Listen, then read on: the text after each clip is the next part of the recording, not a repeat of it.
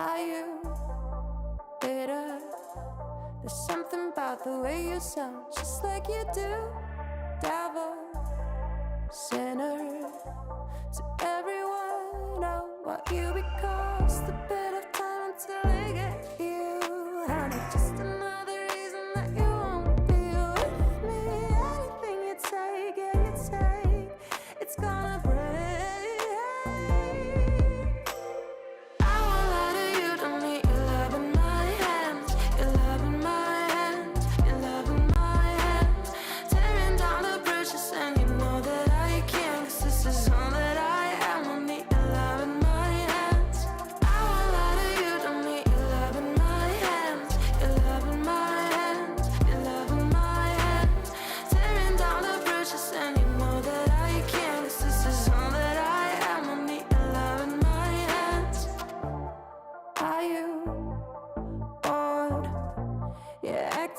Something else you're looking for.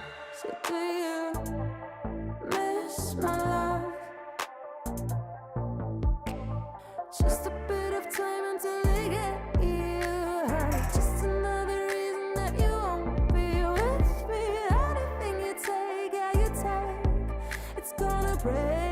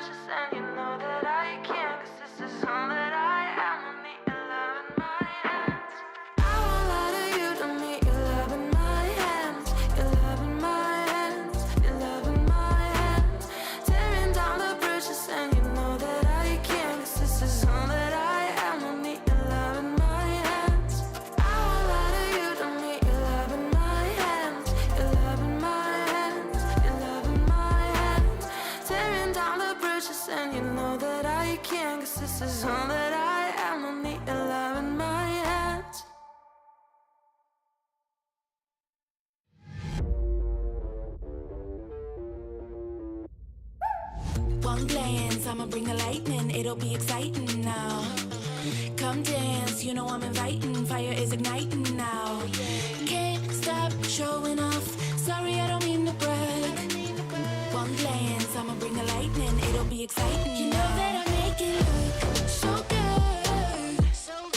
You ain't never seen before, keeping score, wanting more. You know that I make it look so good. You ain't never seen before, keeping score, wanting more. You know I'ma make the glitter sparkle. Yeah, I see your eyes get bigger when I do my thing. Never been a quitter, I'm a marvel. I can do it quicker, yeah, I'll do it in a blink. Nobody can do it like I do. I'm one of one. I make it look so good, good, good. Good, good, good. I make it look so good, good, good. Good, good, good. I make it look so good, good, good. Good, good, good. I make it look so good, good, good. You know that I make it look so good. You ain't never seen before, keeping score, wanting more. You know that I make it look so good. So good. You ain't never seen before, keeping score, wanting more.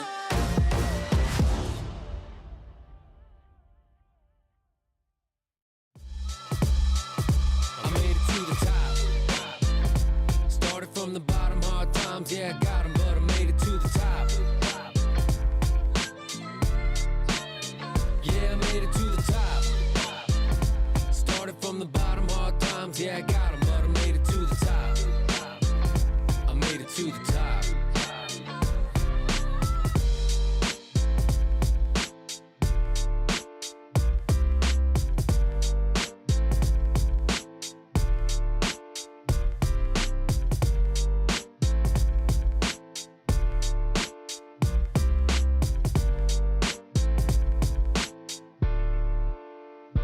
made it to the top. Started from the bottom, hard times, yeah, I got 'em, but I made it to the top. I made it to the top. Started from the bottom, hard times, yeah, I got 'em, but I made it to the top. Yeah, I made it to the top.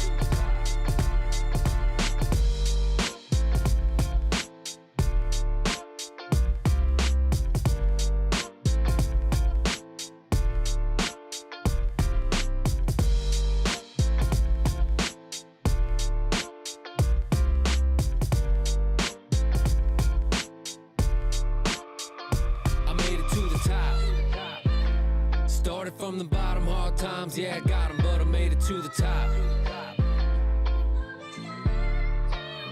Yeah, I made it to the top. Started from the bottom, hard times, yeah, I got 'em, but I made it to the top. Yeah, I made it to the top. I made it to the top.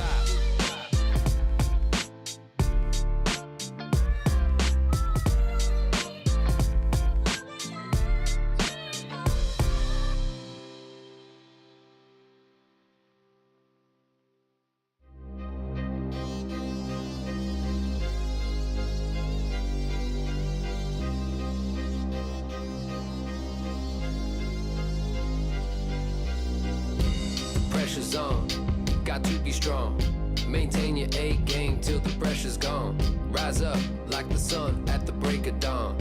The pressure's on, the pressure's on.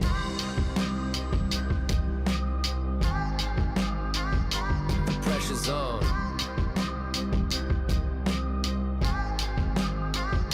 The pressure's on.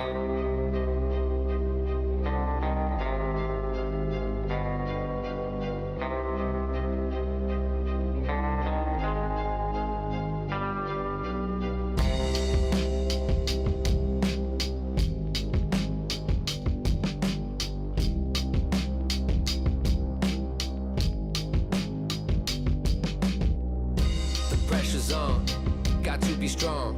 Maintain your A game till the pressure's gone. Rise up like the sun at the break of dawn. The pressure's on, the pressure's on.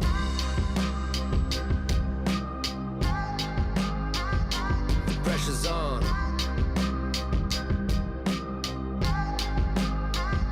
The pressure's on.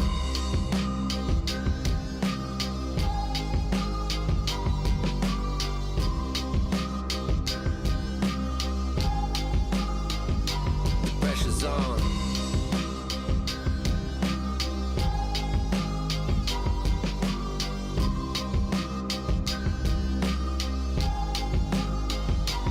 Pressure's on.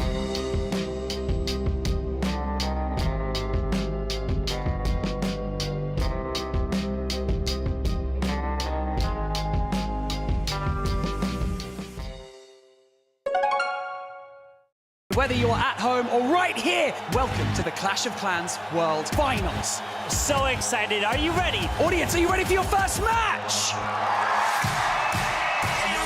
Everything is on the board. The town hall remains. No way. And a fantastic 3-star to start. Pekkas, 3 super witches, so many troops. That druid was clutch. Oh my goodness. But it's still a 3-star. Can you get your team to the grand final? Your moment is right now.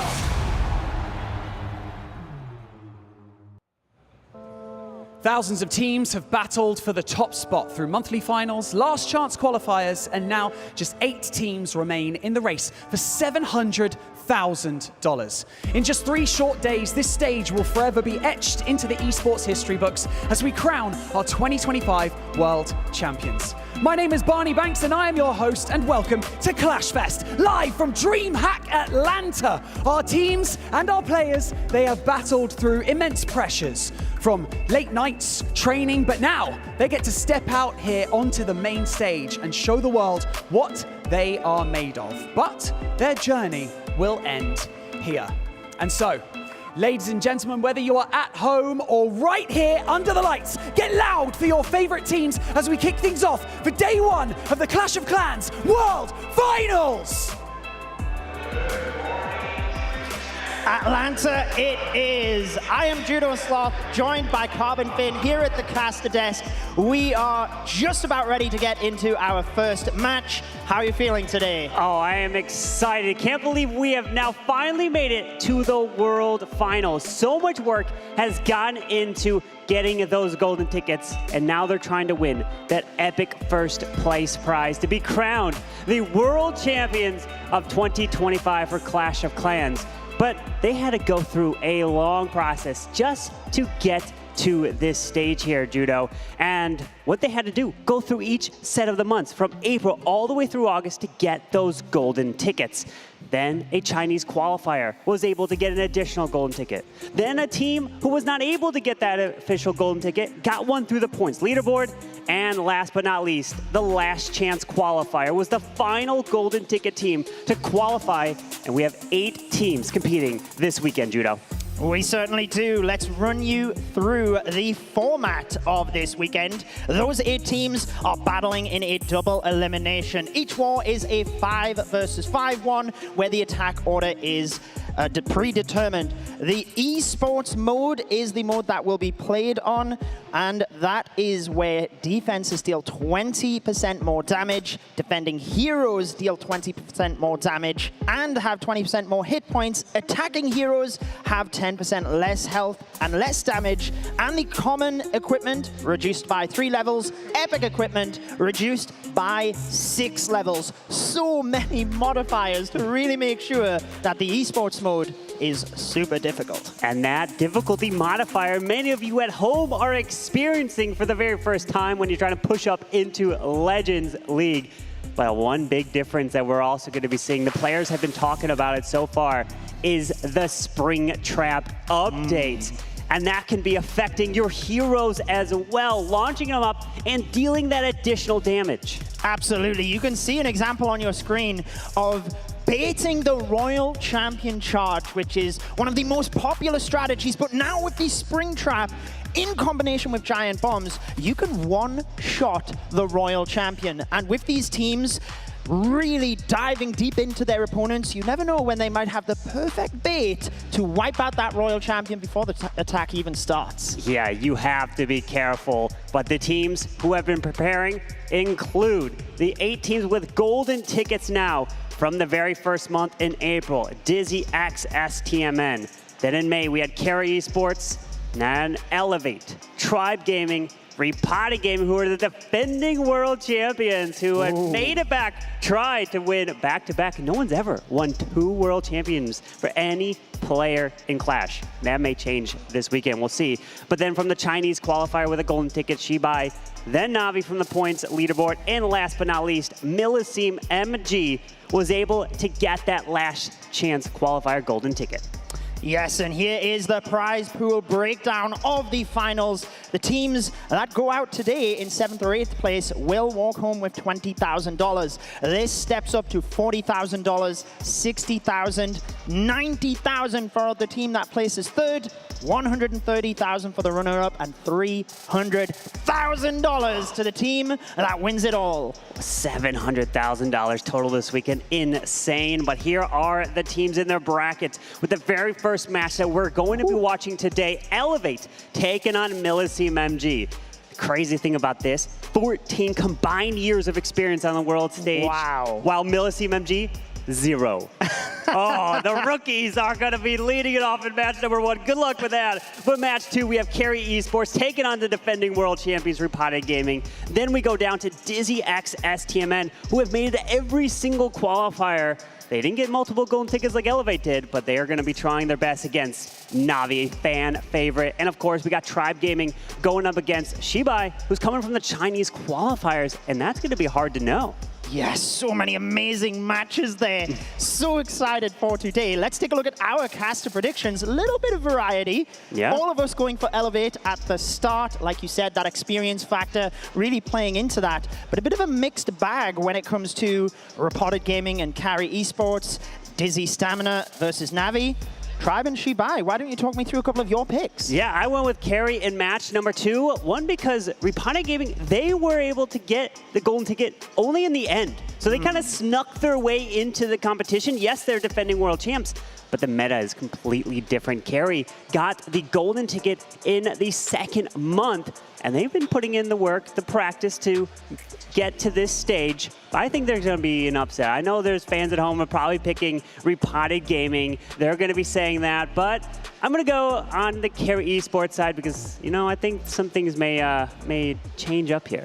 If we've learned anything throughout the years of Clash of Clans Esports, it is that upsets do happen. So get your predictions in on the event website, event.supercell.com/Clash of Clans. You'll also be able to get some free rewards, which includes quite a lot of ore, all of the different types, shiny, glowy, and starry ore. So make sure you are watching and getting your predictions in, and we'll see whether you can beat us as casters. Yeah, I mean, everyone can usually beat my predictions. I typically get them wrong, but you know, I'm swinging for the fences here. But it's going to be an incredible weekend. You're going to have matches today, tomorrow, and on Sunday. So it's going to be action-packed like every single year, and we're going to see a roller coaster of emotions. Absolutely, and just the effort that the teams have had to put in to get to this stage. We know the caliber of the players that are here.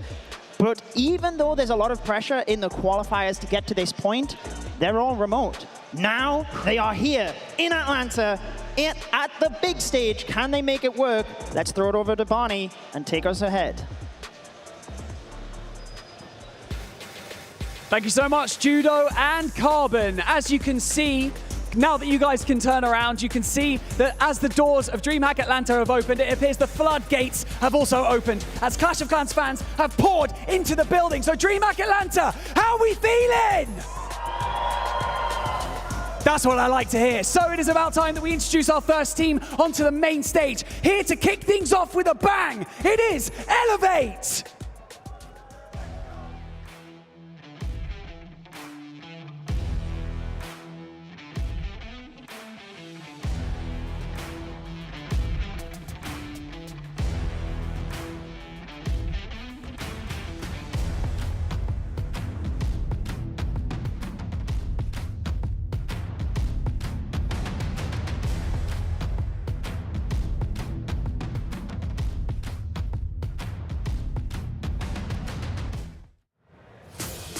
They are Celinio, Bernal, Leo, Pato, and Max.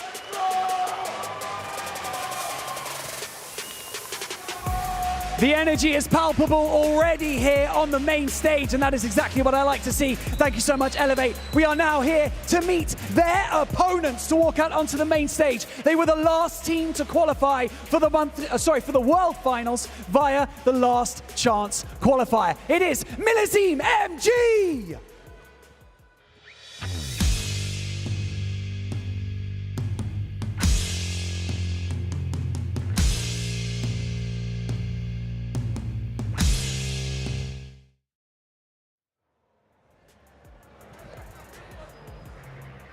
I promise it is them. I promise it is them because it's Anat, Isma, Nes4X, Mr. C, and Addy.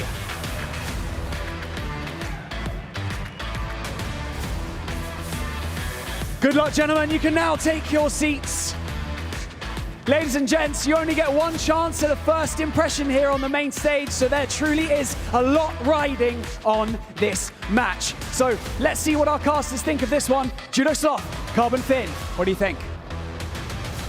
What a match we have to start. 14 combined years of World Championship experience for Elevate. Millesime MG coming in with 0. Every single player, their very first time on the big stage with the lights and a live audience there. You could hear the audience, and everybody that's here in the house, your noise will affect them. They know that that energy is what can drive them to getting those triples or even make them nervous. Absolutely. Even that war cry from Celinio as he walked out onto the stage, really giving that confidence from the off. And you can see that from their stats. Really high hit rate across the qualifiers. That's why Elevate was so dominant again and again right through those qualifiers, winning 2 of them, in fact. really high hopes for them. But Millesime MG, they were dominant in the last chance qualifier, actually. Absolutely, and Ness4X is the one you want to keep your eyes out for. He was the one that attacks at the very end. He's also considered Mr. Clutch. He was able to help get those triples that had to be triples. They needed those triples to get to this stage, get that golden ticket, and he did it. He ended up winning the Dark Horse Award that was awarded through the Clash of Clans Esports. And it's his very first time that he's ever on this big stage, along with all of his teammates here. So best of luck, and there you go. There's the years. And they even have more years than that. Look at it. This is incredible. Just very first time. Best of luck to Millesime MG. Yes, and even what the graphic doesn't show is that many of the members of Elevate won the World Championships just a couple of years ago under Clash Champs. So they have the experience of not only being here, but going deep into the competition and winning it all when the pressure is high. But you never know. That equally means that they do have more pressure. Yes. Maybe MMG are able to settle their nerves and make it happen. But this is the time. This is when you need to step up. And this being the very first match, also a lot of nerves. You're setting the tone for this weekend. I'm just excited to see what types of defenses are we going to see with that Springtrap update, trying to stop those Royal Champion charges, because we know it's going to be everywhere. It's such a strong attack, but if these players run into that bait, it could be a very deadly attack and turns into, I don't want to say it a 1-star, but I'm hearing that Barney's got some checks to do on stage, so let's jump to him and see what he's got. Thank you so much, Carbon Finn, and you couldn't have said it better. You said we're going to set the tone. I'm here for a little temperature check on the main stage. I'd like to reiterate what you've already said, is that Elevate, they have that wealth of experience. It's enough to say that experience versus hunger. Millesime MG over there looking to prove themselves here on the world stage. It's their first time being here as a team. So the anticipation is there. These guys have been here before. You've got the powerhouse on the team, Max. You've got the clutch player on the other team, Ness4X. It's going to be really interesting to see. Now, before we dive into this first match, we've had a quick look at some of the predictions that have been going on online from the guys here at DreamHack, but of course, for those of you watching and voting from home. So I can tell you that the prediction from you guys going into this match is 60% in favor of Elevate. So it would appear that everyone at home is thinking that experience is going to win right here on the main stage. Do you all agree? I think that was a yes. It appears there's some Elevate fans over here. They're going to be shouting for a while. So without any further ado, I believe it is almost time to go into our first attack. So I'm going to send you back over to the casters to get things underway. We are just about ready. Everybody in the arena here is ready, Carbon. Excited for that first attack. Who is it going to be? We have hyped up this Springtrap rework. We've hyped up the bait because now the teams know who they're attacking. Right now, in the opening round, they know their opponent. So they can check out exactly how they like to attack, any nuances of that attack as well, and try, like you said earlier, bait them into it. There's been weeks of research going in to know your opponent here. Millesime MG taking on Elevate. And here we go. Isma going in with the very first attack of the World Championship to lead it off with the Roots. Starting off with the Rocket Loon Queen off to the right, and we're going to see the Angry Jelly charge with the Queen Warden, and that's where you typically will try to pull them back. We've seen this attack actually come in from Max, who is on Elevate, so we're seeing now Isma kind of mimic that because it's such a strong attack. And remember, this is an esports mode.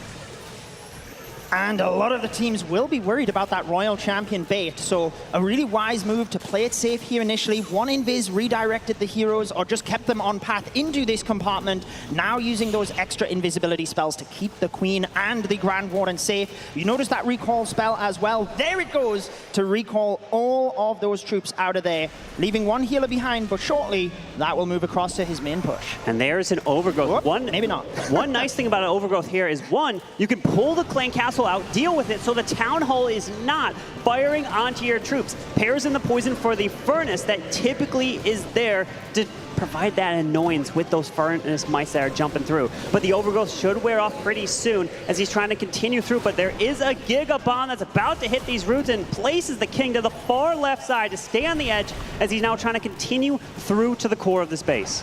Yes, the timing of the Overgrowth wearing off there was beautiful so that he could snipe the Town Hall as he went past. The Angry Jelly was actually popping some of the red air mines to protect the healers. Like you mentioned, Carbon, we got the King on the outside with the Snake Bracelet. That's aiming to just strip apart some of those defenses and buildings on the perimeter to keep the Root Riders together so the healers can do their job. He still has the Warden Eternal Tome to use. He's waiting as long as possible, pushing into the backside King. There is that Warden ability, which is not only just the Eternal Tome, but he's also had that Rage Gen the entire time to try to continue the push. But the Royal Champion, she's making her way through the bottom near that monolith, pops her ability with the Rocket Spear, but does he still have enough in the core? One Root Rider's there. It does barely open that wall so the Yeti can make it there. Only has the Queen ability, and the King, unfortunately, did go down to the bottom, so it's up to the RC to try to stay alive, and I don't think she will be able to. No, the healers were on the Queen there. The Root Riders went ahead, but it meant that the Queen was in the wrong compartment here, so she was not directly behind the Root Riders to provide that damage. He's got that Queen ability to try and help, but with her being in that wrong compartment, it meant he wasn't able to apply that damage whilst the Root Rider was tanking. So unfortunately, not going to be a 3-star for Millesime MG, kicking things off. A decent percentage though. What we've seen in the qualifiers was around about that 2-star 90% was what you had to be getting to make sure you weren't falling too far behind. And pretty good percentage here, 88%. And if you do run into the bait with Spring Traps and the Tornado Trap, it can cause your Royal Champion to go down. If you lose that RC, it could be a very low percent. So that is a good percentage, 90% 2-star to start off this match. Gonna put some pressure onto Elevate, but it's all about who can get that very first triple. You said it yourself as well, though, the very first attack of the World Championship Finals. So I think given that pressure involved as well, he can be relatively happy with that result. He also didn't get as long to plan against the base as what some of his team members will have. Like we mentioned, Nez4X being the clutch factor for MMG. So just getting that safe percentage on the board. And at the end of the day, Elevate need to capitalize on that now. Absolutely. And so we all spoke to the teams throughout the days that we've been here. And I actually, when I spoke with Mask, who's part of DIZI X STMN, he said that one of the attackers who goes first then now transitions to help to be a spotter, to help to plan. And usually the players that are trying to be planning their attacks aren't really spawners, but so now Ismail can try to help his teammates. But now we've got Max, who is the MVP of the Clash of Clans throughout the qualifiers so far, and an impressive player here. Let's see, as he is going to charge this one to the right, and the Super Yetis are his choice, with that warning going to charge through the right into the enemy Royal Champion and take her down. And it's going to lead towards that Yeti smash.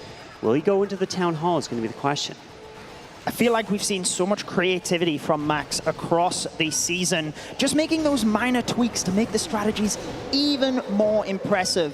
So let's see what he's got in store for this Super Yeti attack. Nice and safe at the moment, using the Warden to take out this compartment. Also means that he basically removes the Giga Bomb. He doesn't have to go over that area now.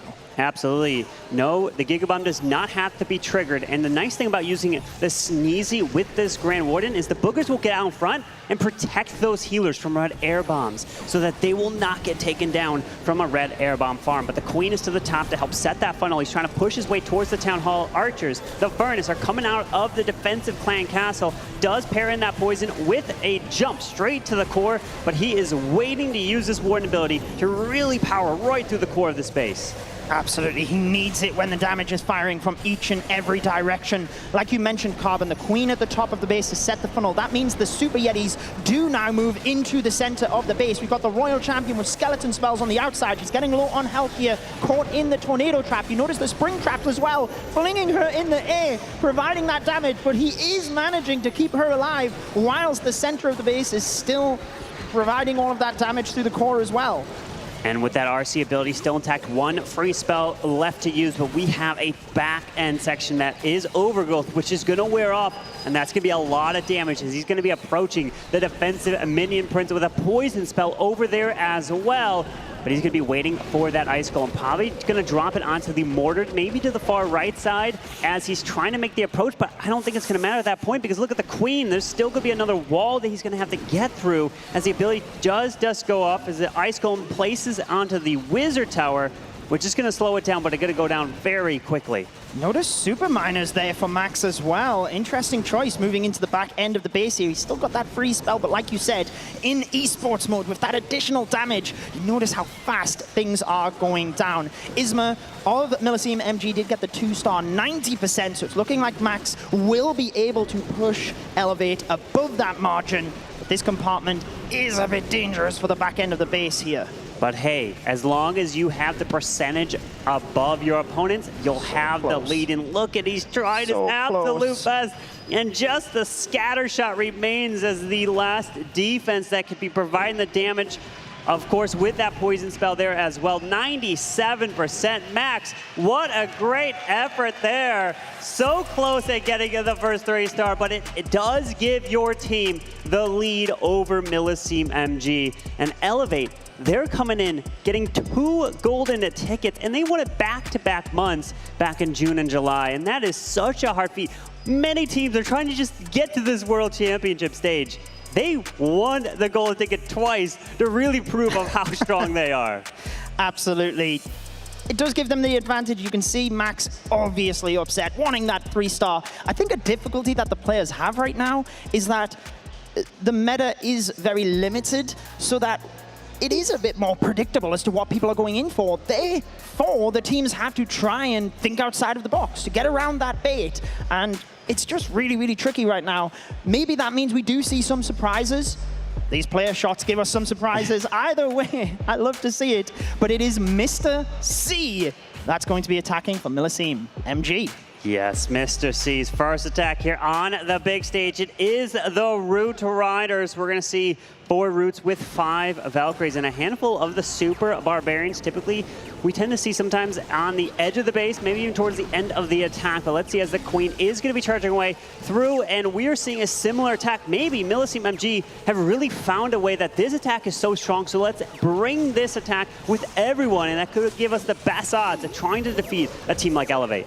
Yeah, he lost one of his healers there to a Seeking Air Mine, losing a second healer as well, unfortunately. I do like the angle of attack here to try and get the Crusher Mortar out really early on, because that is dangerous for the Root Riders. But unfortunately, that's where we talk about that bait. Maybe expecting the player to come in towards that, and that's where now he's lost a couple of healers, but does recall everything out. Oh man, I feel like the Queen was going for that poison spell tower next. He just pulled that Queen back a little early. Could have taken that value down. Hopefully it doesn't backfire in the end, as the log launcher is going to try. No, does not open up the wall towards the town hall. So the Yetis do come out, but the Earthquake, okay, the Earthquake helps finish the walls off, gives them access to the town hall, but the Yetis, they're all gone from that log launcher.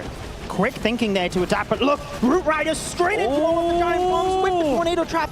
Immense damage here. Now pressing the Warden ability, but keep a close eye on that Town Hall.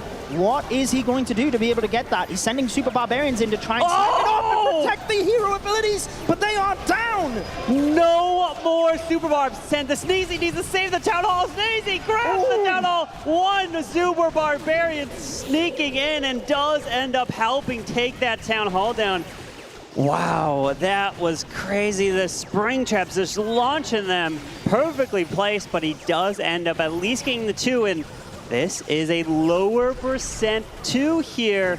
He still can rack up some percent, but it's not going to be in the 90s that we were seeing, right? I mean, I love how he's keeping his composure, to be honest. The Overgrowth spell was great to help him get the Town Hall. Ice Golem down the bottom with those 2 Headhunters, sniping off the Minion Prince. So despite things going pretty bad in this attack, he's able to keep things together to ride that percentage up as high as possible. And like you said, even if it's not going to be the 3-star, you've got to try and hold it together to keep your team in this. It's a 5 versus 5 war, so anything can still happen. All it takes is one attack to turn you around, and if Elevate can't pull through a triple and they just get 97, 98, 99s, That means that one 3-star can win you the war. You can even lose on percent and still advance with the 1-star victory. So you got to stay in it all the way to the very end, as the Giant King are still making their way around the edge, grabbing a few buildings out there with about 13 seconds left. Can he get the Wizard Tower? King will not come back to life. No Phoenix on him. The Giant finishes off that Wizard Tower. Looks to be about an 85, maybe one more shot. No, it's an 85% 2-star there for Millesime MG. Mr. C, great effort there. So we saw a 90 from Isma. Then we saw an 85 there from Mr. C, and just unfortunate, didn't go his way, and that Town Hall was almost staying up. I mean, I gotta give him respect for attacking on his phone as well. You can see some of the players there with the larger tablet in order to have that precision placement. Some players really like just having the phone and the dexterity of the thumbs. I personally can't do it. No. Super impressive there from Mr. C. And again, that he was able to maintain the percentage and get as far as he did, despite the attack not going as planned and having to adapt along the way, which in esports mode, with all of that extra damage we talked about, that is really tricky to do. It is insanely difficult to pull off. And I mean, we saw them playing on their devices. I have to be playing on a tablet with a double deployment bar, you know, because if I'm not using that double deployment bar, it is it's gonna go down south real quick. But we are now seeing Pato here for Elevate, and he was one of the highest hit rate players of the qualifiers. And let's see what he's got with a blimp to start it off. And the blimp is acting as two things. One, it's setting the funnel to help grab this action, but it also is going to force the Raw champion off to the right. And then an earthquake, maybe for the Town Hall. The RC can try to take the Town Hall down with her ability. She can speed up. Invis there. Does she go to the Town Hall next? And yes, she does. Yeah, I feel like he basically has backup plans as well, right? He can look, see where the RC goes. If she doesn't, he can easily invis those 3 defenses. He's actually doing it now with the Expo and the air defense to push her further into the core. And that just helps to provide that deeper defensive funnel for the Root Riders. Fantastic funneling so far. She does go off to the left, pulls her back, did not pull that Spirit Fox. So the value was there to start, so great job from Pato. Is now it sets up the Root Riders. Remember, that blimp is setting that funnel as well. So now they have a clear alley to the left to move through. And what you want is the Root Riders to stay close together so the healers can try to heal them all up together at once. Absolutely. It's great that he was able to pop the Poison Tower, sneaking in behind the Fire Spitter. We do have the Rocket Loons flinging out in front. I think they're going to take one Root Rider down there, but not the end of the world. You see the healers, they're stuck on the Ice Golem at the back. So the Root Riders are taking quite a bit of damage here, especially with the defending Minion Prince Monolith, and now the Crusher Mortar coming into play. That's quite a bit of damage there with the Giga Bombs on the backside, so he's not going to probably have the Warden Internal Tome to protect through that. It's going to wear off. Giant Bombs are to the top side. Defensive Minion Prince goes down, but he does have 3 Rocket Loons. There is an overgrowth on the back section, so he can continue to work one by one. A nice Baby Dragon onto the Bomb Tower, so he won't get that splash damage once it goes down as he continues to push through the enemy Queen. We have the King and Queen ability intact with a couple Super Barbarians, and then the 3 Rocket Loons. Where are they going to be deployed? One of them just was. Finds the Tornado Trap with the RC, but it's about these heroes and the power they have. I feel like if he can get the Wizard Tower at the 6 o'clock with 2 Super Barbarians, once the Scatter Shot is tanked, those Rocket Loons can go onto the air defense and then snipe the Expo and Ricochet Cannon. Let's see whether he can even get to that point, though, because he's holding on to those hero abilities as long as he can, Carbon. He's trying his best here as the King is now making his way to the bottom. The Ricochet Cannon has locked onto him. Snakes are jumping the wall. 2 Rocket Balloons, 2 Super Barbs as he continues through the bottom side. There is a Wizard Minion down south as well. Now the Queen ability goes off with that Giant. Has already popped the King. The Snakes have jumped that wall. Only 17 seconds left in the attack. He's racking up the percentage, so we've been seeing into the 80s. We've seen into the 90s as well with the Rocket Loon Super Barbs up top onto the Spitter, trying to take that down, and looks to be just about... Oh, it is repairing that at 90%. 2-star for Pato. Super unfortunate there. It does mean that they extend their lead that little bit more. Elevate now 12 total percentage points ahead of Millesime MG. However, stars are the determining factor. Yep. So whoever gets the initial 3-star here, I feel is in the driving seat. That's all you need. You need that one triple, and these players know that. You could be losing 99, 97, 98s, all in the high 90s, but one person on this stage, you get that triple. This place is going crazy because we got fans from all different teams here that are cheering them on. As now Addy is going on to take on Pato's base. And let's see what he has got. Is it going to be the Root Riders with the Angry Jelly charge on the Queen? It is. So they are sticking towards this strategy. They've been practicing it a lot and trying to take these bases down. Absolutely. We haven't seen a single World Champion charge from them. Definitely worried about the bait in terms of taking things down. Again, you notice the angle of attack here. If the base is relatively symmetrical, oh, he's actually going to hit the Giga Bomb here.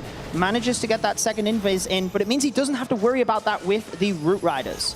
Yeah, as this Queen is charging through, and the benefit of that Warden is that Rage Gem, so it helps speed this Queen up through this Ricochet Cannon. Oh, the enemy Queen, okay, pulls them back before the enemy Queen encounter, because that would have been a deadly interaction right there as he continues through in a nice Skeleton spell, distracting that Monolith King is placed as he's trying to push these Root Riders, and red air bombs right there. It did hit the healers as well. It did, one of the healers, but that's, only one healer. At least that's why you put your Coco Loons in, because a lot of players nowadays putting the red air mine farm to the outside of the base to try and wipe your healers out before you even get into the base. And those wall breakers from the troop launcher actually opening up the town hall compartment, but he won't go for it because it is overgrowth. So he continues through as a tornado trap does activate. Giant Bomb as well. Town Hall could be locking onto this healer soon. I'm worried about the Root Riders going to the outside here, Carbon, because the King hasn't quite took down the... He's going to get the Wizard Tower, but they're splitting in the middle. That's the issue when you don't quite have that funnel. One of the Root Riders are going to go down pretty easily. He's used the Rocket Spear, but the RC is running for the defending Minion Prince. What's going to happen with this Town Hall? Yeah, she is onto the defending Minion. There is a freeze onto him and the multi. Out comes a Headhunter, which goes to the Royal Champion. Oh, but she goes invisible. Luckily, it then retargets off to her because that would have been deadly. The RC would have been slowed down so much, but she does secure that Town Hall, but still has the King and Queen abilities intact as they are moving through this bottom side. Has the defenses in the middle there. Overgrowth, so that as he's frozen by the Ice Golem, doesn't have to deal with that Crusher Motor. But you see how much damage is being dealt now. The troops going down fast. Healers on their last lifeline, trying to keep these troops alive. Just that one little compartment left. He's got one super wall breaker, but he doesn't have easy access to it. With 3 super barbs, yeah, unfortunately, what wall is he going to go for? If he sends it down south, it's just going to, it's just going to use that wall as he's going to try to continue to path around, but does not look like it's going to be a 3. It's going to be into the 90s as well. So the percentage is staying close here in this match. And all it will take is one slip up to cost you this war. Absolutely. The pressure is so high for these players. On the big stage as well, where you can see your opponent. Maybe the experience we've been talking about from Elevate will carry them to the first 3-star. But you've got to say, Millesime MG hanging in there as well. Anyone can win this war at the moment as we've hit the halfway mark. 5 attacks done, 5 attacks remain. Millesime MG, they're hanging in there with the team with all the experience here. And again, 0 stage experience for Millesime MG for all these players. But they are not putting that is not going to scare them. They put in the preparation, they put in the work. They deserve to be here, and they're trying to take down one of the most favorited teams in this competition, not only just to win this match, but to win it all this weekend.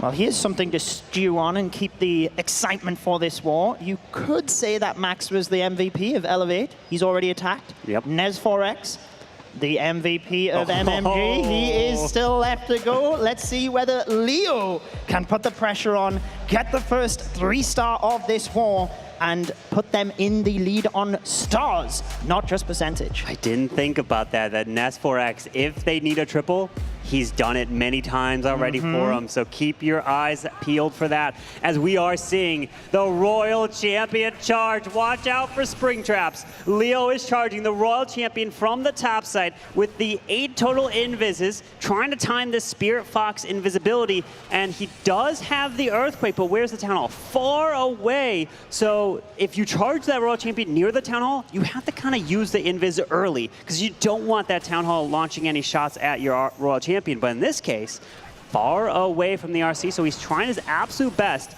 to use that Spirit Fox timing as well. There is an overgrowth to push this RC right into the core. I think he expected her to go to the Monolith first, and then she just went up to that extra Builder Hut, but managing to use an overgrowth to redirect her does mean he doesn't have that to deflect damage for the Root Riders, but getting the RC into the core and getting those 2 major defenses down was definitely a more important play. Look at that, a Lava Hound coming into the top side of the air defense, popping right there, pulling some air skellies.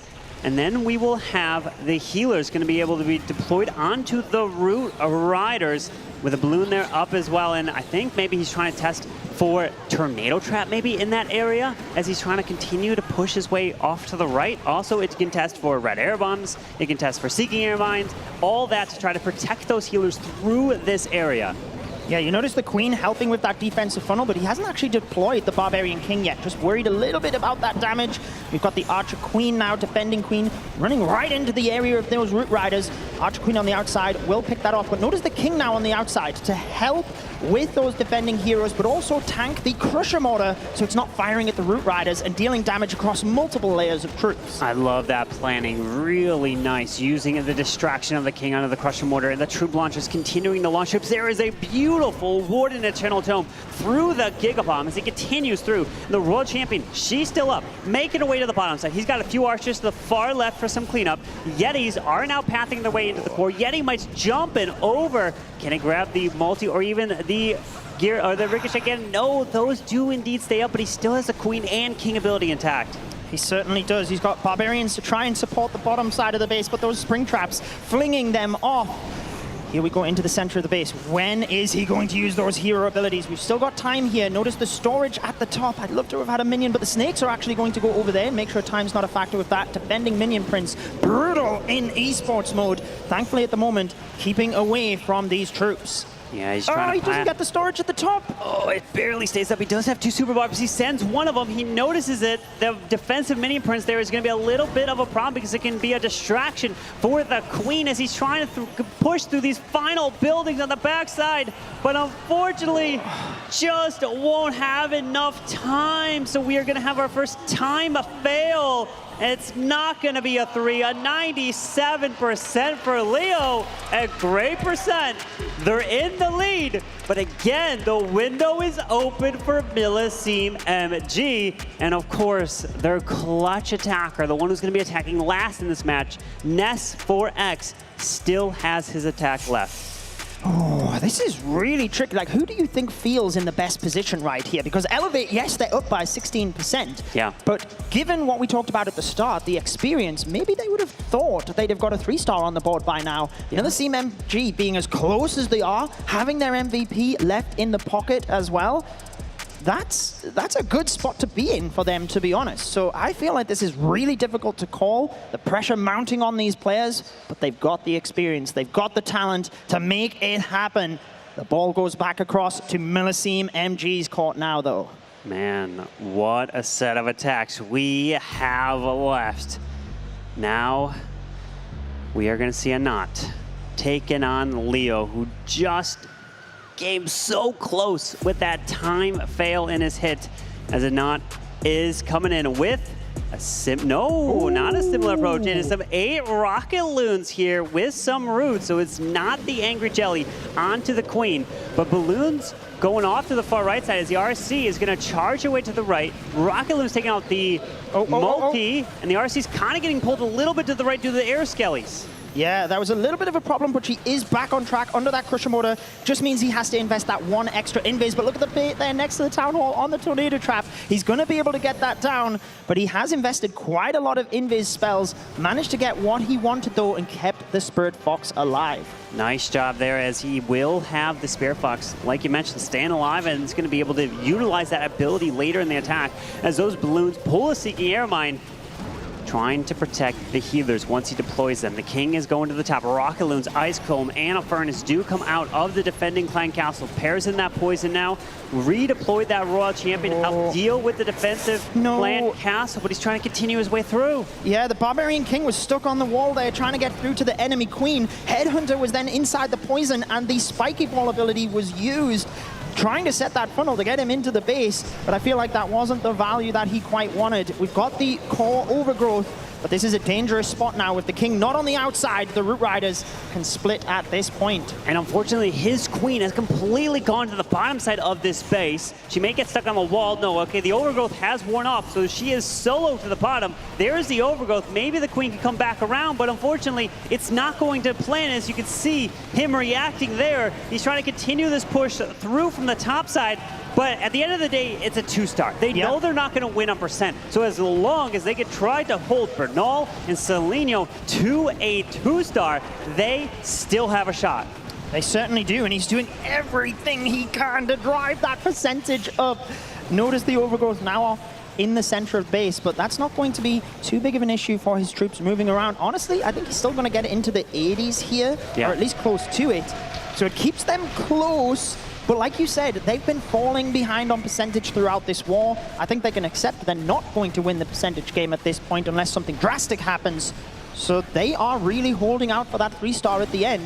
Still possible, though. Still a likelihood. They're putting pressure onto Ness 4X. And believe it or not, Ness, who will be attacking after the next attacker, either Bernal or Seleno, Ness's first game that he's ever played was Clash of Clans. I love it. I love it. The very first game he's ever played. And look at him now. He's on a main stage, and he's one of the best attackers and Mr. Clutch, winning the Dark Horse Award. So you're going to be putting all that pressure onto your closer for Millesime MG. Good luck, as he's trying to rack up just a little bit more. But even if he does grab these few buildings and defenses, percentage is still not going to be anywhere near what they need. So at this point, they're just going to be looking to get that single triple. This is how legends are born. Nez 4X ready to step up at the end for Millesime MG, but we're back across to Elevate now. They still have 2 attacks remaining. Should they 3-star in any one of these 2 attacks, they've pretty much got this one in the bag. That's all it takes. 1 triple from them, and they can take a deep breath. But if their next one fails, the door opens, and then if Nez 4X gets that triple, Elevate will have to answer and get a 3-star in order to win the match. There's so many scenarios that can play out right here. It's a roller coaster, and that's what this weekend's going to be. A roller coaster of attacks, a roller coaster of emotions. And here we go. Bernal actually taking on Nez 4X's base. Here Nez 4X is trying his best to stop them from getting a 3. And they're just hoping at least it's 99. Just do not be a 100% is what they are hoping for. But Bernal and Elevate are trying their best to get that triple. Can he do it? And he has the Root Riders to use. Going in with that approach, using the Archer Queen and Grand Warden, exactly what we've seen from Millesime MG, diving right into the enemy heroes there. Ice Golem to freeze, Headhunter in, so well controlled at the moment. You've just got to keep an eye on the Angry Jelly timing, because right now the Archer Queen is defense targeting. Due to that, it only lasts that 30-second period, and then she will go for all of the buildings. And the nice thing with those boogers from the Sneezy to test for those traps and try to protect the healers, as this Queen is locking onto the Crusher Mortar, taking that down. Does he continue to invest more invis? He does. He can even grab the Minion Prince. No, Minion Prince just wants one of those multis. Grabs around. Oh, okay, good. Triggers the Tornado Trap as well. Not too bad. Yeah, I guess he wants both of them, actually. Getting that Tornado Trap is good, and it does mean it sets that defensive funnel quite nicely. Out of invis, so has to use the freeze once the defending Minion Prince is down. That's obviously a lot of damage off the board. Really wants that multi-target Inferno before he recalls. Warden barely alive there. The healers were not healing him up. keeps the Warden alive and can use him in this push now with the roots. Yeah, super important, because you notice the Rage spell, or the Rage Aura, sorry, as part of that equipment, that is going to be boosting not just the Root Riders and the damage of his troops, but the healing of the healers throughout the raid. But the Giga Bomb awaits right there, about to trigger. It goes off, but still hanging on to that Warden Eternal Tome as Rocket Loons are coming off from the right side onto the Queen. Okay, RC's ability's been forced. Oh, there's the Warden Eternal Tome to keep her value. Otherwise, that RC would have died and not been able to use these final remaining Rocket Spear shots. Yeah, I feel like maybe if he'd have got the Eternal Tome in earlier, he could have held on to that Rocket Spear, but it does mean she's able to pop across to that multi-target Inferno. She is now being healed from the healers, which is pretty critical since she doesn't have a huge amount of hit points, and you can notice she's faster than the Root Riders, so that's where she gets ahead, and unfortunately now gets sniped off by the Monolith. And the red air bombs are there. They are hitting the troops. They're hitting the healers. That did hit the Sneezy there, so unfortunately he went down. He's got abilities. Continue through. The poison did get launched. He's powering through the enemy RC, trying to take her down. The King still has his ability. Powering in the Giant. Giant is there from the Queen, but time is an issue. 30 seconds remaining here, Judo. Oh, that Ricochet Cannon in the middle. If the Royal Champion had have got that, that's providing so much damage onto the heroes with that extra damage in esports mode. And it's just meant that he hasn't been able to reach it, being in that deeper compartment. He's still got the King ability, which is going to drive that percentage up. Oh my goodness, 98! It's even going to be a 99 because of that Ricochet Cannon. No. And you even called it 99%? No. I'm putting that on you! No! Are you serious? No. A 99%! And that's all Millesime MG needs. Its percentage is nowhere on their side, so the door is still open. And ladies and gentlemen, Ness 4X, the Dark Horse winner, the one who has been tripling to get Millesime MG to this stage. He had to do it not once, not twice, he even did it 3 times, multiple times, just to get to the World Championship. And there is no other player that you want in this situation than this man right here. Well, we are bigging him up. We're putting the pressure on, but just chill out, my friend. You have got this. You've done it time and time again. There he is. Do you think Millesime MG would be happy to be in this spot right now? Like, restart from Ness 4X, they would... Against a team like Elevate? Yeah. Absolutely. When you know you got Ness 4X still to attack in this situation, they would take it 100 out of 100 times. But we are seeing ourselves 10 invises, 15 regular balloons. Yes. With 8 rocket loons and the pressure situation. Okay, what are you doing? This is where legends are born, like I said. A couple of defenses on the perimeter, so he doesn't need to use rocket loons. He doesn't need that extra speed. He can use the regular balloons to snipe those off. Set up his Flame Flinger. We've seen Fireball was at the top of the base. He's managed to hit that, but with the heroes there, getting the Headhunter in, very, very quick reactions. Look at how calm he is, given the pressure that is on his shoulders right now. He's got the Warden nicely at the top. He's got the Flame Flinger getting that value. Okay. Uses that invis, but notice what he's doing. He's got the Warden Fireball that already went off. He does have a poison, which will deal with the Clan Castle, but maybe the Royal Champion invis charge will be later in this attack because he's multitasking, and they know that it has to be a 3 because they will not win on percent. So if it's a 1-star, it won't matter. It's totally okay if it's a 99% 2 or even a 1 because it's got to be that triple. He's got to do it to put the pressure on to Elevate, as we are seeing some furnaces to the top side with those healers trying to assist this ward as best as he can, and just under 2 minutes remaining. The multitasking of this and time management as well is crazy. But he's combining all of the best combinations. The Fireball, the Flinger, the RC charge.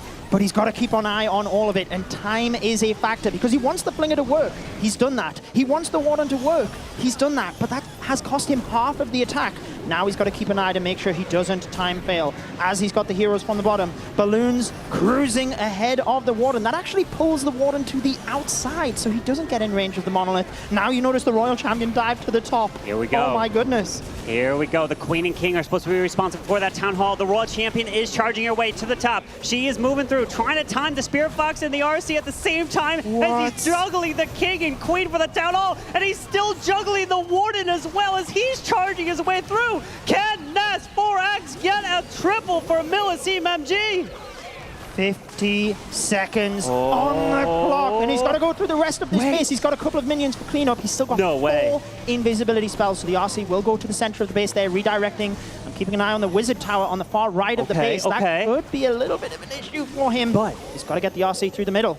But the RC will get pulled to the Wizard Tower, so she can get over there, help with cleanup as well. But he has to get through the score. The Monolith goes down. Working through this multi. She needs to stay up. He's trying to snipe that Wizard Tower on the right. Even the Wallbreaker will get it. No way. I think it did. He's got his head in his hands. Is it enough time?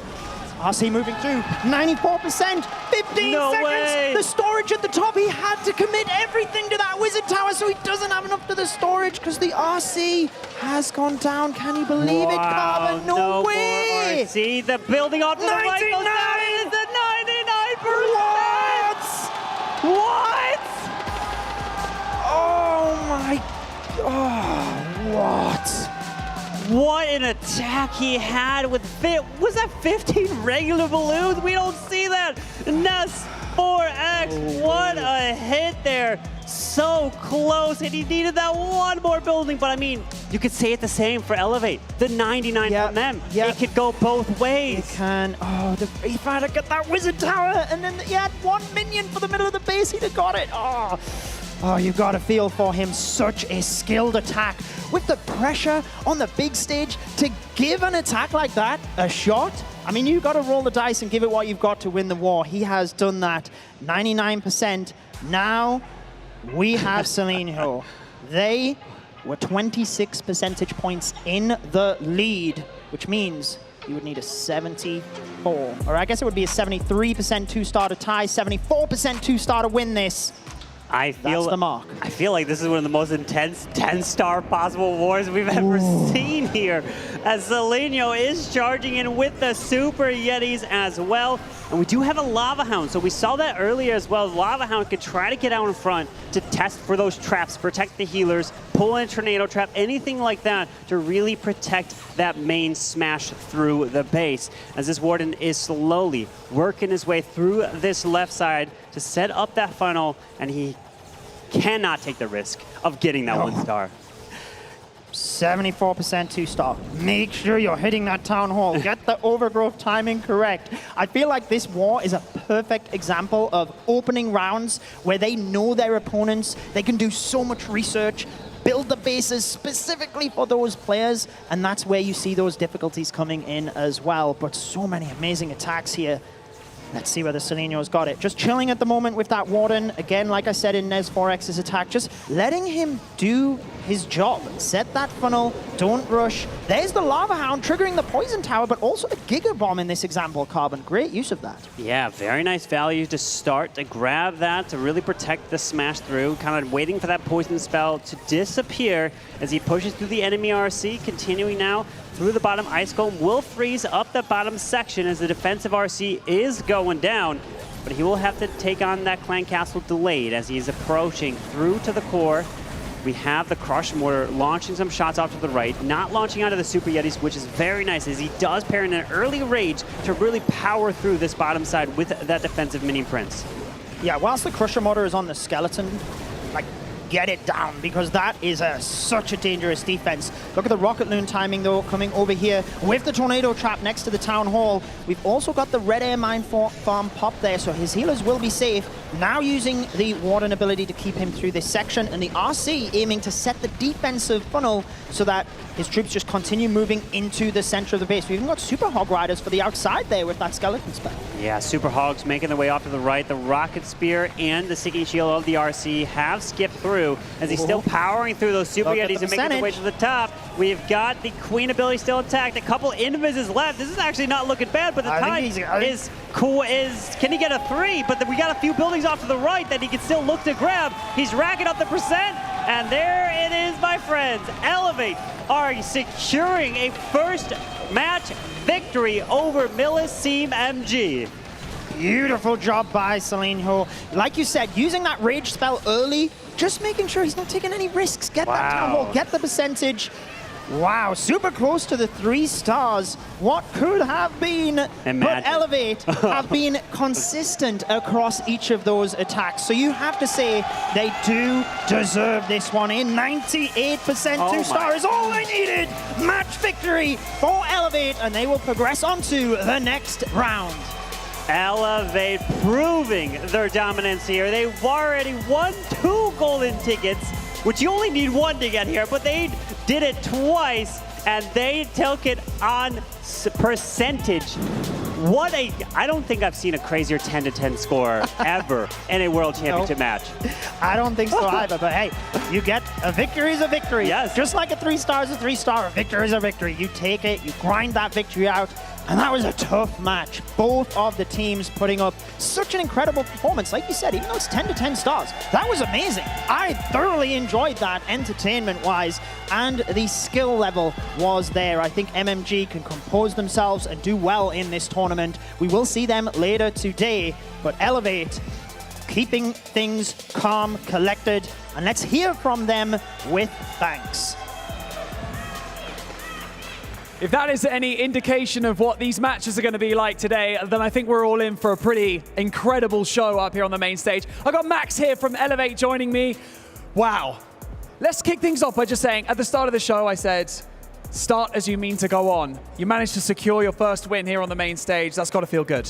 It feels amazing. I'm just happy we got the win at the end, no matter what happened. Yeah, it did get a little bit dicey at the beginning, wasn't it? 2-star after 2-star. Everyone, you could feel the atmosphere start to change in the room. How was the communication between you guys? Was everyone just really quiet, or were you trying to keep each other motivated?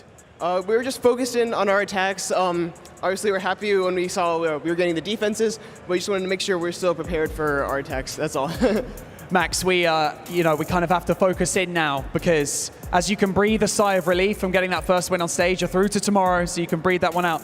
I do have to ask you, I don't want to ask if you got any tricks up your sleeves or any plans, but tomorrow you would either possibly be facing Carrie Esports or Repotted Gaming. I just want to hear from you. Who do you prefer to go up against? Oh, you can't ask me that. I love both of the teams. Repotted Gaming are obviously the reigning world champions, but I would not count Carrie Esports out. They're all very strong as well. Max, that's a great answer, so I'll give you that one. Thanks very much for joining me here on the main stage. Wait right there. We can't wait to see you guys tomorrow, but for now, we're going to head back over to the desk to break down that incredible match. Very well put by Max. Like he said, they got the victory. That is what they needed to do. We're going to look at the post-match stats for you so we can break that war down. And we also have Itsu with us as well, so that you can help and give us a little bit of insight as to how it felt sitting watching that matchup. I mean, it was electrifying, that is for sure. We had the crowd going crazy. We had so many close attacks. And then, I mean, that's for X. That attack was incredible. I feel like that is even more difficult than the classic Warden Charge, which is already really challenging to do, Carbon. Yeah, it's insane. He was able to pull that off 99%, but if we look at Elevate, it's the same story. Bruno, 99, 98, 97, 2 times they're in the match. So Elevate could have the exact same story of we were so close and not pulling away with the triple. But what an incredible score. 10-10, still a roller coaster of emotions. And if that is a lead-in to this World Championships, it's going to be an incredible weekend. Absolutely. I feel the scoreline doesn't sell how good that matchup was. When you look at the total destruction, just incredible. But also the caliber of attacks. I think we thought we would see a lot of Royal Champion charges, but actually we saw a lot of variety there as well, which I think was quite refreshing. Yeah, I feel like people were really scared of the Spring Trap because we have seen how that trap can really turn around attacks. And it feels like the workaround is this Queen and Warden Charge combination, which we have seen multiple times from both teams. And they were close. I mean, it really was close on those different attacks. But let's take a look at the bracket overall. Yes, with the bracket now, Elevate advancing to the next round, which means that Millesime MG are going down to the lower bracket. They're not out of the competition. They still have another life, but it is going to be a tough road through the bottom bracket and then have to get to the grand finals and force a bracket reset. Such a difficult road there, but the MVP voting is in, and Celino taking it 26%, and S4X so close. He would have won it if he got that one more building down. It's one of those things. Celino got the clutch attack, so I can see where he won it. But honestly, even with getting the 99 and failing, I feel he earned so many fans there, Nez4X. He just continues to go from popularity to popularity because he is so good at the game, and he just sets himself apart from other players as well. I mean, he has done it so many times during the qualifier phase where Millesime has made it and got their golden ticket.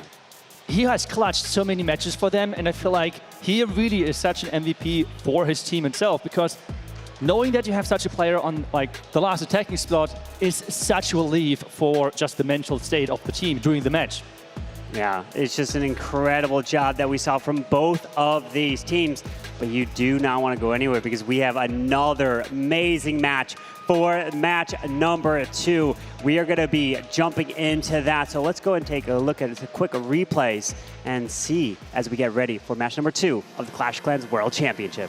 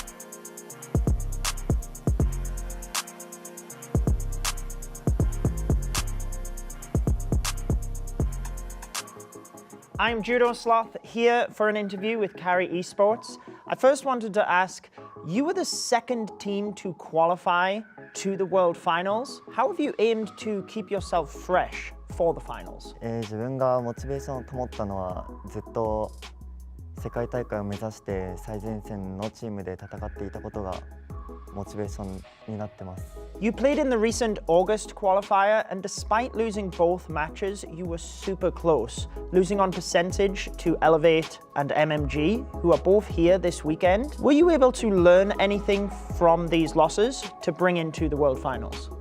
这两场输下来就比较可惜嘛，我不觉得这两场是运气不好还是什么的，就其实是技术方面有待提升，就是还可以更进步的地方。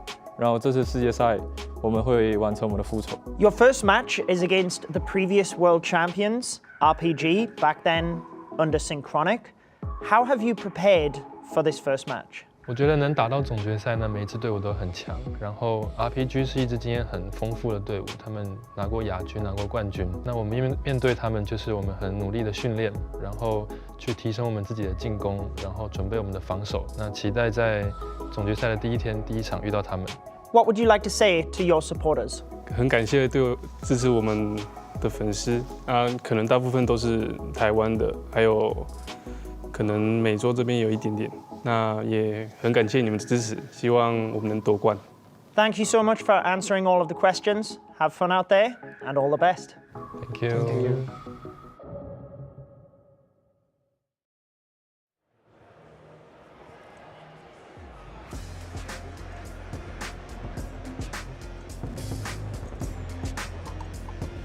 Ladies and gentlemen, welcome back to the main stage where we are ready for our second match of day one here at the Clash of Clans World Finals. We are here live for Clash Fest at DreamHack Atlanta, and it's already getting spicy here on the main stage. So I don't think there's anything or any reason to waste any time but to introduce your first team to step out here onto the main stage, securing their golden ticket in May. So in all that time, what have they been doing? I think it's about time we find out. It is Carrie Esports.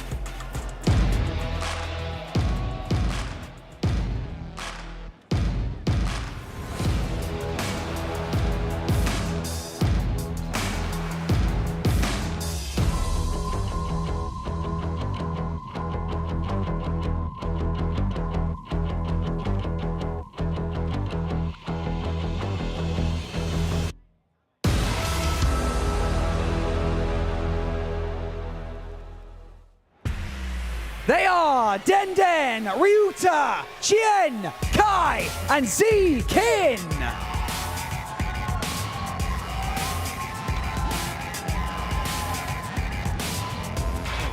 Carrie Esports looking to make a dominant start here on their run on the World Finals main stage. But now it is time to meet their opponents. Here to step out onto the main stage, their names are synonymous with Clash of Clans Esports, with multiple world champions on their roster. They are Repotted Gaming.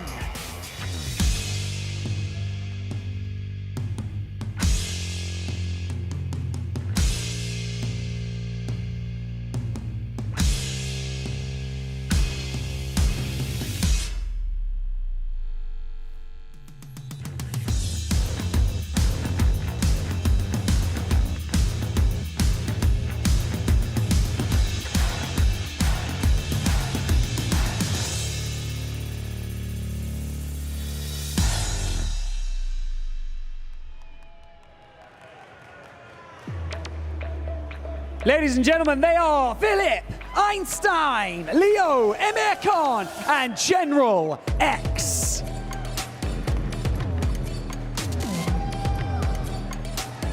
Repotted Gaming looking to maintain their prowess here on the main stage, and Carrie Esports looking to make a pretty big upset. And so as they take their seats and they get prepared for this war, let's all just create a bit of calm here on the main stage as we head over to the desk to break it down a little bit further.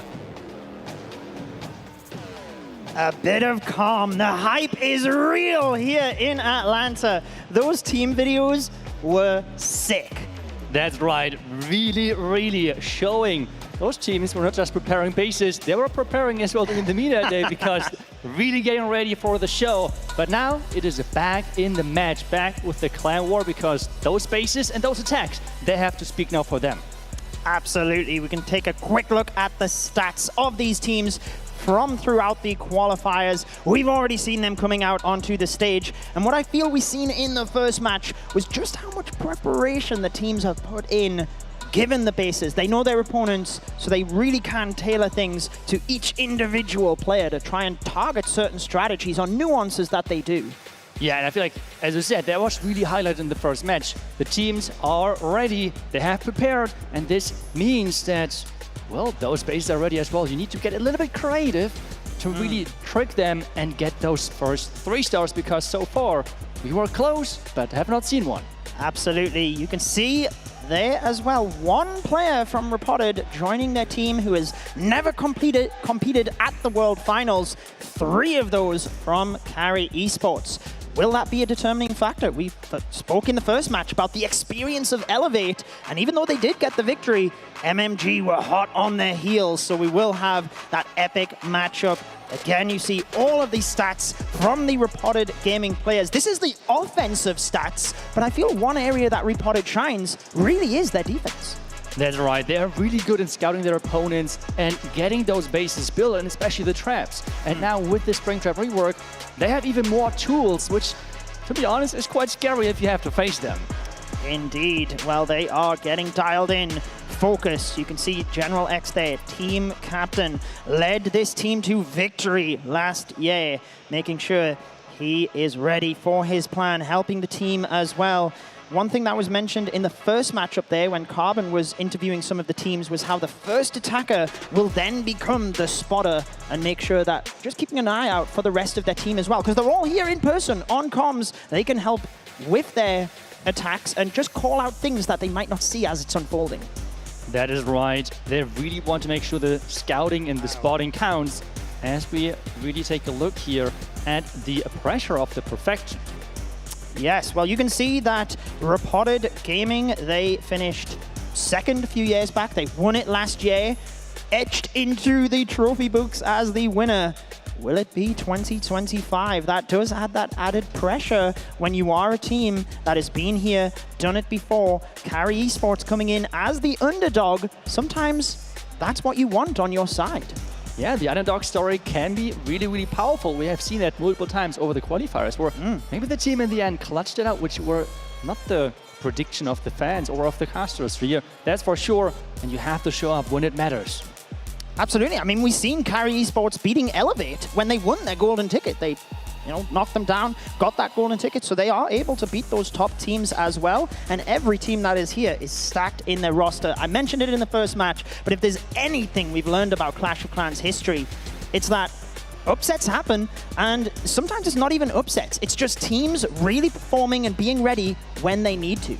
That's right. And again, this might be, though, the strongest side for Repotted because they are exactly aware of who they're going to face, can really get those traps ready, because this is the first round where you exactly know who you're going to face. After this round, you can speculate on who is going to beat the other team if you're expecting yourself to win, which I guess all of those teams are doing. Yeah, but this really is the long story where teams preparing, and this is the match where the preparation can really shine. Absolutely. So that's one thing that us as casters, we'll be trying, especially you being a top-level base builder, we'll be able to spot those differences, share those to the viewers as well. But I think there's just so much psychology in the game right now at this top level because everyone's expecting a certain strategy. Teams are trying to avoid that strategy, but where on the base can you actually put the bait? There's just so many mind games that go into this. I feel it's a lot more difficult than if there is just a wide variety of meta and you really don't know what people will attack with. Yeah, the issue is like, how far do you go to those mind games? Yeah. Do you go with like, he knows that I know that he knows that like, how far do you play this game? Where at some point, I've seen that players just confuse themselves, really make them unsure about their attacks, and this is not what you want to see from this high level of play. So that is exactly what we're expecting here, that those teams hopefully can win those mind games. But I think we're getting ready with the match, so let's get onto the stage. Welcome back to the main stage for what we are calling the vibe check. As you can see, I'm stood next to Carrie Esports right now. I'm not gonna lie, a few shaky hands. I'm not gonna lie, but you know what? I would like to actually get a temperature check in the room to see how we're all feeling. So, DreamHack Atlanta, how are we feeling about Carrie Esports? How are we feeling about Repotted Gaming? Like we mentioned going into our first match of the day, we said that experience could potentially trump any of the newcomers coming onto the stage. And it seemed that Elevate just got that little edge ahead. And who knows, that could have been down to experience on the main stage. Repotted Gaming have that in spades. They are arguably the reigning champions, -1. And we also have Carrie Esports over here with a super dominant performance throughout the season so far. But you know what? I'm going to come to you guys right now because we have our audience predictions that is going to be coming in to tell us who you think, both at home and right here at DreamHack Atlanta, who you think is going to win this match. 63% of you are in favor of Repotted Gaming for this match. It's going to be a hot one. I can't lie. It's going to be amazing. We could have our first upset here on the main stage. But for now, we want to get right into this next match. So let's head over to Judo and Itsu to take us into this match. Let's dive right into it. Enough hype. Let's get into the attacks. That first wall was so epic. So many ups and downs. A roller coaster of a ride. Who will be the first player to get a 3-star at the World Finals here in Atlanta? Will it be Leo of Repotted Gaming? He's going to be attacking first. Yes, he's going in first. and he is making sure that, as you said, he's the first player to get the 3-star. And we're seeing, wait, Root Riders are in, but only 3 of them. So people are really going into support troops like the Rocket Loons to direct that Royal Champion and to not go into the baits. Yeah, and maybe just trying to get even more value from the Royal Champion so that you don't need as many Root Riders. But actually, we do have the Archer Queen and Grand Warden being that approach. Ice Golem followed by that Wall Breaker. Just trying to set up the pathing for the Queen, and Grand Warden gets that second Wall Breaker in to open up that compartment so she can walk that way. Just got to keep the invises going here because the Warden is getting low on health due to all of those giant bombs. That's right, and we see a lot of traps in general over there, which means the follow-up might have some baits and some traps in there as well. But so far, he's looking strong with his push, taking the air defense as well out there. The Warden taking some damage, but there goes the recall, and now he has the lock launcher to snipe that further in Inferno Tower. Absolutely. Look, just out of range of that multi-archer tower at the top as well. Precision planning from Leo. But we have the Ice Golem initially at the bottom just to give his heroes that little bit extra time, strip out those buildings before the Root Riders move in to break the walls. They can push in towards the Town Hall. Freezes that early, does not want to take too much damage. There's the log launcher hitting it, and Yeti's popping out next to the Ricochet Cannon. Can he get that Ricochet Cannon down with those Yeti Mites? We have seen how important that is, and it's actually going down. The Queen is in there as well and stealing out of those healers, and that is never a good thing to have. Yeah, I don't think he wanted the Queen up there. He wanted her down behind the Root Riders to provide that extra damage. What's he going to do here? Because I thought she was going to move left towards the air defense. Now he's sending in a Wall Breaker to potentially help, but the Root Riders splitting down the bottom as well, despite not having any healers to help. He needs to take down the Monolith because nothing can reach it. There are those Rocket Dunes to get it done. The Queen has to redirect and run around the wall. We know that that can be interesting, but yep, she's actually doing that. But the right side, it's going down because the healers are still at the top side. Yeah, he's got that Queen ability. Does he force it? No, I mean, it's going to go off anyway. There's the Barbarian King. He's got the overgrowth there, but everything else on the right in towards that Fire Spitter. He's got to use the Royal Champion ability. Trying to keep an eye on the percent here, Itsu, because we've seen in that last match, pretty much every attack was right up there at the 90%. He's at 75. Hero's going down fast. He's still got that King ability. Archer Queen now in a heap of danger at the top as well. Yeah, the Archer Queen going down, which means the healers are going to fly across, but they cannot get any more value. The King, with his ability, might pick off some more buildings, which is going to increase the percentage. There we go. Any second. There we go. Spiky Ball taking some more buildings, but not too many because of what's going inside the base, and this is getting short to the 90% mark. He's got 25 seconds. He's got the boogers on the Ricochet Cannon, so that will get him to the 90%, which is good. Wow, great scouting to be able to spot the little area inside the Monolith the Mortar dead zone to get those 2 archers in. I'm not sure they'll finish it off in time, but he does get to that 90% mark. That's right, 90% to start things off.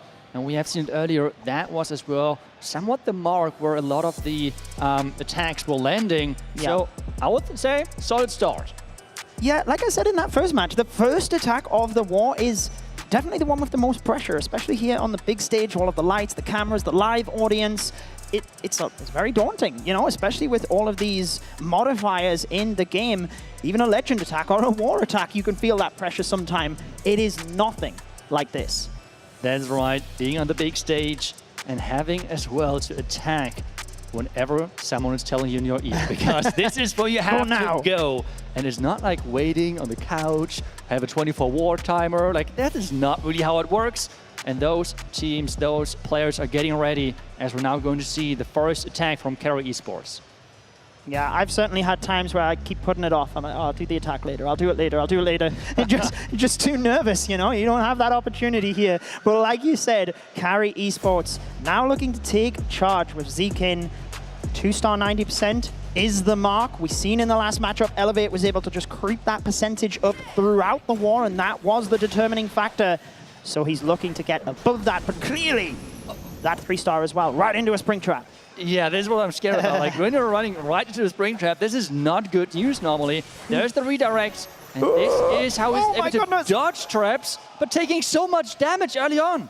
Yeah, and he's got to be very careful here. He might have to just, I mean, he's only got 2 invisibility spells left. He can't really double cycle too much here, so he's got to make sure that he keeps this RC alive. She does have some passive healing, so she will be going up in health. There we have the poison spell going off, though. Manages to recall, and fortunately he has set that defensive funnel.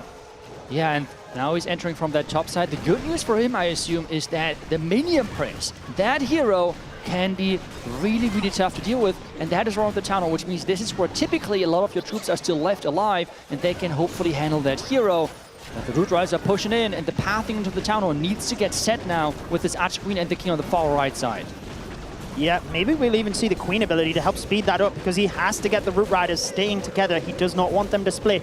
Fortunately, he's actually got great timing here as the Root Riders are taking out that area. You see the red air mine farm popped by the boogers, so the healers will be safe, even though we see the barrels from the troop launcher getting flung in. But you notice the tight, compact nature of the Root Riders. That's exactly what you want, so the healers can splash and heal all of the troops in that area. That is right. You have the splash healing of the healers, and this is how those attacks work so successfully. And this is how it always seems like that the troops of the pros always have more hit points, right? Like this, they're just not going down. They're keeping them together. Healers are super efficient, but now it's all about the backhand. The defending king on the backhand with that Mortar Crusher, that's going to be really important to deal with. He's got the Warden ability still to play. He's got the Ice Golem to tank the Ricochet Cannon on the back end. King ability, RC ability, 1 minute left. Someone has scouted that gold mine, gold storage in the middle, because I noticed something targeted it. I don't know what went to it, but he has got to be careful on that. Make sure he takes that time to not time fail, because he's got enough force here for the back end of the base. Still holding on to that Warden ability, Itsu. There we go, and he's celebrating. He knows that he has done it. That delayed Eternal Gem ability was just clutch. That Mortar Crusher having no chance whatsoever. The King ability is getting popped, and the first 3-star of this World Championship Finals is in. Swagging spells as well, not even close. Zekin coming out swinging for his team. Go as you mean to, start as you mean to go on was the slogan at the start of that first war. And Carrie Esports, that's how they mean to go on. What a 3-star. And that's to kick off this match. I mean, the pressure now on Repotted is immense. They have seen the first match, they have seen that 3 stars at this phase of the tournament is really, really hard to achieve. And well, they have just already, with the first defense, gotten one of those 3 stars against them, and they're known for their defense. Yeah, oh my goodness. I mean, defending world champions. They have to pick it up here. You don't want to be going down to that lower bracket early, but we're 1 attack in. We have seen comebacks certainly more epic than this. We've seen 1-stars that then in the first attack that then become the victory. So they just have to hold it together. Let's see what they have here. He's got the Flame Flinger selected with 8 rocket loons, so plenty of support troops to try and set that up and get really good value. Yeah, can he do this? We again have that Warden Angry Jelly combination with the Archer Queen to dive into that compartment, use those rocket loons to push her in there. A test wall breaker, because remember, with this Springtrap rework, not just that they deal now damage, but they are as well quick enough to target wall breakers. Indeed, you notice that first invisibility spell just to keep the Queen and Warden alive. He's obviously got the Ice Golem and the wall breaker down to the bottom, but the Tesla is going to hold the Queen up at the top, so he hasn't really been able to take advantage of that freeze effect, and now has to recall out as well. But I love that he's used the Flinger after where he took out that compartment, but there's archers there, and he's got to try and get those down fast. Oh, is he going to get that? No! Oh, the Rico Cannon! What? That was not predicted. Obviously, he had to send in a Valkyrie to take down those archers, and then the Ricochet Cannon hits the Valkyrie, ricochets onto the Flame Flinger, not what they needed, but he's got to hold it together. His Root Rider push at the bottom of the base is going okay, but clearly he expected that Fire Spitter to be down, and he's going to be taking damage from that later in the raid. Yeah, the later the attack goes, the more tricky this is going to become. He's trying to set up the funnel with the Spike on the far right side, using a skeleton spell to distract those defenses, but it's not really working out. And the bad news as well is that core is going to wake up really soon, and we have seen how deadly those ricochet cannons inside the core can be. Yeah, and you look at the RC positioning as well. She's right in the middle there, so even with her ability, she's not really able to take advantage of that, especially because she's popping Ice Golems right now. Just going from bad to worse for American. Let's see whether You can drive that percentage up, keep Repotted in this war. Remember, it is 5 attacks, so there's still plenty of time for the team members of Repotted to get those 3 stars and help them win this. That's right, but you do not want to fall behind on the percentage level too much, because this is where those matches can feel like really impossible to come back from. Yeah. Because this is pretty much then like a 2-star lead to some degree, because the tiebreaker with percentage is so hard to overcome. He still has that queen ability and a wall break to get some more percentage points to really make sure that they are getting close to the 90% mark, which so far seem to be like the targets you want to at least get if you're not getting those 3 stars. Absolutely, that appears to be the benchmark. There's the queen ability. A little bit unfortunate that now the Crusher Mortar is right there, so it's actually dealing damage onto all of the queens. Gets 1 or 2 extra buildings. It's not going to be that 90%. It is 86 that he gets to. Can he get 1 extra building? Nope, there's that spring trap to slow him down. Actually, 86%, 2-star it is. That's right, it is going to be another defense for Carrie Esports. They came in prepared, and so far they're showing exactly that. And after that first attack, I'm wondering, how many more 3 stars are we going to witness from them? Because that first attack looked super impressive. Having the opportunity to delay the Eternal Tome until like the last 20 seconds of the attack, yeah, that is not something we see very often. It's not. I mean, it was crushing, wasn't it? It was so dominant. And like you said, even if it's possible for RPG to come back into this, just the mental mind game that they have to come over is one of those tricky things. I'm sure General X has that experience. He was talking to his teammates, giving them that prep talk. But when we looked at the stats at the start as well, American, he did have the lowest stats for Repotted, so they still do have their stronger attackers left to go. Maybe that's something they can clutch onto and, you know, take in their favor. They've got their more experienced players now still left to attack. Yeah, I mean, they are in the corner, but at the same time, they have a lot of ways of getting out of that, that's for sure. But right now, we have the second attacker for Carrie Esports, and this is the first Dragon attack of this competition. We have the Royal Champion charge in from the far right side. Question is, are there any traps? Indeed, because with this, you notice all of those invis spells. He's clearly wanting really good value with the Royal Champion, and should he not get that, there's not a lot he can do with those invis spells to protect the dragon. So let's see what happens.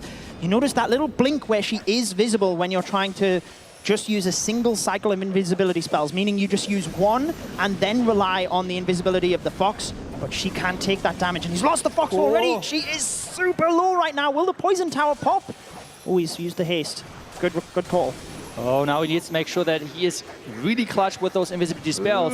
The ability is active, which means she's moving quick. He wants to get that Town Hall. I think that should be enough with those 2 invisibility spells to get that out. The question is, anything more? Oh, no, it's not. What? He missed it at the end. That little bit timing where he missed. The Town Hall fired, and that was enough to get the RC down. And notice the Builder Hut as well, repairing that back up. So not only do the dragons have to go through the Town Hall, there's also a multi-inferno there. Oh my goodness, I feel the timing of the Ice Hound there could have been better as well alongside the dragons. He really hasn't taken as much advantage of that ice block as he could have.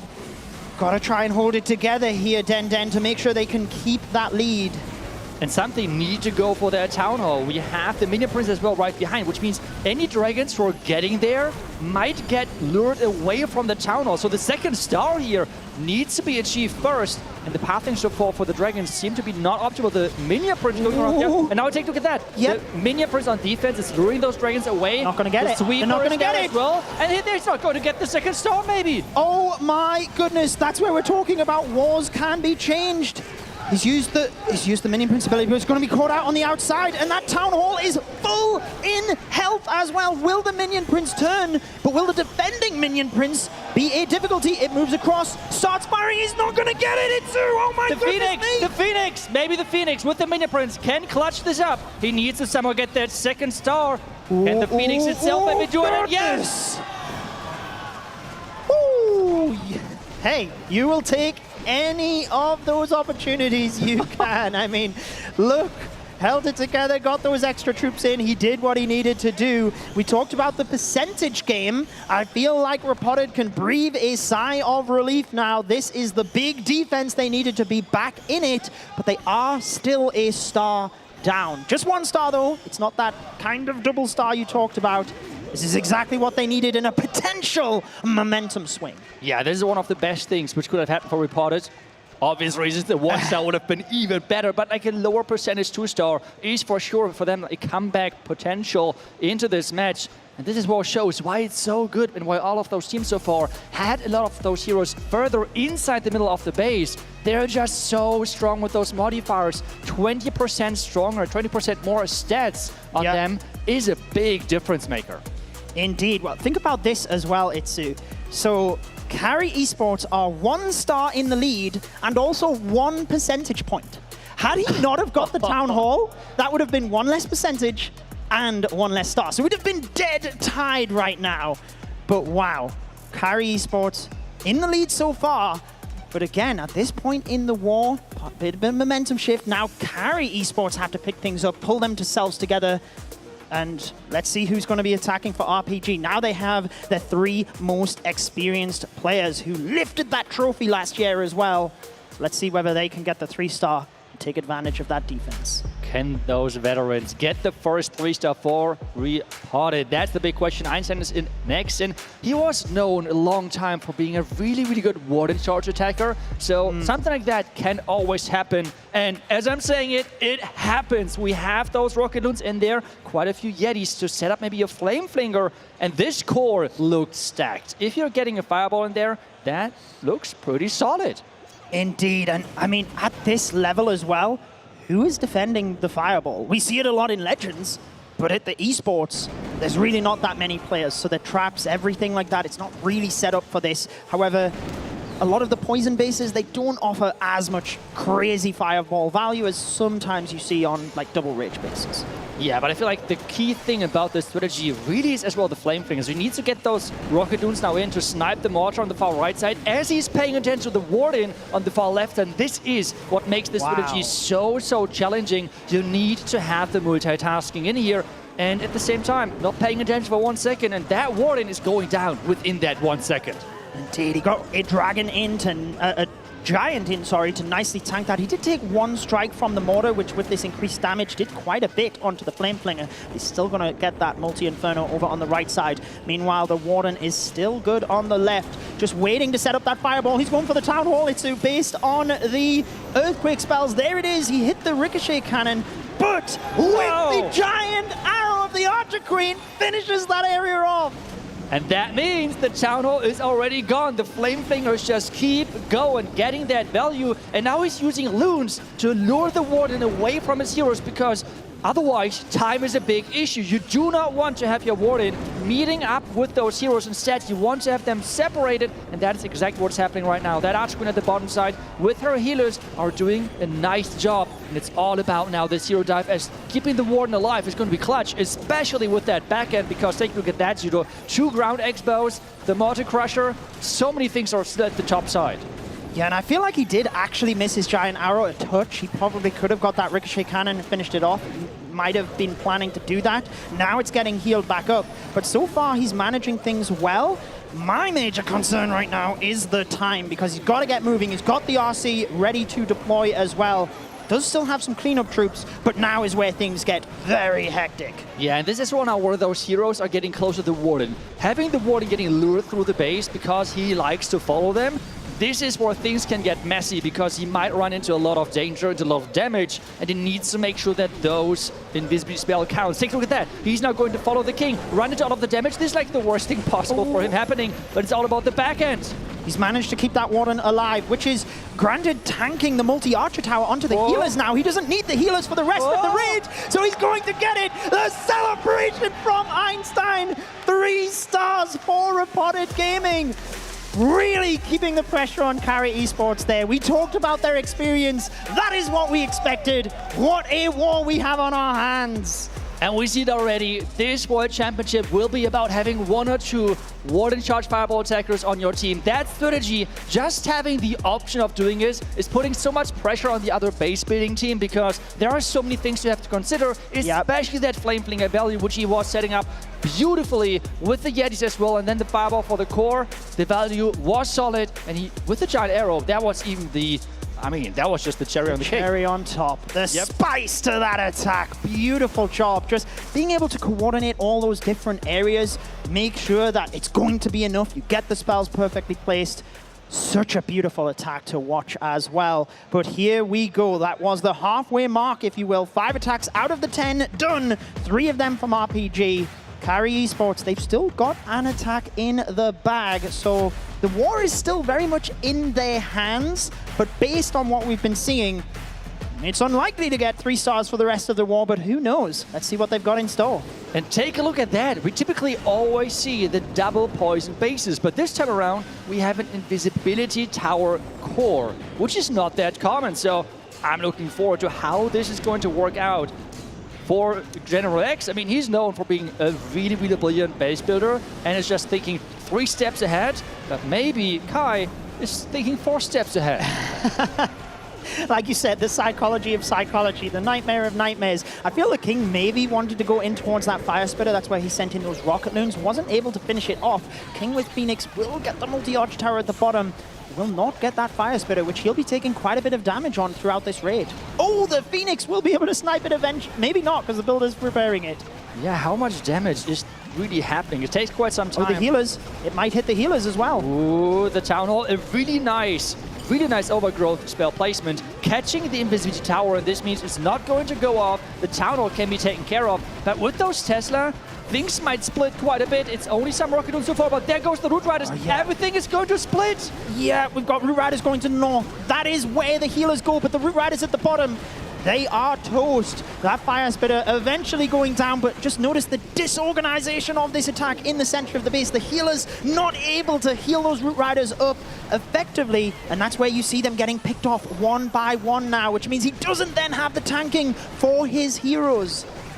That's right, it's going to be really tricky on the back end. The overgrowth for that Mortar Crusher is going to run out somewhat soon, and that defense can crush dreams. He has to somehow get some more percentage points because they are otherwise way further behind. Yep. Mortar Crusher is waking up. There are some freezes and from the Ice Golems pulling off. And the Arch Queen luckily is on the outside because this means he's going to pick up many percentage points, hopefully, for him. Absolutely. If you can have your cleanup troops on the outside of the base when the core defenses aren't firing at you, you're going to be able to drive up that percentage a little bit more. He's still got an Ice Golem, but he can't really use that because the cloned Queen was the one left. So it's not like he could get any value out of that. Maybe he can use it to distract, the Ricochet Cannon as the RC moves through. Helps a little bit, but nothing too drastic. 85%, but that is pretty much where it's going to fall here, Itsu. That's right, he's not able to match that 90% mark, which we have seen now multiple times. Maybe picking off some more buildings, that's right. There. But in the end, it is not the attack they needed because now the entire match has really changed around. It's still close, but the lead now is in for Repotted. Absolutely. Stars are tied, but percentage, Repotted are 13 percentage points in the lead, which, as the war goes through, after each round of attacks, hey, you take the lead no matter how little that margin is. Yeah, we have said, this is now the time where the veterans are coming in for Repotted Gaming, right? This is now where they're taking over, and the question is, can they deliver again? They have just had such a clean attack with the Warden Charge Rocket Loons. As far as I am aware, that's their one player with this strategy. The others are more going for other strategies. We have seen General X especially doing crazy Royal Champion charges really, really far into the base. But let's see. Maybe it's as well another Warden charge. We will find out in just a second. Okay, never mind. General X is not the, as far as I'm aware, not the Warden charge player. Is it going to be the long Roy? It is. No, Super Yeti's here. I will say, though, General X, he's on another level at keeping his RC and Fox alive. I don't know how he does it. Just his invisibility spell timing is impeccable. But we are seeing this Super Yeti approach. We've seen this a little bit in the first matchup, setting up that Flame Flinger, which you called it, Itsu, especially in this esports mode with the extra damage and your troops not doing as much damage. It's not even about getting the troops surviving. It's actually taking down the base in time. And if you can set a Flame Flinger to the side and let that get value, then it's going to be massively helpful. Yeah, and I feel like everyone who ever played in esports Friendly Challenge, for example, knows the Siege Barracks, which is typically so strong, those P.E.K.K.A are going down within seconds versus those defenses, and this is why the pros really like to bring in the Troop Thrower, or for example the Flame Flinger, because they are doing their job without really getting affected by this mode too much. And as we're talking about this, the Warden is doing his thing in the beginning, setting up the pathing, setting up the funneling for the Super Yetis, because they are now up next as he's deploying the Arch Queen and starting things off with the Ice Golem. Just his vision across the base is great. I mean, as casters, we're not attacking, so we can actually take a step back. I saw the Expo on the Warden there, but he was able to spot that, get the freeze spell in. You notice taking advantage of the Ice Golem there as well. We've got the Yeti and Valkyrie trying to get that Archer Tower down to push the troops through the jump spell into the core. Super Yetis are splitting. I don't think they're all going to go there. So let's see what happens in the middle of the base here as he pops the Queen ability to try and amplify the damage through the middle, but he's got the defending CC to deal with as well. And the Warden, who's providing that Rage Aura, is going really low. That's the least you can say. A great timing with the Headhunter, making sure the defending Queen is going down, but the Giant Bomb really taking that Warden out. And that core, there are not many troops left alive. To be more specific, it's only the Archer Queen. Look at the value of that Flame Flinger on the bottom of the base. He's stripped everything apart down there. So just incredible job. Now you see the skeleton spells. The spell timing is going to be crucial here to tank those defenses. Even though things are going down fast, you can keep the defenses tanked on skeletons. The Royal Champion can just keep picking off value. Can he time the Headhunters perfectly for the defending hero here as well? Oh, there we go. Headhunters are in. The Yetis are tanking so far, but the poison is really annoying. The skeleton's in there as well, and the defending king is going to be able to deal a lot of damage. Gets the Monolith. RC clinging on with the tiniest bit of health here. Notice the Baby Dragon on the outside to hit those defenses. He's still got the King ability here too. He's still got a freeze spell. 30 seconds. He's got the time. How has he managed to push this attack the way he has? Things were going south, and he's got it. General X delivering. Captain for his team, putting them even further in the lead. Wow, what a performance from them. Like, starting off strong is one thing. Starting off not so good and spinning it around, that's even more impressive. What an attack. And this is why he's the MVP every single time he's involved in a match. What an attack this was, as you said, turning things around, really making sure that an attack which in the beginning might have not looked optimal with the Warden, getting distracted, but the spell usage in the end was just so clutch. The timing of those Headhunters and everything, that's really got him the 3-star. That's what separates you, right? Like, that's what's difficult to see as like a viewer sometimes as well, to notice the difference of how these players really are on that next level. And it is those impeccable timings, not just once, but again and again and again. And he really did a good job there. But Carrie Esports, they've still got 2 attacks left. They were 13% down, so now they have to 3-star to keep themselves in it. That's right, otherwise the percentage points are really tough to overcome. We see the next Root Rider attack, but it's no Royal Champion charge. It seems like all of those teams so far are really, really scared to go with the Royal Champion charge. Instead, they're going with the Angry Jolly and Warden charge with the Queen together. Is that the play? That's the big question, as we have her starting up on the far right side. Can he enter somehow in the clash-a-rama? I mean, that is his goal.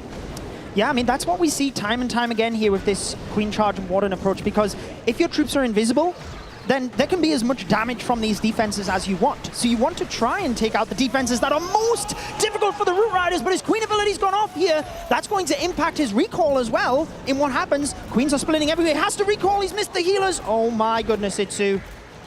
I am still baffled by the fact that he had an outside Tornado Trap to somehow mess up the funnel with the runes. I mean, that was a really risky play, but they were aware that corner is really, really a high target for the attacker. And in the end, the Mortar Crusher staying alive. And again, the entry, all of the giant bombs down here, predicting that Root Rider entry. With this approach, with the Queen and Royal Champion, you can expect them to go into the Crusher Mortar, so that's where you can put the bait, and this is definitely working out for Repotted. Can Ryuda hold this together? Pops the Rocket Spear of the RC, very sensible to try and get that Town Hall down. But notice all of the archers coming out of the Clan Castle as well. This is going to be tricky to deal with. And that's a lot of shots which are now going into those Clan Castle troops. With the Rocket Spear, the Royal Champion dropping low really quick. Some of those healers are still on her, which means he may be able to like get some more. Nope. She's going down, and this means he has to use the heal on the far left side, and troops are just going down too quick. I mean, with this damage, Esports mode, I can't stress enough how much extra that damage is. Remember, the attacking heroes deal less damage, defenses deal more, defending heroes have more hit points and deal more damage. Equipment is capped as well, you have that level decrease for them. So it really means if things go wrong, the defense is hit hard, and that is what you see here. But you've also got to give props to Repotted Gaming. We talked about their base building, and they clearly predicted that entry. Yeah, I mean, still having the trade trap that far on the outside is a huge risk, because it feels like it only really has an effect if the attacker is playing an opening over there, and exactly that happened. The mind game has worked out for them, and this means it's a great, great defense for Repotted Gaming. And this is now a 10-9 lead. And at the same time as well, the percentage lead at this point is immense. 40 total percentage points and a star in the lead. Repotted in that driving seat. They really just have to, I mean, clutch things together. 2-star, 60% in this last attack. I mean, you can go for glory and get the 3 stars, but at the end of the day, just do what you need to do to win the war. Repotted are experienced enough. They are clever enough to do that. You know, you can, the stats are one thing, but just get the victory and, you know, be humble enough to do that. I'm sure Repotted will, but let's see what they've got in store. And I'm wondering what the safest approach here is, in their opinion. Like, is it just mass dragons? Is it like dragon with a blimp or something? Like, that's really the big question. If they're playing it safe, what would be the option here? Because I feel like everything like Royal Champion charge, like the Angry Jelly Queen Warden charge opening, all of those have a certain risk to go wrong, which we have seen over here. The Queen ability popping, and it's really, really hard to save and turn around. So what is this safe 62% approach, which Repotted is going to pick? Yeah, I feel like as a pro, like a 60%, they're probably happy to go with their original plan, but just use spells early, things like that. I think it's when it's like 2-star 90%. That's when it's a little bit more tricky to know how safe you play things. I think they'll probably just go with their plan, but play it safe. Don't try and hold the Warden ability for the back end of the base or something like that, for example. But Philip, again, one of those players that lifted the trophy last year. 18 rocket balloons. Playing it safe, Itsu? Nah, let's do it. I mean, to be honest, like, if you're well experienced with that strategy, it can be somewhat safe, especially if you play the Warden in a like area where, well, there's not too much damage. Early Fireball, make sure that it's even safer for this one. Fireball connecting, the Tesla popping up too late, and this means he's a really, really nice opening for the beginning. With those 3 earthquakes, he was able to take down everything. It's now all about the chop side, and there is quite some damage, so he needs to be careful. Yeah, well, there was the bait, but again, Flameflinger hitting those defenses, it then opens up the non-defenses to just drive that percentage. Cutting off the funnel left and right, so they have to go to the Town Hall and get that star. And then he's basically just picking off defenses with rocket loons to free up non-defensive buildings on the perimeter. So like you said, actually, pretty safe approach here.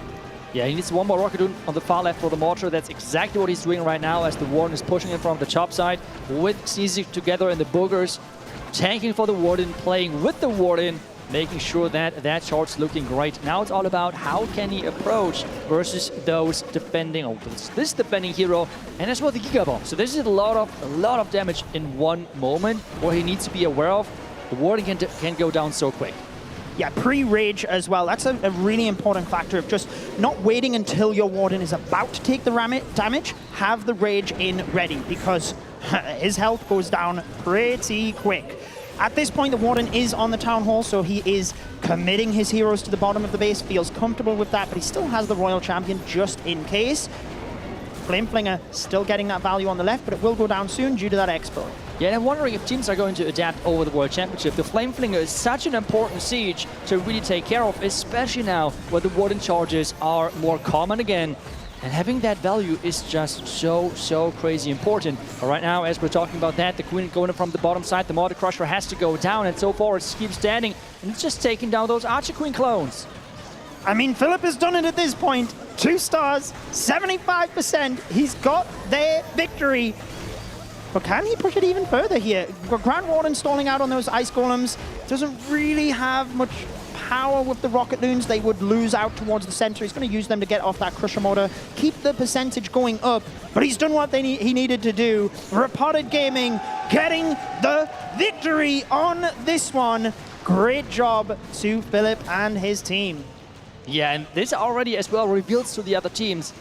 Repotted has 2 Warden Charge Fireball attackers who are really, really good. I feel like on this one, he just really played it safe, having an early follow-up to get to that 60% 2-star. And in the end, to be honest, getting a 94% 2-star quite casually, that's exactly what he has done here. So impressive showing by him and his team. That's why they're defending world champions. That's how they won it all last year. I feel we've seen everything you need to know about Repotted in this matchup. Being behind, spinning it round, having those clutch attackers, the defense being impeccable. They look strong, but are they going to be able to win it all this weekend? Time will tell. Carrie Esports, they have their last attacks. They will want to go out on a high because they're moving down to the lower bracket, and we will then be seeing them later today. That's right, and you do want to have at least somewhat of a momentum going into that lower bracket, which is quite crucial because you have mentioned it, they are going to play again later today. It's not tomorrow or anything. No, they have to play for the tournament live and later on. And we have the last attacker getting ready for Carrie Esports. Can we see another 3-star, which would be many 3-stars in this second match compared to the first one? Absolutely. Let's see what he's got in store. Based on those player videos at the start, based on interviewing Carrie Esports prior to these matches as well, Shen had so much confidence, charisma, one of those players that really just puts it all on the line. And you notice here, that's exactly what I'm talking about. Fireball, but there's big damage here. He does get the Headhunter in time to protect that Warden. Yeah, really nice timing there, making sure the defending Roy champ is no problem whatsoever. The defending Queen took damage already from the Fireball, so now it's all about those Yetis. We have them walking in. We have the Ice Golems running into Springtrap, so I feel like this as well was somehow predicted. Yeah, the freezing gets him basically 0 value there. You talked about the P.E.K.K.A earlier, Itsu, and not really getting too much value, but very nicely identified that there's not a huge amount of damage on this right side of the base, no ricochet cannons or anything to take them down quick. So you can set that funnel, have the RC running along that perimeter, and try and get the Super Yetis into the center, but the King locked onto by that Monolith, so his ability will go off soon. He's frozen time to protect it just that little bit longer. Yeah, and we now as well see a lot of times the Druid combined with the Siege Barracks because this keeps the P.E.K.K.A alive a little bit longer as we have a lot of going on in the core. And that Roy champion on the top side, she has to stay alive, get those rockets out, and then this attack looks really solid. It looks very good. RC picking off those buildings as the Valkyries and Wizards stripping apart everything else. We've got the Super Yetis still helping at the bottom, but he's in a dangerous spot here where there's a clump of defenses in the middle, but nothing right next to it. He's got to try and surround it from each angle. And what does he try and ice block? Get the giant ice blocked. Queen goes down. A little bit too late, I feel, on the ice block, but I think the Queen would have gone down anyway due to the piercing effect of the Fire Spitter. Yeah, the Valkyries are trying their best to at least push the percentage higher, but in the end, the Fire Spitter with those tests and as well the Poison Tower slowly but surely reloading. But in the end, it's going to be a high percentage 2-star, but not what were they hoping for. Carrie Esports with a total of 11 stars in the end. A great attack to finish off the war for them, so maybe they can go into the next match with their heads held high. But this one was all about Repotted Gaming. Amazing performance, getting that victory, moving on to the next round in this tournament. And I can't wait to hear what they have to say. General X normally giving those interviews, and it's always great to just hear those insights as well as to how things were going on. Yeah, was the match going as expected? Were they happy with the performance as well going into this first match, and do they feel confident? This is for sure some great insight which we're going to witness in just a couple of seconds as they're getting ready on stage. And with the match just happened, I think he is pumped. We have seen his face camera. He was really, really in that match and felt the moment. Absolutely. It's great to see everyone here in Atlanta as well at DreamHack. The audience loving this celebration. All of the teams getting to this World Finals and putting on the best performance of Clash of Clans. But we're ready for that interview with Banks on the main stage. Thank you so much, guys. I've got General X here with me from Repotted Gaming. Arguably got to be the most important win of the first 2 days here on the main stage, right? It's good to get you in that headspace. How much of a weight off your shoulders is that win? Yeah, always the first match always dictates how the tournament goes, so it's pretty nice to start well and also to not fall in the lower bracket, so have a good chance tomorrow on and go for the upper bracket finals. Leading into that match, we talked a lot about your experience on the main stage, kind of possibly giving you an edge over Carrie Esports as well. But you know what? We've been talking a lot as well. Judo and Itsu up there in the caster booth were also talking about how impressive your base building has been. But at the end of last season, you ended it so dominantly, winning Worlds. This season hasn't quite been the same, not as dominant, let's say.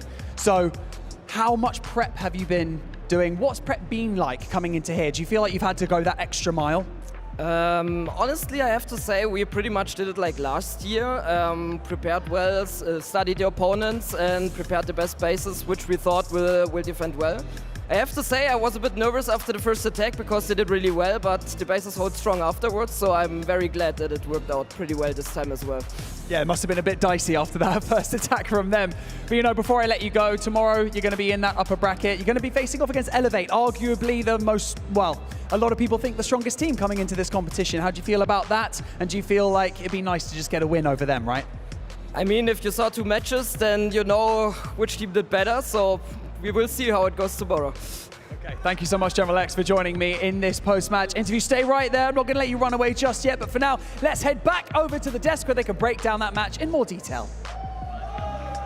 Ooh, the confidence from General X, adding that spice to the interview. Beautiful stuff. It's always great to hear from him. Went pretty great, he said. I couldn't have said it better myself. That match went really well for them. And Clash Bashing, you're joining us at the desk. You were watching that match. What did you make of it as it unfolded? It felt like it went pretty well for them. I think I agree. A little bit of a back and forth match there, but they're showing why they are defending world champions here right on the big stage at 2.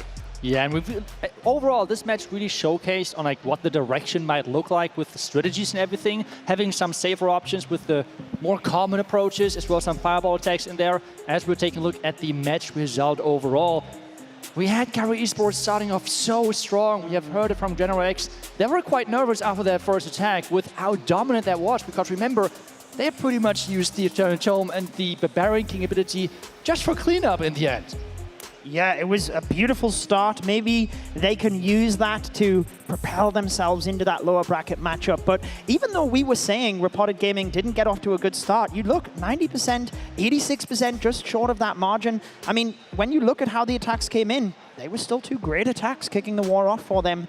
And I feel like being able to start with those 2 stars and pull yourself together to then get the 3 stars, that says something else about the team. So again, great job to them.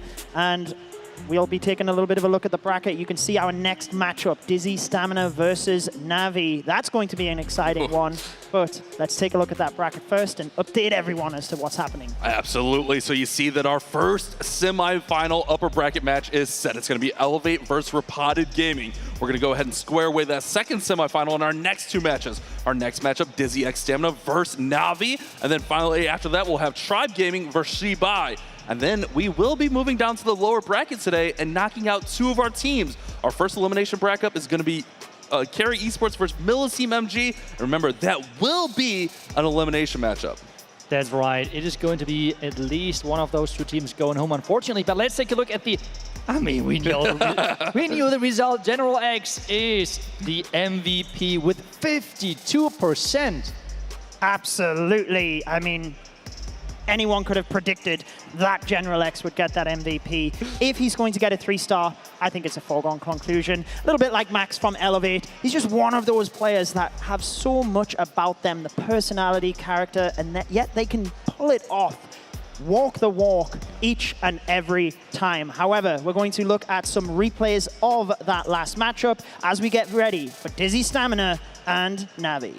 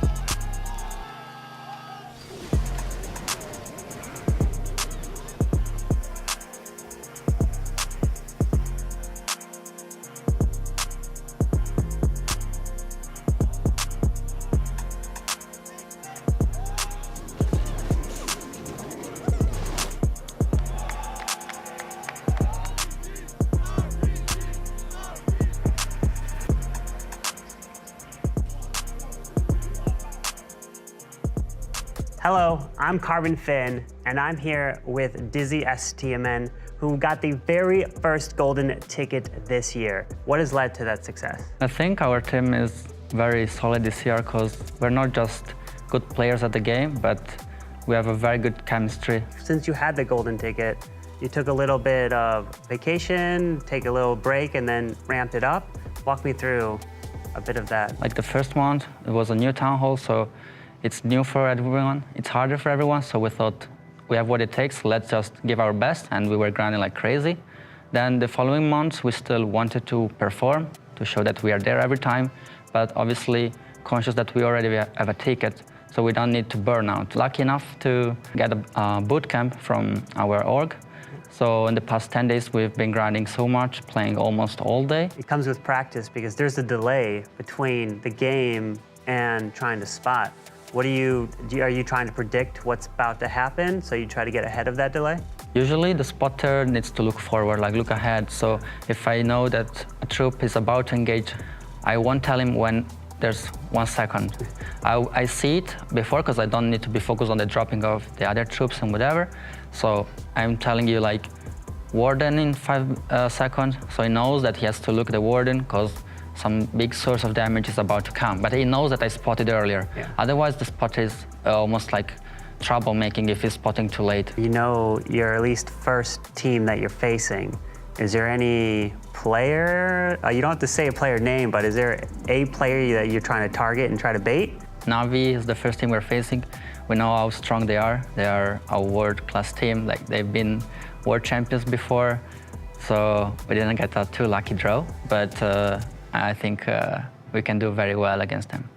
And thanks so much for being with us here today, and best of luck in the World Championship. Thank you.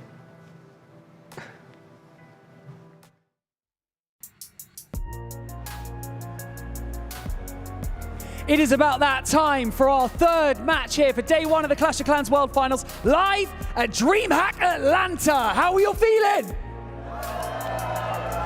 We're getting warm. We're getting warm. I like it. I'm just going to go ahead and introduce your first team to step out onto the stage. They secured their golden ticket for the World Finals all the way back in April. So it just goes to show the game's changed a lot since then. What have they been doing since then? Have they been cooking? I'm excited to see what they're going to bring to the table. So please, welcome to the stage, DIZI Stamina.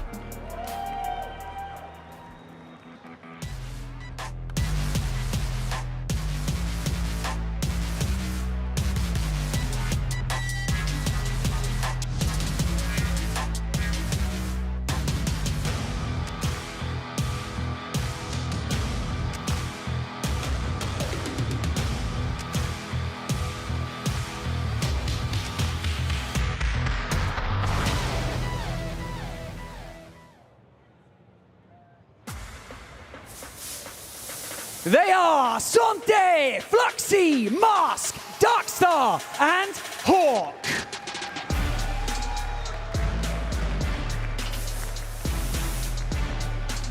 Nice one, gentlemen. And their opponents, they are a staple in Clash of Clans Esports. Can they claim another world title? They are NAVI.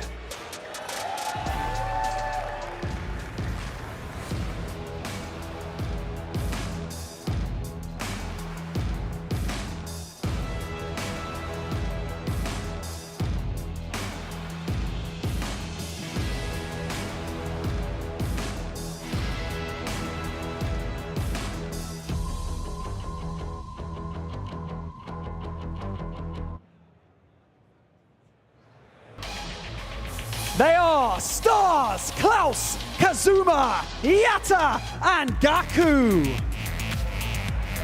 Over there, boys. That way, that way, that way, that way.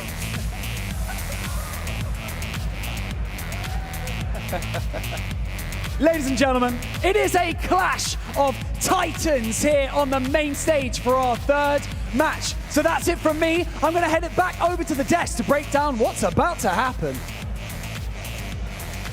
Those team introductions, they're getting me hyped up every single time. I mean, this really is the clash of two titans. Oh man, like two absolute titans in the industry. You have DIZI, who have just been so dominant throughout the entire season, And then the absolute fan favorites, former world champions and NAVI over there. This is just going to be an amazing matchup. I think all 8 of our teams are really, really good, but this matchup is definitely one to keep your eye on. Yeah, this is for sure going to be a clutch match because, I mean, both of those teams now, we have seen in the first matches, were able to prepare for each other quite a bit. We had seen that DIZI skipped the question of Carbon a little bit if they would bait a specific player. So the question is still open. Are we going to see player-specific baits, or what is going to be the game plan coming into this matchup? And that's always the interesting thing. Like, what is the scouting report? Same thing with NAVI. We know that DIZI, they've come up with some really creative attacks throughout the season. Can they use that to their advantage and maybe bait some of those entries that are a little bit more interesting? It's hard to predict any player's entry, but I think that's the big factor, especially with those Springtrap changes. Yeah, I mean, if I can ask for something, by the way, I would like to see another Minion Prince charge there. Yeah. I mean, that was pretty cool, but in the end, we're going to see, I think, a lot of crazy attacks. And this is as well something which I feel like we have to highlight with DIZI.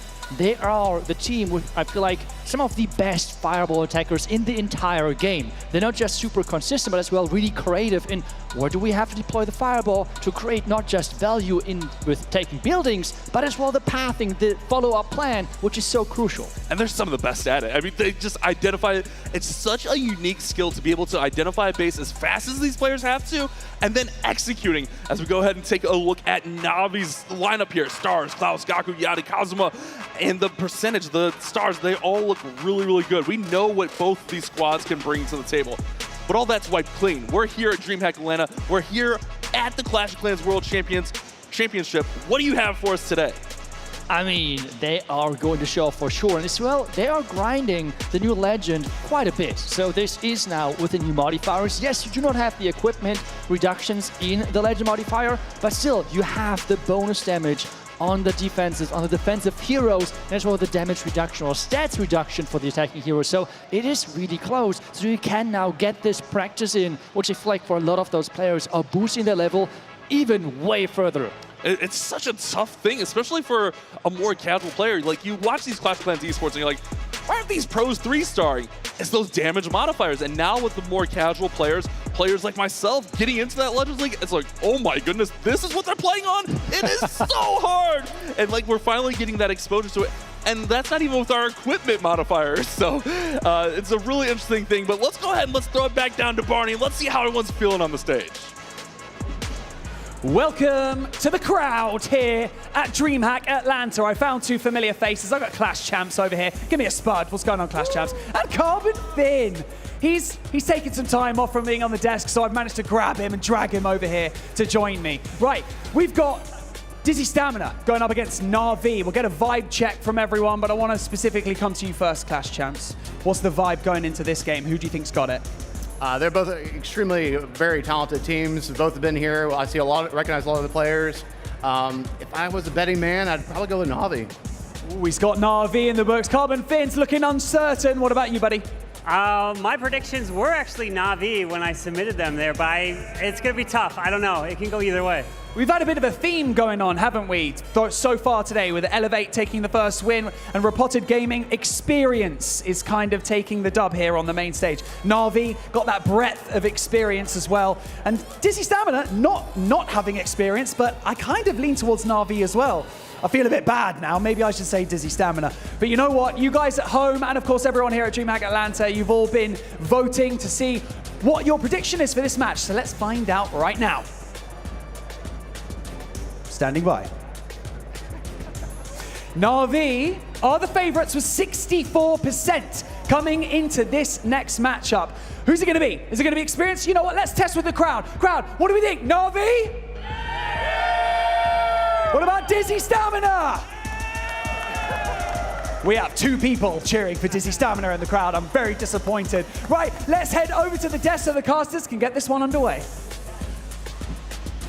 Oh man, the crowd's getting excited. I know we're getting excited up here into, I think like anytime you do a poll like that, NAVI are just fan favorites. NAVI could be going up against a team of 10, and I think they'll still be favored 60-30, you know? Like, it's just how much of a fan favorite NAVI has been.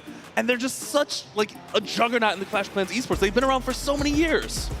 Yeah, I mean, they have been on this high level for such a long time, and keeping up with that level is really impressive. For me, really the big question is what type of strategies are going to see from them, because they are as well sharing their legend attacks as well on YouTube, for example, so you can make sure and follow them. But as well, this means the other teams have maybe an easier time to scouting them. This is the first attack right away, and we are seeing maybe one of the first Royal Champion charge attacks, which is really strange to say. It's a deep Royal Champion charge into the Root Riders. He does have a ton of invisibilities here, but does have that little bit of support with the Overgrowth and the Recall to bring that Royal Champion back. But the big thing here is getting the value, setting the stage, setting the pathing for these Root Riders to enter this base. Oh, now the first traps popping up. We have a Spring Trap as well getting triggered. So far, the Fox still alive. Can the Fox dodge some traps as she's stuck on that storage? Another Spring Trap, another Spring Trap. We have seen it. Those Spring Traps are dangerous. Okay. Okay. Plays it safe and recalls, because I think Yada was figuring there was more traps right in there, but that RC was taking a beating. Now here comes that log launcher right into the base. Root Riders are going to go right alongside of it. They should be able to path down that left side along with that log launcher going right up the middle to the Town Hall to get that Crusher Mortar out of the way early. And it is gone. It's going to trigger the Giga Bomb right away, so it's not going to get way further, but it did its job. Can those Yetis now, though, take down the tower? That would be massive for him. We have as well the Clan Castle get lured, but can they get the job inside the core done? And there we go. And now the Queen, she can go ahead and help out with these balloons, take out those Ice Golem. There goes the Warden's Eternal Tome with the Healing Tome in there. Just nice protection. Still has an Overgrowth for the back end of this base. Not to mention, still 3 of those invisibilities that can be used to protect all of these troops, the heroes, whatever he needs it for. First Invis goes down on the RC. Oh, that multi-unit tower is so dangerous. Another Invis to keep that Royal Champion alive. The Root Riders are now getting pushed towards the outside. Another Invis. Remember, he had to recall early, so he has this backside power, and another Overgrowth can be used because time is ticking. That's the other side. That's one thing we noticed in that last war. Time, always a factor, and you always have to be aware of it. That's a risky play about those long RC charges, as they do consume a lot of time. Root Rider should open this wall, giving access to the Queen. But remember that enemy Queen, she's dealing more damage. Meanwhile, his King is dealing less damage. So it's a weird trade-off there, but you have to get that Queen under control as quickly as possible. King still has ability. There's still Super Barbarian, still a wall breaker, so he can access that last compartment over there. Oh, and the Clan Castle is still alive as well. That's another building he has to deal with. When is that King ability? There we go, spiking through. And this now is all about the back end. There's as well an Ice Golem, which might help him as he is going further. There was some troop getting deployed on the Clan Castle troop. 30 seconds at this point. That Root needs to break the wall. Get through there, Root. Get through there. He's got the Frost. He's got the King. He's still got that Ice Golem. Remember, those buildings got damaged. The Root is on the Expo. The scatter shot should be pretty low, but it's got Frost. No! So King goes down. I don't think he's going to have enough time. 14 seconds. It's going to be ultimately a time fail here for Yada, but it's going to be such a high percentage attack. Yeah, the King had to stay alive, and even then the elixir storage, being in its own compartment, would have gotten tricky to really get through, but in the end, a 97 is way above what we have seen so far when we're falling short within those attacks. And Yada starting things off strong for NAVI, and now the question is, what is DIZI going to do with their first attack? They can really set the tone here. A 3-star really puts the pressure back over to NAVI. We've seen, like you mentioned, a lot of lower attacks out of that first spot. So I think Yada getting a 97 there is a really good tone setter to start this war. And you saw, he was kind of smiling a little bit. Although I don't think I've ever seen a NAVI player frown. They're always so humble and so energetic up there on the stage. So I think for them, that's a pretty good start to this war. That's for sure, especially considering that remember, he actually ran into the bait. So considering that you're going into a baited entry, you are still getting a 97% is super impressive. We have Hawk getting the first attack in for DIZI though. What is he going to bring? He is bringing in this Super Yetis with this army composition and a quick water walk in the beginning with the Angry Jelly to get a quick funnel in any of those corner compartments. Looking like a strong starter here for Hawk. And this is what we kind of talked about in the open. These guys are so good with these Warden charges, just identifying the value, setting up the base perfectly for how they want to. Now the Flame Flinger is going to go ahead and join the party over there on the left-hand side. Remember, it's going to throw those Fire Mites and just deal all that damage. Each shot, more and more damage. And then after it's done, it's going to drop those Clan Castle troops out. But now the Warden is taking the damage from the Expo. The Expo, one of those few defenses that can outrange the Flame Flinger, doesn't have to worry about that. Yeah, the issue now, though, is the Warden has to take down the X-Bow because that thing is outranging the Flame Finger. So interesting enough, which we have seen at the beginning, he's using the Hog Rider puppet on that Royal Champion, something which we're not seeing that often, to be honest. It's typically the Rocket Spear or the Haste Vial for really, really deep Royal Champion charges. So let's see how much value he can get with that, as the pathing at the bottom side is getting set up slowly with that Furnace.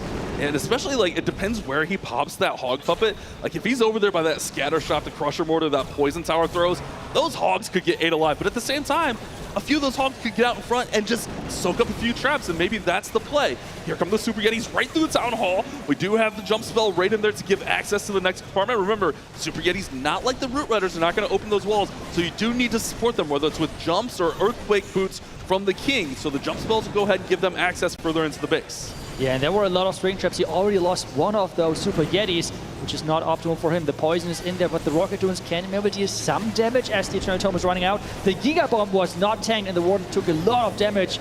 Now we have air traps hitting those healers, and he needs to have them alive. Oh, yeah, you definitely want to keep those healers up. One is barely hanging on there, goes down actually. Queen is also taking a lot of damage from that Crusher Mortar. Force 2 ability, the Flame Flinger pops over there on the left side, bringing out 3 Yetis to support that push. King still on the exterior with his ability, but that Crusher Mortar is a lethal compartment. He's got to get through there. Yeah, the action figure is trying the best to take down the defense, and it's going down. Now it's all about the Minion Prince on defense. Archer Queen is on it, and it's going down quickly. 40 seconds, the Royal Champion is still there. Hawk is looking like the first 3-star of the war. The first attack for DIZI X Stamina, and they are showing why they were in our monthly qualifiers each and every month. We saw them time and time again, just giving our golden ticket team such a hard time. They were the first team to qualify, and then they came back each and every month and made it so difficult for other teams to qualify. Yeah, they have made it difficult, but in this first match, it seems like they are making it really difficult for NAVI because they are starting off strong. Hawk with these Super Yetis getting the job done. Really nice as well, taking advantage of that Flame Finger. It is the strongest siege when you give it the right person to the right hands, because it is not easy. It needs a lot of help. But if it's really staying alive, it is crazy good. Yeah, you and I were talking about that over dinner the other night. Like, the difference between you using a Flame Flinger and me using a Flame Flinger is so different because you have to know those distances and you have to be aware of things like those Expos. Tanking the Expo with that Warden with the Angry Jelly was just expert play. Such a beautiful play. And then even that Hog Puppet at the end, I was worried those Hogs were going to get ate alive. They were fine. They were perfectly in there. The Crusher Mortar went down. But next up, it'll be Gaku from NAVI. Needs a 3-star to respond as we see Fluxy with the fun face there. I mean, well, let's see how that goes. We see another Super Yeti attack. I mean, this seems to be now meta. I'm quite excited. Super Yetis getting used a lot by those pros in combination with the Angry Jelly.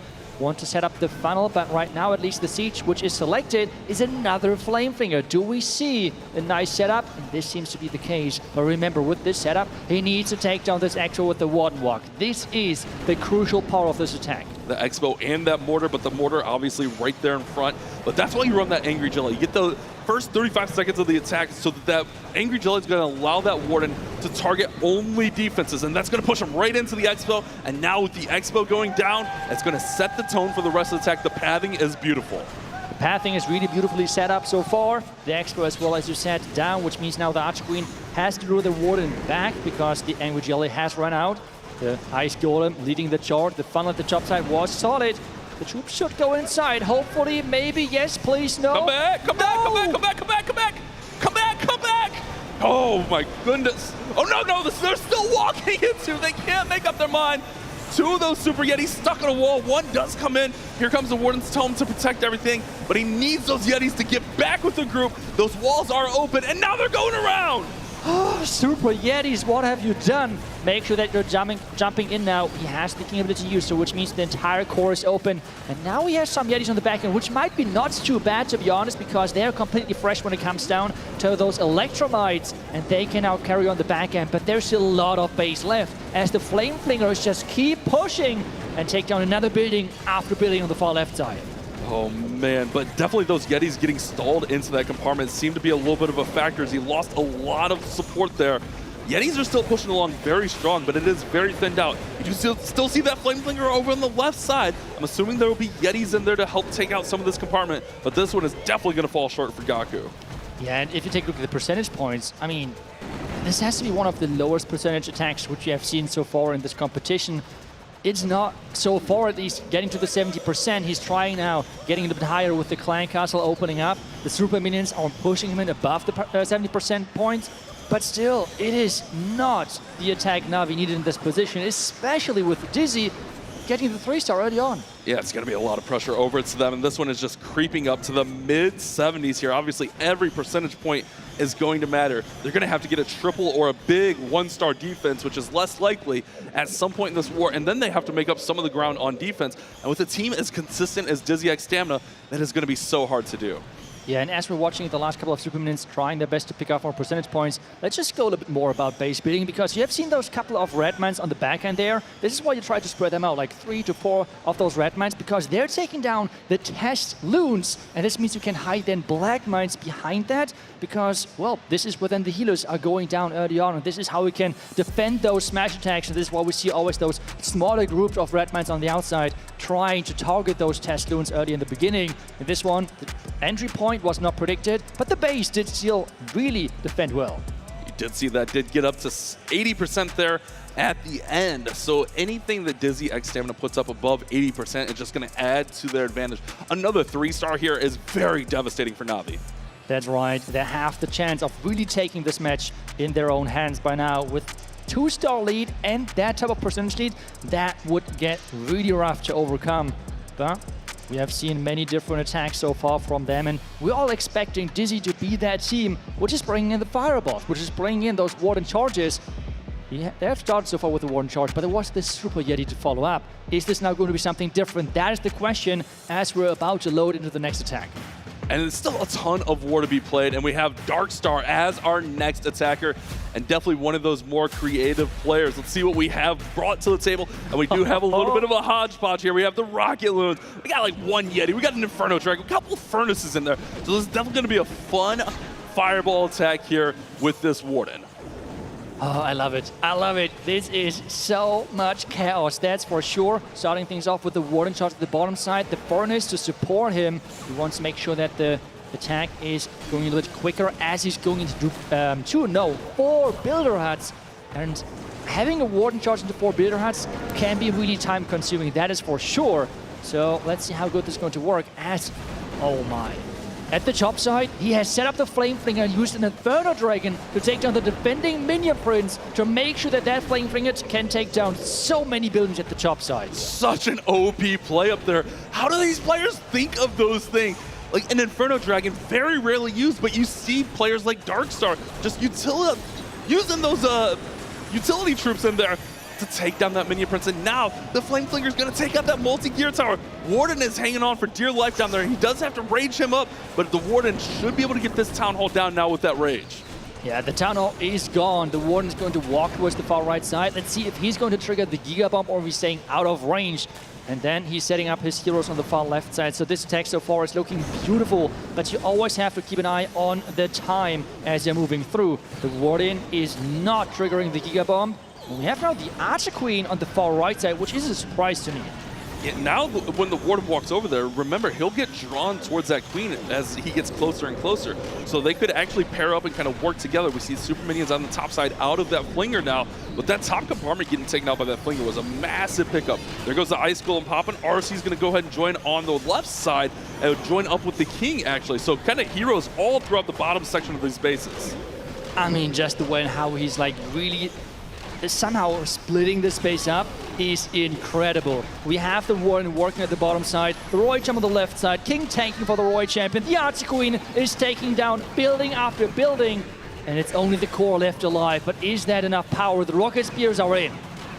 Oh, it's getting close. Those 3 multis in the middle are tough. But remember, the number was 80% from Gaku. So he's already at 90% for Darkstar. Darkstar is just pushing that advantage. Here come the Rocket Loons. Here come those Minions. The Royal Champion is in, but those Infernos, they are just draining. Oh, the Warden gets pulled over. So now the Warden will target, and he gets taken out. The healers will take it out. Can he get through that last multi? It's done. It's a 3-star.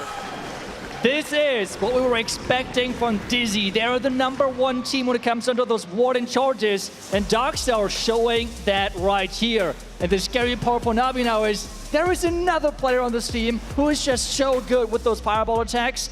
I mean, this is not going to get any easier from this point on, and NAVI is in big, big trouble. DIZI is such a hard team to base build against because they are so versatile. They'll use Root Riders, they'll use Super Yetis, they'll use Fireball Rocket Loons, but also they use Fireball Rocket Loons in the most creative ways you've ever seen. And that's what I love from this team. That one seemed like it was going to be a little bit closer, but that Royal Champion just hung in there and got everything down in the middle. Yeah, I mean, he had even like bad luck with the Warden following the Giant and still was able to 3-star. Really, really impressive showing. And now it is to Kazuma for NAVI to somehow get his team back into this match. Everything but a 3-star, and it's only getting harder and at some point impossible. Yeah, they're down 2 triples, but also percent on top of that. So they have to get a triple here, and then they have to hope for a defense. That's the big thing. You can triple, but if DIZI get a 3-star, they're just matching you. Yeah, and hoping for a defense versus DIZI, we have seen so far how that works out. So yes, you have to really take this match into your own hands. And at this point, with already 2-star attacks, NAVI has to change this right now with their next attack. Coming up then any second, Kazuma is in, and we're going to jump in right away as well. And we are going to see a Rocket Loon attack as well. I have said in the beginning, I think the Warden charges or in general Rocket Loon attacks are going to be the meta and most crucial part attacks for this World Championship. They are very crucial, very meta, but they're also so difficult. All it takes is one little mistake and the whole attack can go sideways. But these pro players are so great at navigating. Look at that, oh my goodness, those headhunters did some work up there getting that Royal Champion taken out early. Here comes some Rocket Loons to take out the Expo now. Just picking up great value to start this out. Setting the tone here. Here comes that Warden, here comes that Fireball early onto the Crusher Mortar. No! Oh no! The Fireball not going to the direction as he was able to set up the Flame Thing on the top left side. But, oh no, this is now going to be so tough to recover. The Warden is going to charge into 2 heroes, 3 multi-archer towers, and a Mortar Crusher. Good luck. That is devastating. I think it was a bomb tower over there, just did not get covered by the Invises. And that's all it takes is just that one little slip up. It's still doable, but man, is it going to be difficult, especially with that King now coming out to visit that Warden. But notice he does have a ton of headhunters, so he's aware that that Warden is going to encounter these heroes. But still, the timing. Remember, those defending heroes, they deal 20% more damage. That Warden, 10% less damage. So you have to get those headhunters in on time and get them dealing the damage. Yeah, and trust me, that Minion Prince versus the Warden, this is not really fun for the Warden whatsoever, except he's keeping it out of range. That is really nicely done. But then we're still having 2 multi-archer towers on this back end. The Town Hall should get picked up somewhat easily, but he still has to make sure that he's increasing the percentage as much as possible, because we already came into this attack and they needed a 3-star, and it's really not looking the best. Yeah, normally we would say they would have to win this on stars, but the way DIZI are playing, it's going to be so hard. You're already down 2 triples. You're already down on percent. At some point, you have to get a triple and you have to catch a break. But the break was just there for DIZI on this one as that Fireball misses its mark. Flameflinger doing a great job on the top side of the base. Warden is still going strong, but can he get this one up and get it even close into the 90s, maybe even flirt with a 3-star here? Yeah, Royal Champion in now from the far left side for that Town Hall, trying to use some loons to push her in. But there's now even traps on this far left side against that Royal Champion, as well as Spring Warden's Trap. down. And the Warden is down. The Royal Champion has to get the Town Hall. And again, wait.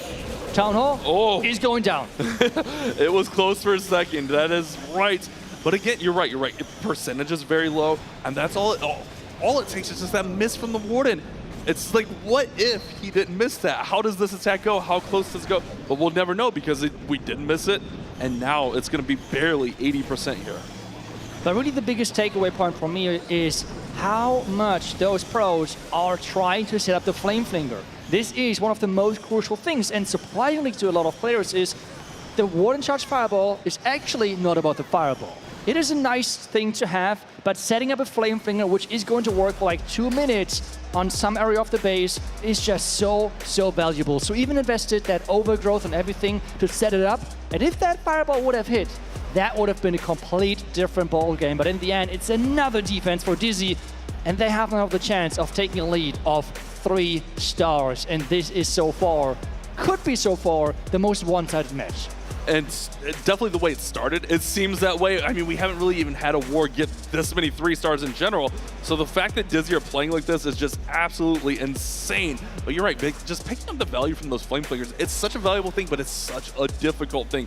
Sometimes you do have to make those commitments, and it distracts you for just that split second. And all it takes is that one miss, that one building uncovered, and your fireball has gone astray.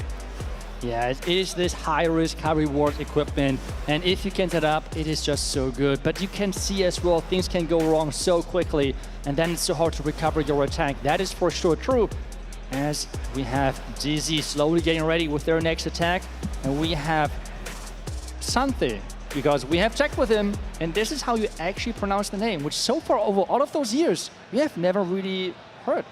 That's right. We've always said Sante because that's just kind of how we say it. But he spoke with Banks and he let him know that it's actually Sante, how you pronounce it in French. So we will try to respect him and get it right here. It's you know how we are with our names. But starting off with that RC charge into Dragons here. So that heavy investment with the Royal Champion charge. Going to go right into the Town Hall. Poison Tower might slow her down if she does take it out, which she might be going there next. Is going to make it invisible. Beautiful. And now that Royal Champion can go ahead and pop her ability, use that haste valve, get through the Town Hall, and get that under control. Where is she going next? Is she going for the core? No, she's back to the outside. There are some spring traps delaying her a little bit, but the health so far looks solid. Is he going to skip that Mustache Tower? No, she's going to come back, but how much more value can he pick off? Another invest is invested. The core, though, is mostly the ricochet cannons, which means not the most dangerous defense for Dragons. Yeah, they're obviously going to fly right over top, but you also have those storages in there protecting the multi-gear tower, which we've seen that thing just eat bases alive. Now the King will go ahead and go in with the Siege Barracks, and the Dragons on the opposite side of that, just creating that pathing with that Royal Champion. Here comes an Inferno Dragon on the top side just to help create even more pathing with that Baby Dragon, and all the Dragons are right up the middle of the base. The Dread Trap is going to delay things a little bit, and it's going to rotate the Minion Prince in front, actually. The Dragons are now catching up again. The Black Man is getting blocked as the King is moving now to this bottom Fire Spirit compartment to take that out. Handful of rocket balloons in the Clan Castle, maybe expecting a ground attack on this base. But Sante going to the skies with our first dragon attack of the war, and things are looking really strong. Lots of dragons still up at this point is really good, especially with that overgrowth. Minion Prince still has ability, King still has ability, and things are looking great. How does he deal with this last compartment as that overgrowth is going to wear off? Yeah, the overgrowth is going to wear off in just a couple of seconds. There we go. There's a lot of damage on this back end. The Poison Tower, the defending Minion Prince, but the Minion Prince ability is just amazing. Are there enough dragons alive, though? Dragon's fading. There's an Inferno Dragon. Watch the baby Inferno Dragon. Oh, does not get the Minion Prince. I think the defending Minion Prince along with that Monolith, and there's an air defense in there. I think it's going to be just enough to hold this one back. But look at that percentage again. High percent into the mid-90s here. 92, 93% maybe from the Phoenix. Now Phoenix will get taken out, but another 90% attack, and NAVI have not been able to capitalize on this. That's right, but I mean, they have now the first defense, so this is like the only thing they can hope for right now as things are looking more and more tricky for them. But this is then for DIZI so far 8 stars.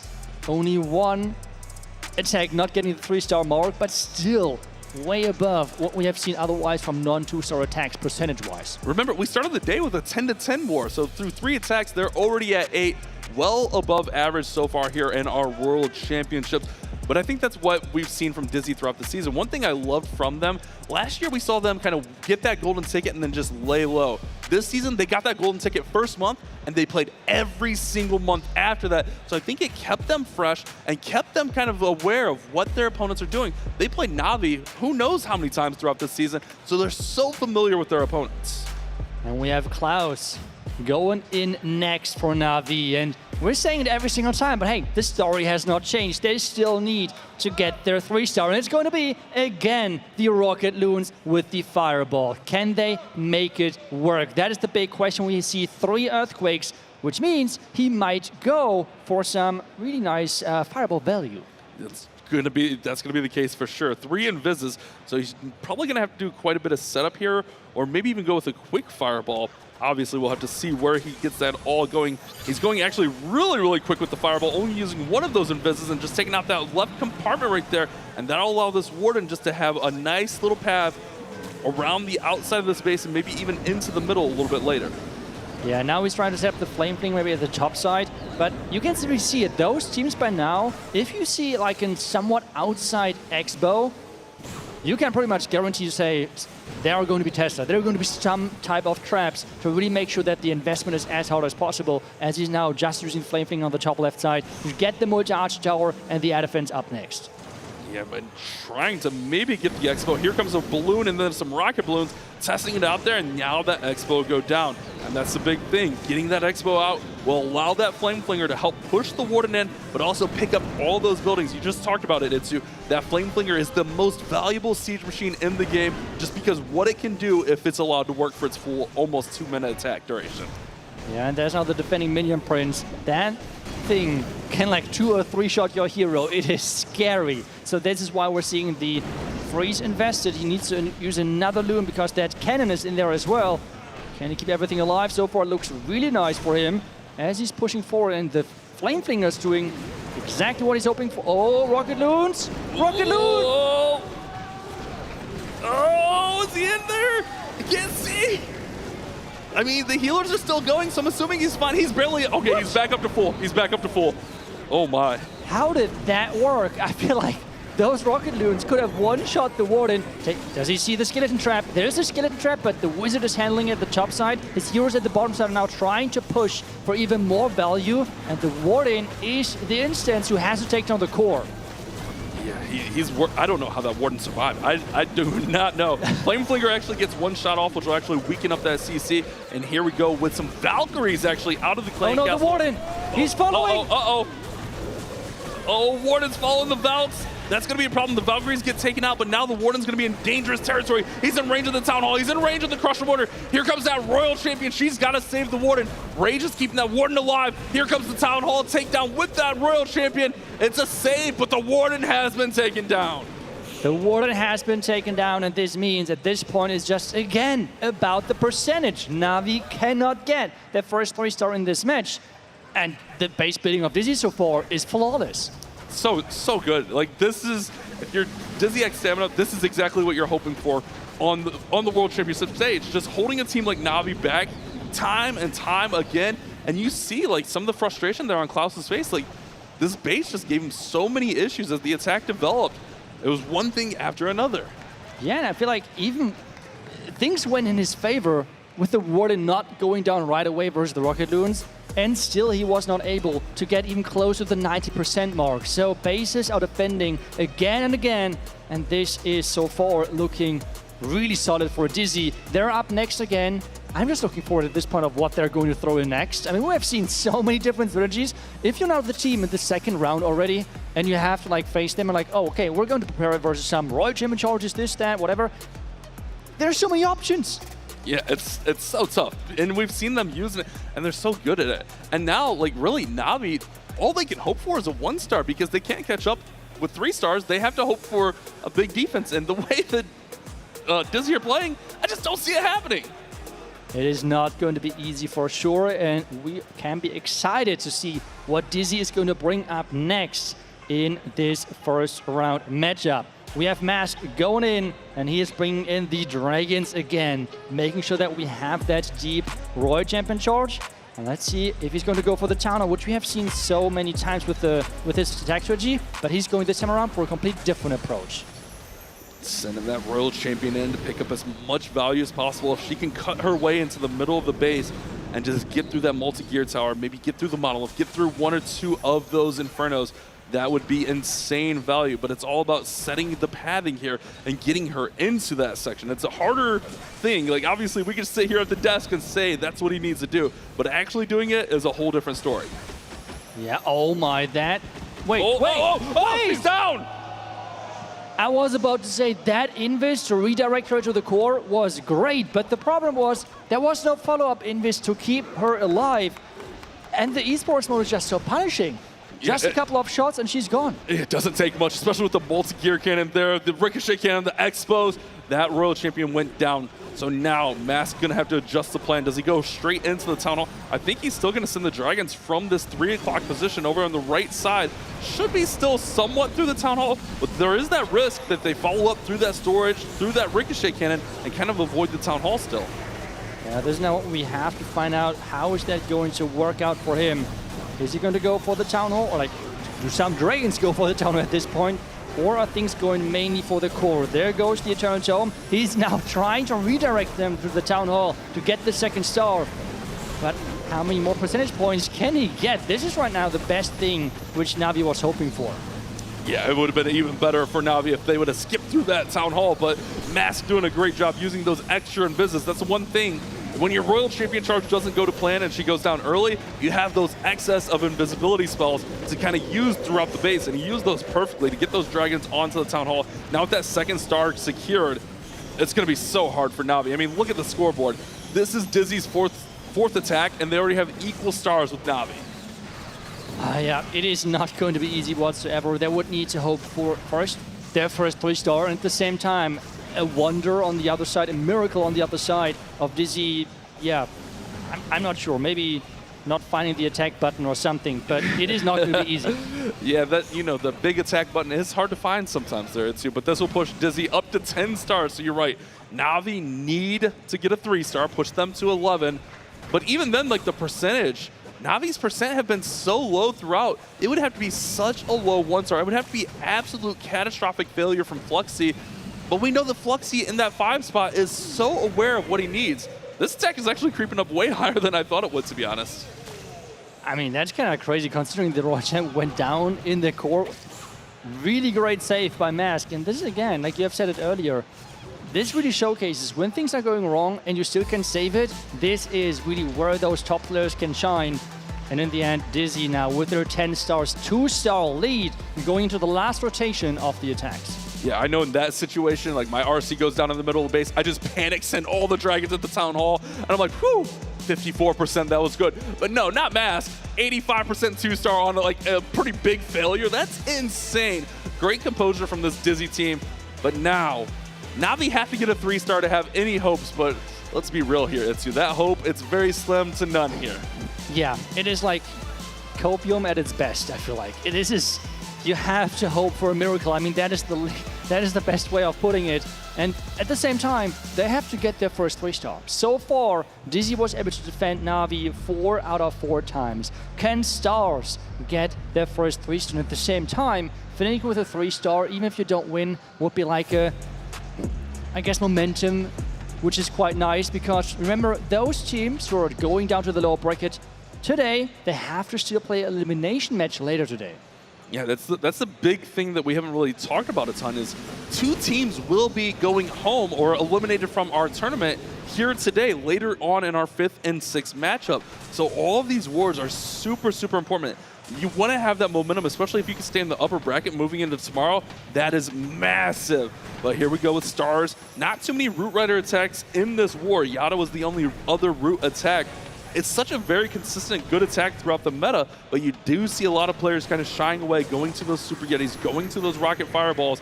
But now, Stars, with the war on the line, electing to go with this deep RC charge into Roots. And the question is, can he get enough value to really make the heavy investment worth it? Remember, he has... no. Oh, she's hanging on. I mean, that is... Oh, she nearly dodged the recall spell as well. And at this point, he only has the recall spell to redeploy her. Nothing else on the spell side. That's one thing I don't like about this attack is Roots really needs some kind of support. If you can like take out a couple of invises and bring in Overgrowth, I think that works really nice. But when you commit all of those spells like you would with the Dragon attack, we just have rarely seen this work throughout our season. Yeah, it is not easy, that is for sure, as the Root Riders are pulling ahead because of some Ice Golems really freezing the back end. And right now they're taking quite some damage. The healers are not there to cover that up. But now as they're catching up, the Root Riders should be fine again. Healing, catching up, getting those Root Riders nice and protected. Royal Champion now getting in front as well. King will go to the bottom side of the base to cut off the pathing and allow everything to circle around. Remember, no more spell support. All the spells are gone. So it's pretty much what can the Roots do here with all of this healing support. King's in there, obviously providing some nice tanking on the bottom side with all those snakes. Royal Champion's in there, but look at the backside of that base hit too. There's a lot of base left, that is for sure, but the pathing so far looks pretty clean. So he's doing a great job keeping everything together. It's now about how can he approach this backhand. The Fox now going down, which was so far a great way of saving that Royal Champion. Can she survive that multi-gear tower? The multi-gear tower going, wait, Diggy. Diggy stun! Diggy with the Stone Cold Stunner on there to free up the Royal Champion, and this is looking really good for Stars. Queen ability pops, action figure gets that giant out. King still has ability, and Stars gets NAVI on the board with the 3-star. Finally get through one of these difficult DIZI bases. NAVI has arrived at the World Championship. Unfortunately, a little bit too late, but at least this means that for their match later on, they are hopefully ready there. But wait a second, the first part of the miracle has happened. The question now is, does the second part of the miracle is going to happen? Because DIZI still has the one attack left. I mean, anything's possible. It is a very crazy possibility. I think it's like, it would have to be like low 70s, high 60s, something like that. I don't have the exact math, but it would have to be a really epic failure. Yeah, and a 1-star. So like in no percentage and 1-star. I think Flexi knows better that he has to go for just a safe 2-star option. And let's see what his choice is going to be for this attack. He is going in with the funny face. Is the attack looking funny as well? We're going to find out as he's going in. And we have the Root Riders as well with 2 overgrowth. The Town Hall somewhat far on the outside, but he's just going from the far opposite side. How is that going to turn out? Let's find out. Obviously, any 2-star wins the war, but if this is a 1-star, it needs to be a 66%. If my math is correct, NAVI are down by 35% here. So 66% will win the war for Fluxy. Obviously, any 2-star wins the war as well. Ooh, the redirect to get that multi-front tower. There's 2 more invisibility spells, so those pros are all going for the heavy investment when it comes down to the Royal Champion charge. Getting the multi-front tower as well, which is on the flank of the town, on the point tower as well. Wow. What? Wow. The last spear. Great pickup there, getting that poison tower out of the way. And now look at this line straight to the Town Hall, Itsu. It's a straight path of destruction for these Root Riders to trounce right onto that Town Hall 17 building and secure it. And that was just such a beautiful setup for Fluxy. There were a lot of red mines. Are there black mines behind that? Let's find. Okay, there is a. Okay, no black mines for those healers. But the Town Hall is just so close. It's so hard to miss that, I feel like, in this position. The Ice Golems are trying their best to lead troops away from the Town Hall. But I mean, the King, the Queen, everything charging forward. And the Town Hall is just going down as the next building. At this point, it's only 50%, which he has to reach. And he's still got so much left. He's still got the Super Barbarians, still got King and Queen ability. And it's looking like Fluxy will secure the victory for DIZI X Stamina, moving them on in the upper bracket. Obviously, we still need that 50%, but with all those troops still on the board, it feels like a sure thing. 48, 49, 50% right around the corner, and there's the victory for DIZI X Stamina. Let's see, can he still 3-star? I mean, that would be pretty epic to start things off with 13 stars as a I mean, let's find out as the Root Riders are pushing through. The King, Queen still having her abilities. The Warden has to get popped really soon. Good call. Good call. Pops that Warden right as you're yelling it into. I love it. But man, there's still a lot of base left, and that Minion Prince with that Crusher Mortar on the top side. We've seen that single-handedly shut down so many attacks. Here comes some rocket balloons in, trying to get some damage in, maybe even take out the multi, but there's some red air bombs going off, some Seeking air bombs going off as well. All the traps, it feels like, have been pulled as he's still working through here. The healers are still up. Yeah, so far they're still up. The multi-front on the core is giving him a tough time. It's staying up for now with more hero ability. Can he make this work in time? Only 20 seconds left. Yeah, but ultimately it's not going to matter. Fluxy being in that 5 spot is so aware of what his team needs. He knows when he needs to step up and get that 3-star, but he also knows when he needs to step up and just get that safe, secure 2-star. And I don't think his team is going to be upset with him putting up a 94% attack here. I mean, it's such an epic performance here from DIZI. Ends up actually at 93%. And DIZI are showing you why they were our first team qualified, why we saw them each and every month taking down a fan favorite, the points leaderboard winner, NAVI. Such an impressive showing. This is all you can say. The way how they have started the match, the way on how they have put pressure on NAVI, that was really impressive, that is for sure. And this means DIZI going further in the upper bracket, while NAVI dropping down the lower bracket and still having to play the first elimination match later today. Yeah, and making those lower bracket runs are so much harder. But NAVI is one of those teams that we saw throughout the season make some of those epic lower bracket runs. Always ended up coming up short because they did win throughout the points leaderboard. But we saw them make some very, very impressive runs throughout the season as we see our teams walking off the stage. But I mean, DIZI XiBai, they look so good there. They looked impressive. And we have highlighted earlier, just like the meta on like how the strategies are shifting. I feel like it really favors them with having so strong fireball attackers. But I feel like we should find out a bit more about this match. So let's go to the stage. DIZI Stamina taking the victory up here on the main stage. I've got Mask here with me. You know what? What a way to make an impact, your team. Stepping out onto the stage, opening up that war with back-to-back triples. How were the comms when that first happened? Did everyone kind of breathe a sigh of relief? And was everyone really positive, or were you all just zoned in? We were very happy, of course, to starting with 2 triples, but we tried and keep the calm. Like, we kept telling each other, focus, it's not over until it's really over. So we try not to watch defenses ever, just watch the teammates attacking when we need to help them. It doesn't need to affect our mental. Then if we triple, we cheer all together. If we get a defense, we cheer all together. And if we fail, we just give a nice try and go next. Why don't you like transport us, you know, the people watching at home and the people here at DreamHack as well, transport us to like 30 minutes before you come onto the stage. What's it like backstage? Is the energy high, or is everyone just really calm and focusing in? Do you guys communicate a lot, or do you kind of let each other zone in? What's it like backstage? I think everyone has its own way to approach a match. Personally, my team is quite like joking. We like to talk a lot, laugh a little bit, and then we just let the silence reign when the prep, like the war, is about to begin. And then from that point on, everyone takes everything so seriously. We just try and cheer each other up before getting on stage, and go through the plans together. Everyone just tries to do his best, but keeping the focus there and getting into the zone. Yeah, I mean, we've spoken a lot to a lot of the teams after their matches today here on the main stage about who their future opponent's going to be. Now, you're through to tomorrow, but next up on the stage, we're going to have Tribe taking on XiBai. Now, XiBai being the more unfamiliar team that you probably haven't played against as much, and then obviously Tribe Gaming, who have that wealth of experience. What's your view on who you'd rather face against tomorrow, or who you think is looking dominant out of those two teams? I don't really want one particularly. I think they are both insane teams, candidate to win. I respect them so much. They're all my friends also, so may the best win.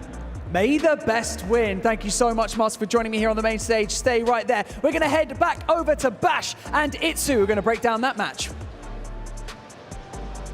Great interview there, Banks. Man, DIZI XiBai looking so good throughout that war.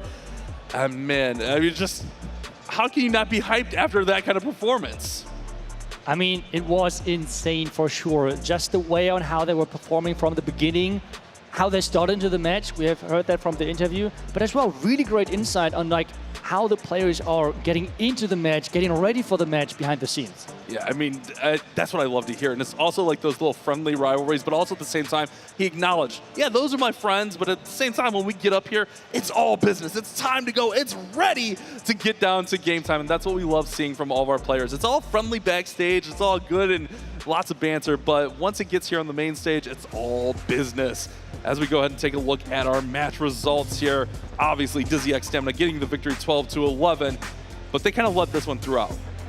Yeah, I mean, just the showing on how they performed, especially the beginning, it was just so hard to really like, I don't know, get into the match for NAVI, but Corbin, you're up here as well. Like, how does this felt as a spectator down there? Oh, it was amazing just to be watching the 3 stars coming in from just the DIZI X STMN. The 3 stars, even to start off your match, set the tone. And with NAVI being a fan favorite, going down to the lower bracket, something a lot of people were probably not expecting. But remember, we did see that DIZI STMN was the very first team to get a golden ticket, and they did get every single qualifiers. So they proved why they got the first ticket. They proved why they are here, and it was an incredible match from them.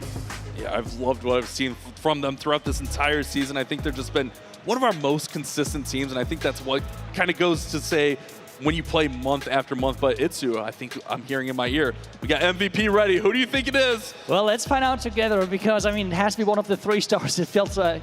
And it's Dark Star. I mean, you have to be, it's so impressive how he split up the base, having heroes everywhere at the same time.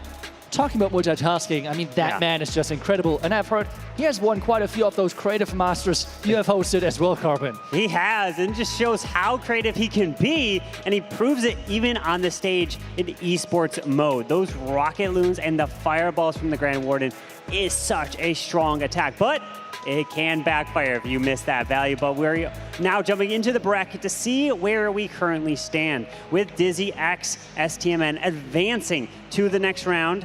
But Tribe Gaming versus XiBai is going to be up next, and the winner of that is going to take on them. But if you lose this next match, you're going to be going against NAVI down in the lower bracket, which we will have both those matches today. We will be sending 2 teams home. They come all the way out here to DreamHack Atlanta after the first day. They could just be eliminated like that. Oh, it's a heartbreaker, but that's the way the esports goes. Someone's got to win, someone's got to lose. It's just the unfortunate consequence of any kind of sporting, any kind of competition. Just the way it goes, Itsu. That's right. It is unfortunate, but at the same time, all of the teams have it in their own hand, and based on the preparation that we're putting in, based on the meta read and how they're as well breaking down the other team. But I feel like we are slowly getting ready for the next match, which means let's take a look at a couple of the highlights from the last one, and then we are right into our next matchup.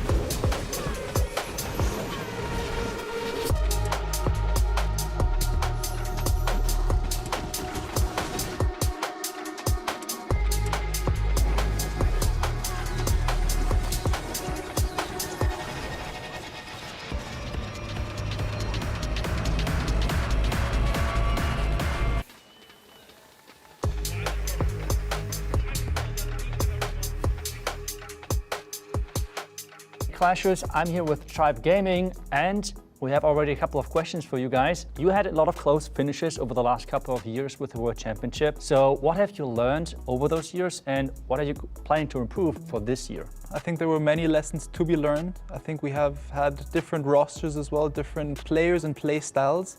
And I think just overall learning from the mistakes, to answer the question, is the most important thing, that you don't repeat what you've done wrong before, and that you're just strong as a unit, strong together, talk to each other. It's always better to double check something with a teammate than just going at it yourself. Tribe Gaming is really known for as well their base building, and just a few weeks back we had the Springtrap rework. Based on your experience so far, what would be your assumption on how big that rework of a Springtrap will have on the competition?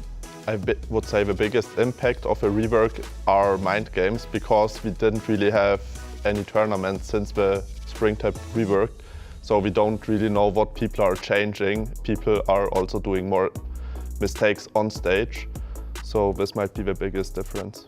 Tribe is known to be a really emotional team, and as well, do you think that those explosive emotions on stage are going to be an advantage for you in this live competition? The emotions and people cheering in the crowd for us will have a huge impact on our matches. We're this year here in Atlanta, Tribe's home country. So yeah, we are all expecting a lot of Tribe fans in the arena. Our matches will be very electric, and we'll see a lot of emotions during them. From the bottom of my heart, I want to thank especially Tribe. They're a big support to us, our fans, family, friends. We're really grateful for everything that they do for us, that they support us with, and yeah, we're excited to play.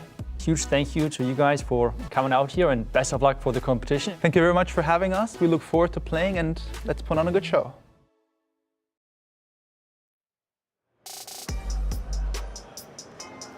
Two more teams are left to make their debut here at 2025 Clash Fest live from DreamHack Atlanta.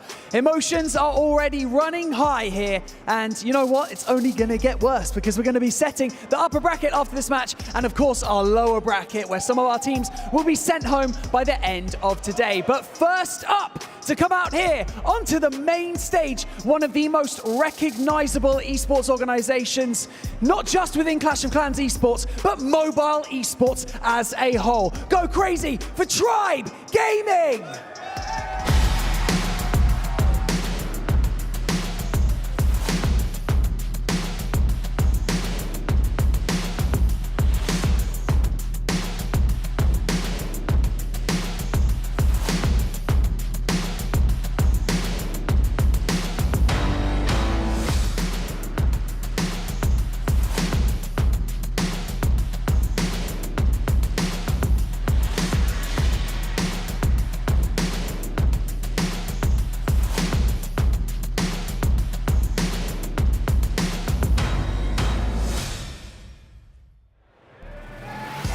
They are Kronos, Nabrax, P. Castro, Temper, and Rikires.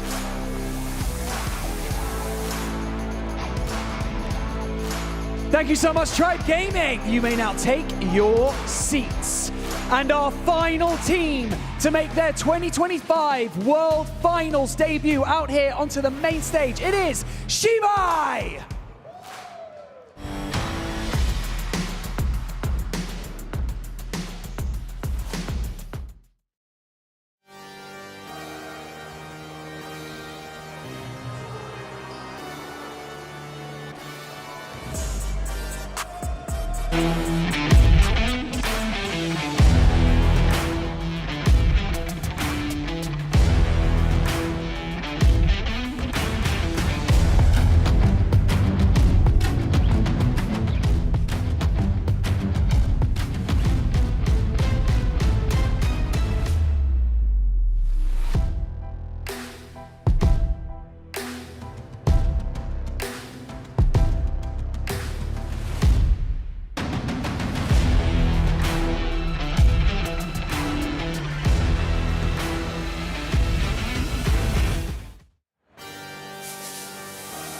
They are Wei, Nian, Meow, Seven, and Suben.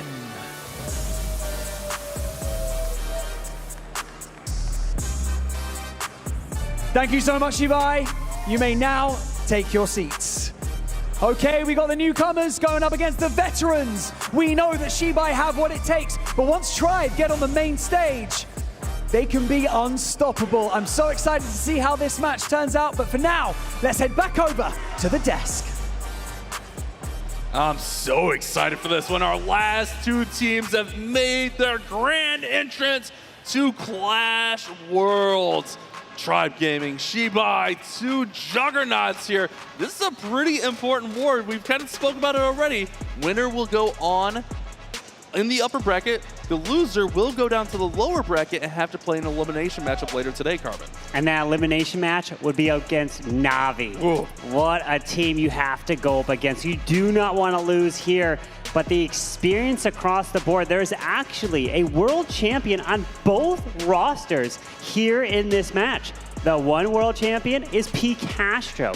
He won it back a few years back, and he's trying to be the first ever to have two. No one in Clash ever has won 2 world champions, but their opponents also have another world champion. You have to think far back. The first back world championship. to 2019, and that's Wei. He won it, and he was the MVP. Yeah, Wei has been a juggernaut in Clash of Clans esports from the beginning. We've seen him playing under different banners, but as Carbon said there, did win that world championship with Nova, Nian, Seven, Meow, Wei, and Subin here. Kind of like the dark horses, although we've seen them playing under different banners like Boom Academy. They did qualify through that Chinese qualifier, which is completely separate from our main tournaments. Yeah, and qualifying through there is still such a tough competition, making it here today for the World Finals. And we saw some of these players even last year, they were under the name Sub-BLTX. So they have some world stage experience, but some are new. Some are able to be now attacking under the lights for the very first time.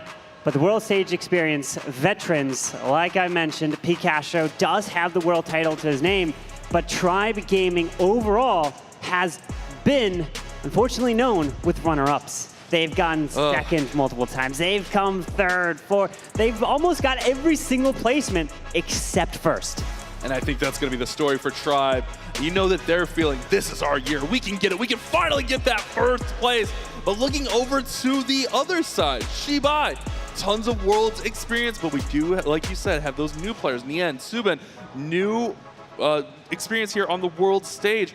But remember, Wei, having that world championship winning experience, I think that brings so much to the table for a squad like this. And when talking to the players over the last few days since they flew out here, ask him, who do you think is the best team? Who do you think has the best odds of winning it, right? Of course, they believe in themselves, but a lot of the people were saying Elevate as #1, the favorites. And then the 2 other favorites are the 2 that we have here right now. Tribe Gaming taking on XiBai. Tribe Gaming's been doing such a great job, and then XiBai is going to be an dark horse. We're going to have to see, but I'm hearing that we've got a little vibe check to go check in with with Barney, so let's go hear what he has to say.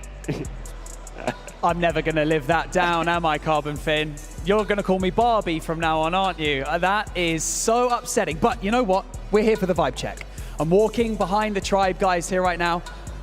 I'm going to have a quick chat with Kronos. Kronos, how are the boys feeling? What was the last thing you said to them before you came out onto the stage? Nothing really. I think we're all just very focused. I think we're ready to go, and let's see what happens. Ready to go? Let's see what happens. The vibe check is feeling strong back here. XiBai looking like they are zoning in. They're all wearing jackets on the stage. I don't think it's particularly cold in here. I'm surprised they're not sweating. But you know what? The vibe over here is what really matters, because the audience are giving off vibes right now. How are we feeling about Tribe Gaming? That was to be expected, let's be honest. How are we feeling about XiBai? Give it something, come on, give it something. You know what, we could see a dark horse victory over here, or Tribe Gaming could storm the stage like we've seen many a times in Clash of Clans esports. We're gonna do your audience predictions right here, right now. I'm gonna find out who has predicted who in this upcoming match. Let's find out.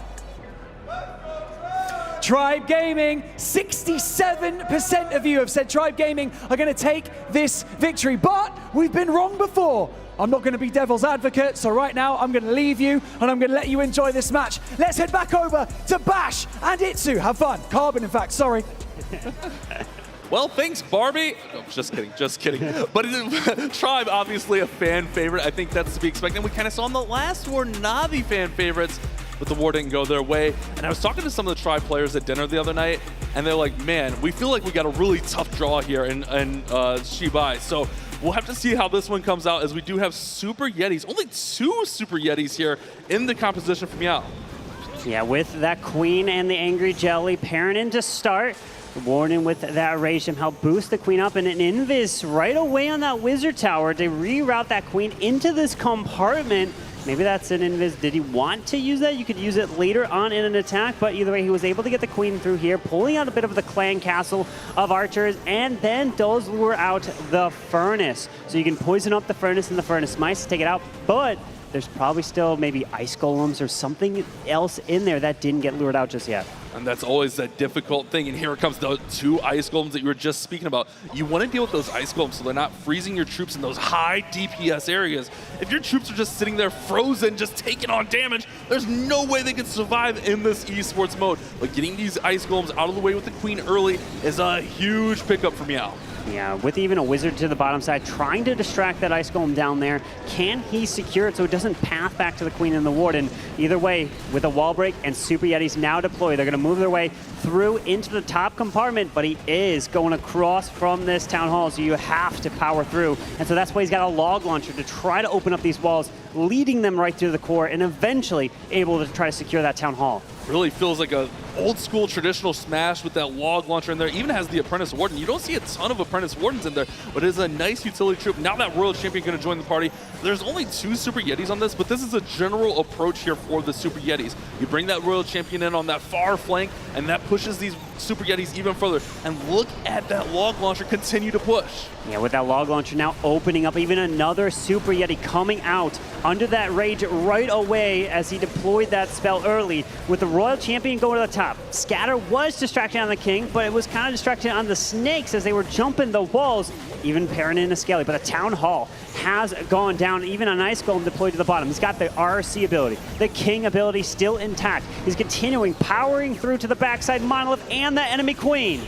Wow, just hanging on. I was watching that RC. She got so low, but remember with those Electro Boots, she gets just a little bit of passive healing. Still has the Royal Champion ability. He's going to have to force it out. The Hog Puppet will spawn out those hogs, but the Crusher Mortar there, they could get absolutely destroyed, but it looks like it locked onto the Royal Champion, actually. Oh, yes, we have the RC now going down. Monolith stays up, pops the King Spiky Ball through these defenses, but with an enemy Queen still alive, the King does not have the Phoenix. He goes down, and we have our first defense here of the match. P. Castro holding strong. So close, but so far. I think if he would have maybe got a little bit of a different break there where the Crusher Mortar maybe locks onto those Hog Riders instead of the RC, maybe even the Monolith, it could have helped out a little bit more, but this one should push it up. The Archer will get this down and be at 90%, which realistically is pretty on par with what we've seen throughout our first 3 wars.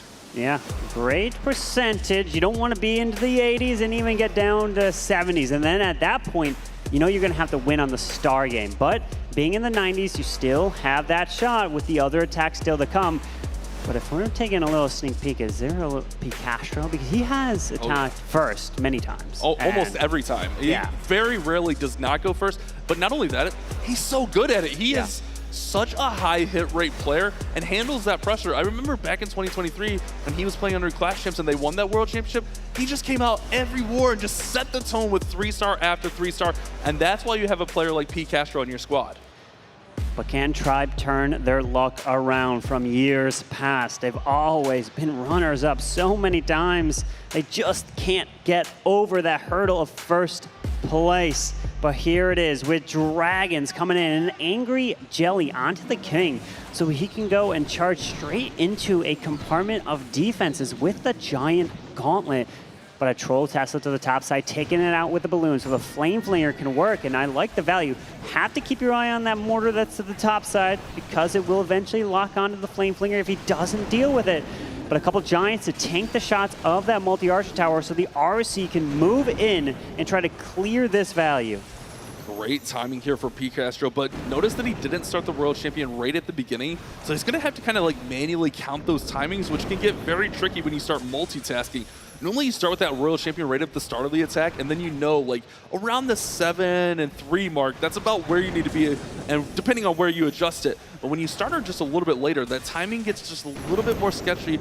obviously we can all count to 4, but when you're doing it under this kind of pressure, it just adds so much to the attack. At this point, I think he can get the RC to the Town Hall. If he does, powers her way through, that would be some nice value. Invis to reroute. Yes, the RC does lock on the Town Hall, because if you leave a Town Hall like that in the core with really no buildings around, it could be a huge pain to try to secure the Town Hall, and it could lead to 1-stars. She's still going. Check this out, Carbon. She's going down for the scatter. She can get this poison tower out. That's a huge pickup. Still one more Invis. Is the Spirit Fox still up? Yes, Spirit Fox still cooking. What? Pulls out the CC. This is a crazy Royal Champion charge for P. Castro. He even timed the Spirit Fox, pulls out the rest of the CC. Great job, and even has that final Invis left. With the Dragons now coming through, the Lava Hound is going to trigger the Giga Bomb, trying to pull any other traps, which very nice Hound actually, so it can protect these Dragons, and no other traps looks to be in this bottom side of this base at the moment. One red air bomb there on the outside for that Baby Dragon, but the Baby Dragon has no issue with it.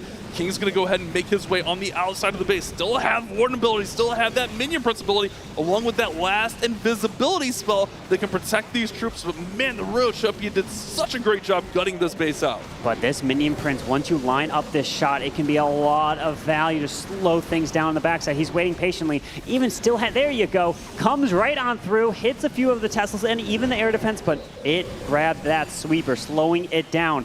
Warden ability goes off. King steps in, now steps out back in to stay protected.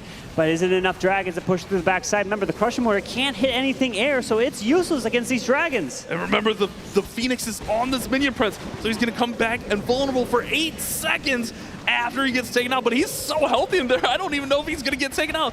Queen is going to be a distraction on the far side. The multi-gear tower is just such a nuisance. The Crusher Mortar went down. Tons of Dragons, but look at that time, Carbon. 10 seconds almost. Time is the issue. It's going to be a time fail here. He's got the Minion Prince, a few Dragons with that Warden still alive, but unfortunately not able to power through the back part of this base. And it's a 96% 2-star there for P. Castro, which is just still a bit above, right, that we saw from XiBai. And that is a still small lead.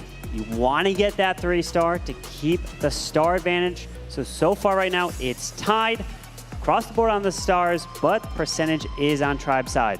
But if you're XiBai, you're almost thankful for that, because that was a 3-star. If he had 10 more seconds even, that's a 3-star. So they kind of catch a break there with that time fill. Beautifully executed attack there for P. Castro, but ultimately, that's the one risk, especially in esports mode. Those long RC charges, you have to just get everything cooking as quickly as possible.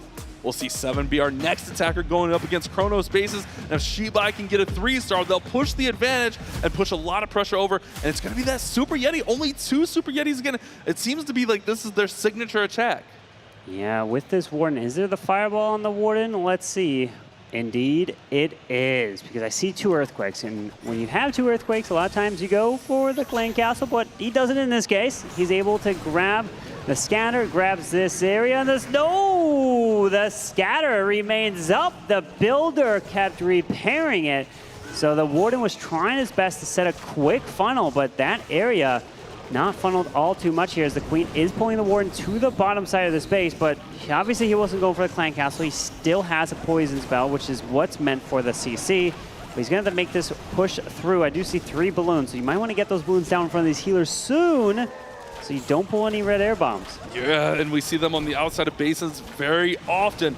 One thing to keep in mind, we kind of talked about the difference with Legends mode, but here in Esports mode, there's also equipment modifiers. So those fireballs are a little bit weaker. They're -6 levels, so that's why you see him bringing in those couple of Earthquakes. But unfortunately for him, the Battle Builder was able to go over there and heal that scatter shot, and that's why it remains. Yeah, the scatter shot is now locking on the Queen, deal quite a bit of damage, and the healers need to switch targets onto the Queen here. Moving through, the Booger does trigger the Tornado Trap, pulling out the Clan Castle, but Bash, the Town Hall is going to be safe toward the end of this attack, which is going to be very risky. Not only risky, it's scary, Carmen. That's such a long way. I wonder if he goes ahead and throws the Royal Champion over there on the left. Yeah, there she goes. Royal Champion in there on the left side along with the King to kind of just push everything through the middle of the base, because the Log Launcher will go ahead and open everything up. So now he'll just have a direct path if he can get these Super Yetis through. They're taking so much damage, especially from that scatter shot that remains. Can he get all the way through this Town Hall? But the Log Launcher, it opens up with that extra Super Yeti. and the middle of the base isn't open. No, he's got to push through with the king to the left. Does die. Phoenix comes through, but the log launcher is already done. Queen is getting stuck on a wall, so she'll join, but the Town Hall is not getting locked onto. No Royal Champion to save the Town Hall, and Bash, there's no way that doesn't have any troops remaining to grab it unless somehow the Queen goes for the perfect wall and ignores everything else, but I don't think she's going to. No, there's no shot. He needs the Giant from that action figure equipment to pop through there somehow, but he's just getting shredded here by the defenses, and the Giant goes down. Wow. Now it's just on to that Clone Queen, and unfortunately for 7 is going to be a 1-star, and Tribe Gaming get the epic defense on a huge risk play. Sending that log launcher from the top side of the base, not able to open up those core walls near the Town Hall. He needed it, so it gave him access. He took all the risk. You see there's not too many buildings and defenses left after the Town Hall even staying up. Percentage is close, but he forgot the one critical star, which is the Town Hall, and now that is almost just like Tribe getting a triple themselves. They'll have the star lead, and now XiBai is going to have to really make a comeback.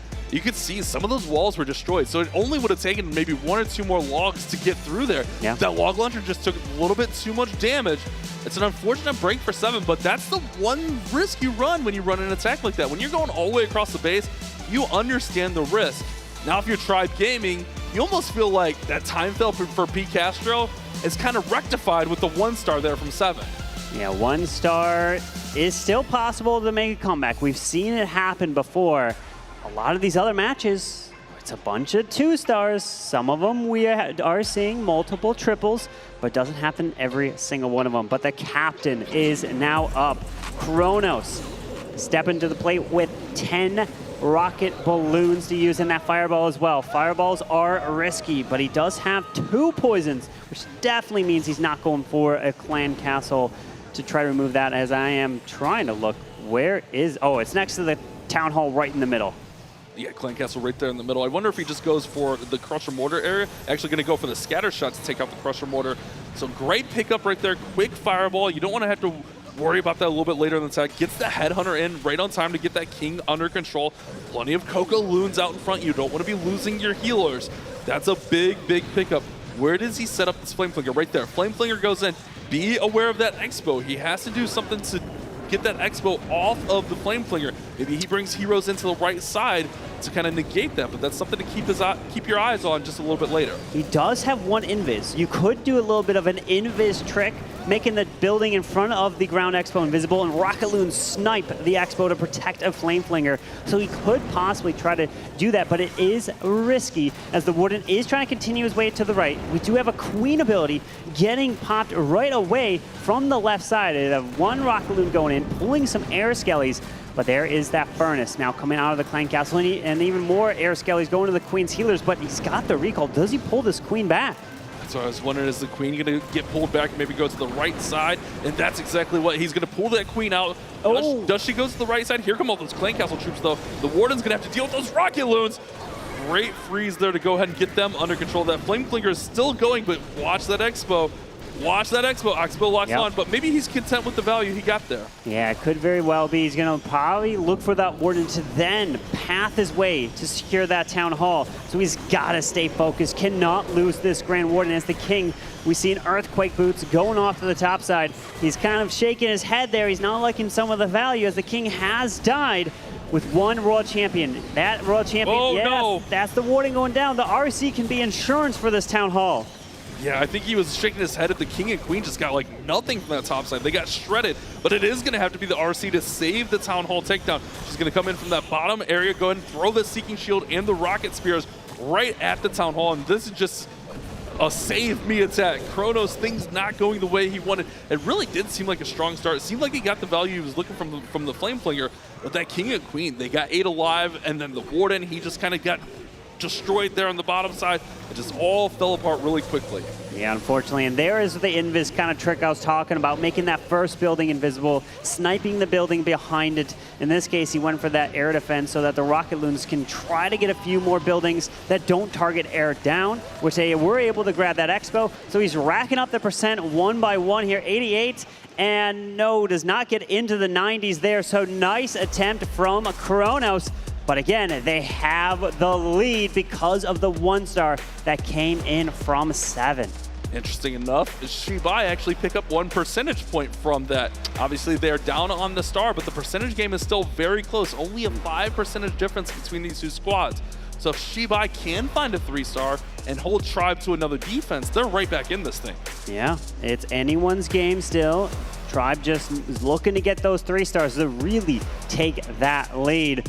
But if we see a 3-star from XiBai, they're back in it because we've just gotten those 2-2-stars from Picastro and Kronos. But we've got the Tribe fans. They are celebrating. They are rooting for their team. They are trying to get them over that hill, get that first place prize. They've always come so close.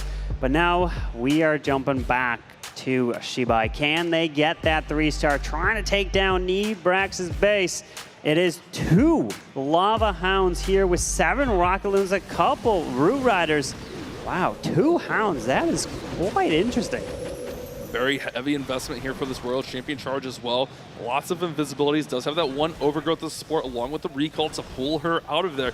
But you're right, Carbon, I wonder if he sends 1 to maybe like pull out Poison Spell Tower, and then maybe 1 to try to trigger the Giga Bomb. He's going to go ahead and redirect, but he gets trapped. Tornado Trap is spinning that Royal Champion. She's going to be visible for just a second, goes ahead, keeps that under control, but he's not going to be able to get that full value he was looking for in the core. He had to use so many spells in the Spring Trap, so launching the Royal Champion here, he wants to also keep the Spirit Fox alive. He grabs the Monolith, grabs the multi, he tries to time the Spirit Fox and pulls her back with the Builder Hut going down, but he wanted that additional multi to go down, and one thing he probably also wanted to grab is the Clan Castle. If you can pull that CC out early, you don't have to deal with it in the core of the base. Yeah, but you don't want to risk losing that Royal Champion. It's such a big investment, and losing a big piece of the puzzle that early is such a devastating blow. But now look, that Royal Champion, she's starting to get some of that healing from all those healers. Root Riders are out in front tanking, but look at this. Those Ice Golems, they're coming out and they're going to freeze up all these troops right in range of the Scatter Shot, right in range of the Town Hall. That's just so devastating. With the Warden Eternal Tome still intact, he's waiting as long as possible to use it, but the Giga Bomb is down south. It looks like the Roots and everything are actually going to path right towards it, which is going to be a problem, taking all that damage. Giga Bomb goes off, so he does indeed use the Eternal Tome to help protect him, and now has to encounter the defensive Minion Prince. It looks like Royal Champion and Queen can help take him down pretty quickly. Pairs in a couple of Rocket Loons to the bottom side. Doesn't have much left other than the key ability and 1 Wizard to use. He did use one of those Lava Hounds on that air defense over there by the Queen to pull that Poison Tower out. So there's no spell on that Poison Tower, so it's not going to slow down his troops. So that's why he brought in that extra Lava Hound. A great play later in the attack, but at this point, everything is fading, and he's going to have a tough time getting this percent up. He's racking up percent slowly, but if you're down on percent in this war, it's going to be hard to come back since you had that 1-star. But we do have that Giant coming back around from the bottom side, trying to join in with the, well, the Queen was there in the core. She did go down. A couple Giants as well, and it's in the 80s here. 1 final Wizard will go down to the mortar to the top side. Won't be able to grab much, but this Giant should be able to grab at least the Sweeper and this air defense. So very nice try. Nebrax does hold the defense here for Tribe Gaming, and the Giant goes down. So an 82% that we are seeing here, and they are down in this match, unless there's an archer down there. One little archer that has or maybe dream. There's or a snake? Oh, snake. Yeah, there's a snake. There was something down there. 83% will be that final number. A little bit below par, a little bit below average here. But at the same time, the way that one was going, it could have been a lot worse. So you kind of keep your team in it. And this has been a pretty defensive war. So you're hoping you can hold Tribe back yet again and still be alive.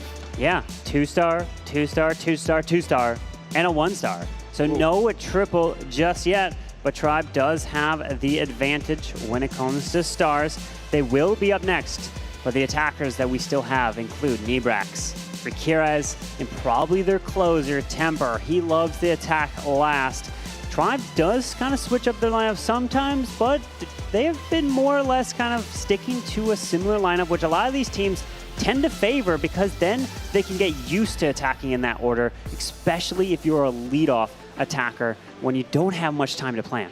Yeah, and that's why having a player like a P. Castro on your squad or a Max for Elevate, it's just such a valuable thing. But Nibrax will be our third attacker for Tribe Gaming. This is a very, very important attack. A 3-star here almost puts this war out of reach for XiBai. A defense keeps them alive. So what can Nibrax bring to the table against Meow's base here?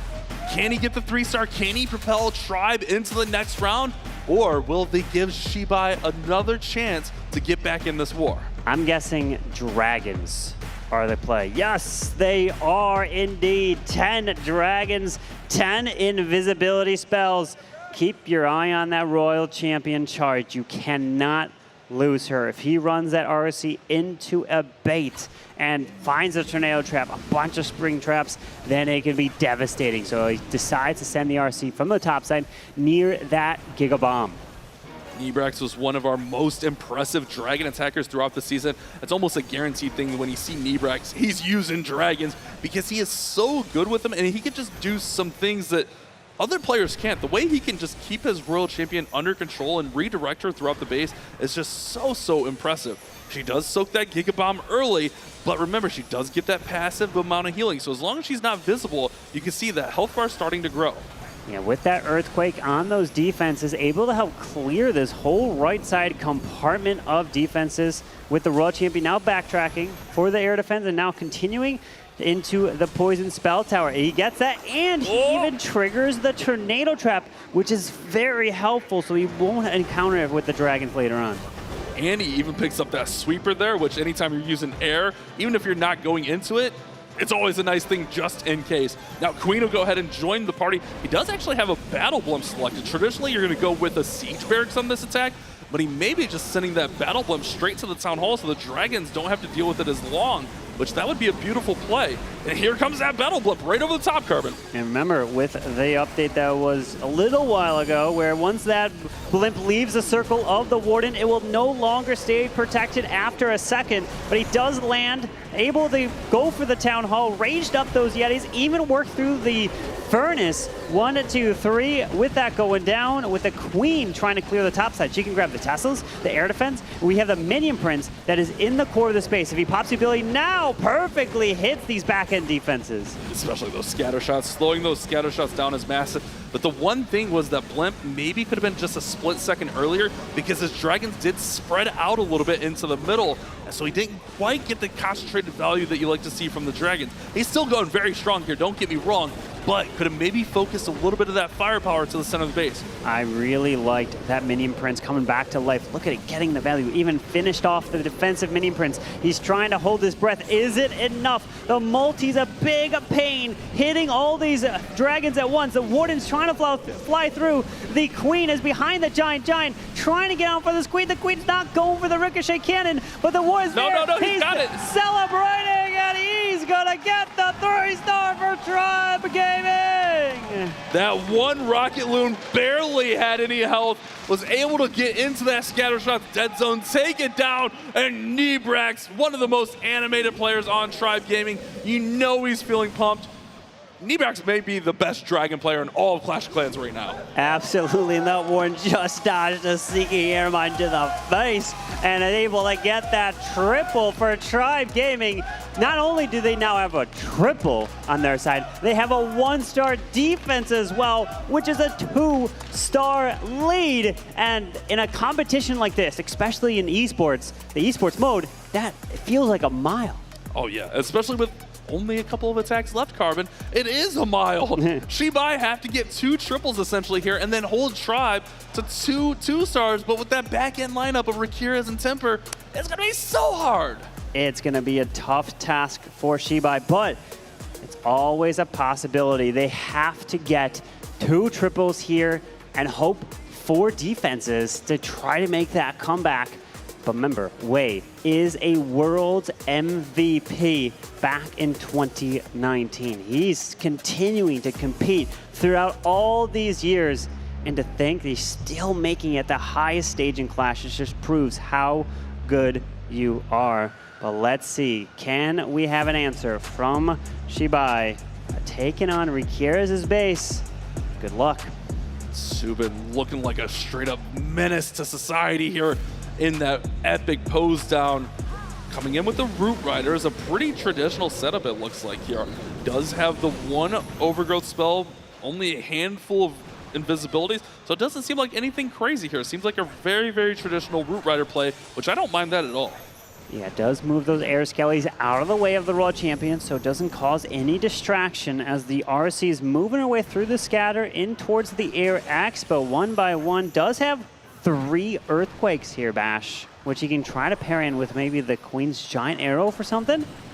Giant Arrow with the log launcher. Oh. Town Hall, multi, CC. If he can keep it alive, especially with this multi going down, the Monolith, oh no, Monolith is locked on, Monolith is locked on, oh no! That Monolith taking down that log launcher is such a huge play. Not only does that go down, but look at this, the wall is not open to the Town Hall. He does have a wall breaker to get through there, but also that multi behind the Town Hall, the CC, I think those were intended to be taken out as well. Well, he's got a poison, so I don't think he was going for the Clan Castle. True. Just the multi and the Town Hall, both going down. He would not have taken all that damage, but he does overgo at the backside, continuing, trying to power through. Is it enough as the Roots are making their way left, though? It looks like the healers half path off to the Roots over there. He needs to drop a couple headhunters for the defensive king since the Roots will not target it. Warden now bails from the Roots, which you really want the Warden with the Roots and the healers so you can then have that Rage Gem benefit the healers and heal them up quicker. He's over there with that Royal Champion now throwing those Rocket Spears, and here comes that Crusher Mortar. Just dealing damage after damage. Now locked onto that Royal Champion, and she is just taking blow after blow, but she's still picking up defenses. Crusher Mortar does finally get taken down, but the multi-gear tower takes her down, and you can see the disappointment in Subin's face. And this being a 2-star, all but locks it up for Tribe Gaming. Yeah, unfortunately not going to be able to pull through in this one. It really came down to that log launcher not freezing the Monolith in time, and the log launcher getting popped to be open and not continuing those logs through the Town Hall to take out the Town Hall, Monolith, multi, which would have set up a great funnel for the Roots to the left side of the space. He's letting it play out here, but Tribe right now are looking so good with 2 more attacks, one from Rikira's and one from Temper. Especially when they came into this match kind of feeling like they had that tough draw. I mean, XiBai, we've seen them do some really amazing things. Getting through that Chinese qualifier is no easy task. But again, Tribe Gaming knew that this was not going to be an easy matchup, but getting that 1-star early just set the tone, and then piling on a 3-star on top, Tribe Gaming are looking so impressive here. Yeah, very impressive. And when I actually spoke with XiBai the other day, I asked him which team were they kind of really wanting to face. They said Tribe Gaming, right? The first team that they got matched up here. And these first matches, well, these teams have had a lot of time to prepare for them. It's the upcoming matches that's where it's a toss-up. You don't know who you're going to play, so you're going to have to start planning for all of them. But really, these first ones, they've had a lot of time to try to design specific bases for these attackers. But the one thing with XiBai, you don't have too much info as you would have with the other teams because you don't see everything that's going on the scene with the Chinese qualifiers and the attacks that they come in with. But they know pretty much some of the top of attacks that everyone's going in with. They try to defend against those, but Tribe's been looking really good so far. And it's really just kind of like what variations of those meta attacks are you going to see? And it seems like Tribe has just been so well prepared. Check this out from Rikira's 11 total rocket balloons for his Root Rider attack. And it's going to be a heavy RC charge as well. Tons of invisibilities here, so this Royal Champion has to pick up tons of value. Might even look like he's going to push her in towards that Town Hall with as much as he has and the heavy commitment. I think he can get her in there. Double rage compartments. You have to keep your eye on those. Where is this RC going to go after this? Ricochet cannon, invis to the top. Does she go? Okay, yes, into the Crusher Mortar. And the nice thing is you pop that RC ability, so she was able to advance past the Crusher Mortar, and while those invises were still active, continuing to route that RC straight to the core, getting that value. Now it looks like she's going to the left, continuing to go into this Rage Spell Tower. he can take that down, which, no, he can recall her. Does he recall her? Rage spell? Yes, perfect value right there. Great pickup. Here comes some more Rocket Loons, just taking out some of those outside buildings, now going for that multi-inferno. Trying to maybe pick up some traps there, it felt like, as now he's going to go ahead and start that Root Rider attack. It's going to circle in around the base counterclockwise with the pathing set up from that Royal Champion. Yeah, with the balloons out in front of these healers trying to protect, you have the Troop Launcher trying to launch those balloons out in front of the healers to continue to protect them. But it's going to be fantastic with no Rage Spell on the backside, so he doesn't get hit by those raged up defenses. But we do have a continued push through, still with a Warden Eternal Tome to protect everything as he's trying to make his way to the scatter. Distracts the Monolith with a Skeleton Spell, but we got a lot of defenses back there with that Minion Prince. And remember, with this kind of attack, you don't have that additional spell support. Sometimes having that one overgrowth, especially in the area where that Minion Prince is with those Fire Spitters and the Monolith and multi-gear tower, having that one overgrowth could be a big difference maker, but when you commit to that heavy RC charge, you just don't have that. Here comes that Royal Champion, or the Warden ability, and that Royal Champion's going to surge forward to take out the Minion Prince here. A nice play from Rikiras, but the question is, can he get through the back end of this base? That Minion, or the Royal Champion rather, gets taken out right after taking out the Minion Prince. Unfortunately, the RC went down, which means that she wasn't able to finish off that Monolith. So he tries to sneak in a few Rocket Balloons to try to take the Monolith down. Will it be able to take it down with the death damage? No, it just damages it a little bit more. Does have the King's ability with one Super Barb left. Tries to sneak that one little minion in. And the minion that could not take it down, but he does grab the Tornado Trap, continues around the edge, only 24 seconds left. That Monolith is just proving to be a pain. The 2-star here is fine though for Rikiras. Tribe Gaming are already up by 2 triples. They're already up on percent. This will push them up to 9-7 with 1 attack each for each squad. So it's kind of similar to the last war we saw. XiBai have to triple and then hope for some epic failure. A 1-star attack from Tribe, which we just rarely ever see. Very nice try there from Rikiras. Unfortunately, a few things just didn't go right. But hey, a great percentage, and they are looking fantastic as there is only 1 attack left that is coming in from XiBai, and that is going to be Wei, the 2019 MVP. Is a previous world champion, but he knows they're down by a star from the triple. They're down by a star from the 1-star. The best they can get is 10. Tribe's already sitting at 9. So a 2-star from Temper, no matter what happens here, would lock up this match. XiBai need a 3-star here, and then Temper would have to just melt down and have a 72% or lower 1-star for XiBai to somehow win this war. But there's still a chance. There's still a chance. You never know. But Wei will be brought to the table, and it's going to be that Super Yeti attack with just those 2 Super Yetis. He is electing to go with the Troop Launcher here. Here comes that early Warden Fireball, just taking out that right-hand compartment. We have seen them using the Log Launcher on this one, but so far he has the Troop Launcher selected. Looks like there's a couple of red air bombs to the edge of this space, and some air skellies taking them down. Will the Queen get pulled to Tessa into the top side? More air skellies through here, or is she going to come back down to the bottom where he did decide to wall break through? And so he did do that, so it will open up another section of this compartment where the Crusher Mortar is, but he doesn't open up that wall. It's just barely waiting as he pairs in a super wall break. One of them actually goes to the far left side. Hopefully the Queen continues into the court, but he does have that recall, so he probably wants to pull this Queen and Warden back after this compartment goes down. Getting that Crusher Mortar out is massive, and then pulling out the Clan Castle also, especially that Furnace. You can get the poison down now on the Furnace and get that taken out. Getting the Fire Spitter, oh my goodness, he's just picking up value after value. Queen's a little bit distracted here, but here come the Ice Golems as well. Full Clan Castle pull. Does he pull her out now? Yes, there goes the recall for that Queen. Amazing value from that Queen Warden charge. Setting up that funnel so that right side is down. Now the Super Yetis with the recalled and redeployed Warden and Queen coming into the defensive Minion Prince. And we have the Ice Golem that on the offensive side froze those defenses, continuing to push his way through, but did he just ice block something there? He must have ice blocked maybe some of the Super Yetis from that Monolith. Does switch it out to the Log Launcher as well. He did have that Troop Launcher selected, but that Log Launcher is going to allow him to plow forward, open up the full base. Royal Champion and King are on the top side. That's going to keep the Yetis and the Queen and the Warden all in the middle of the base. I love this play from Wei. It feels like this is exactly how they execute this attack, and it feels really good.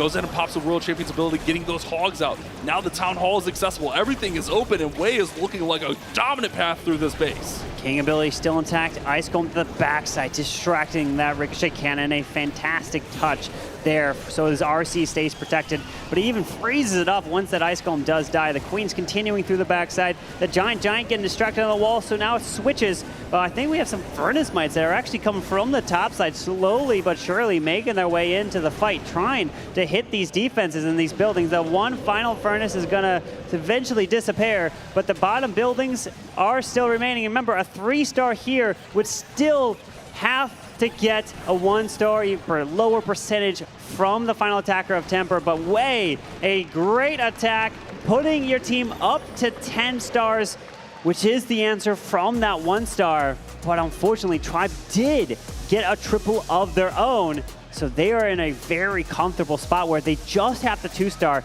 And a situation like this could 100% change your plan on the fly to make sure you send maybe a blimp to go for the Town Hall.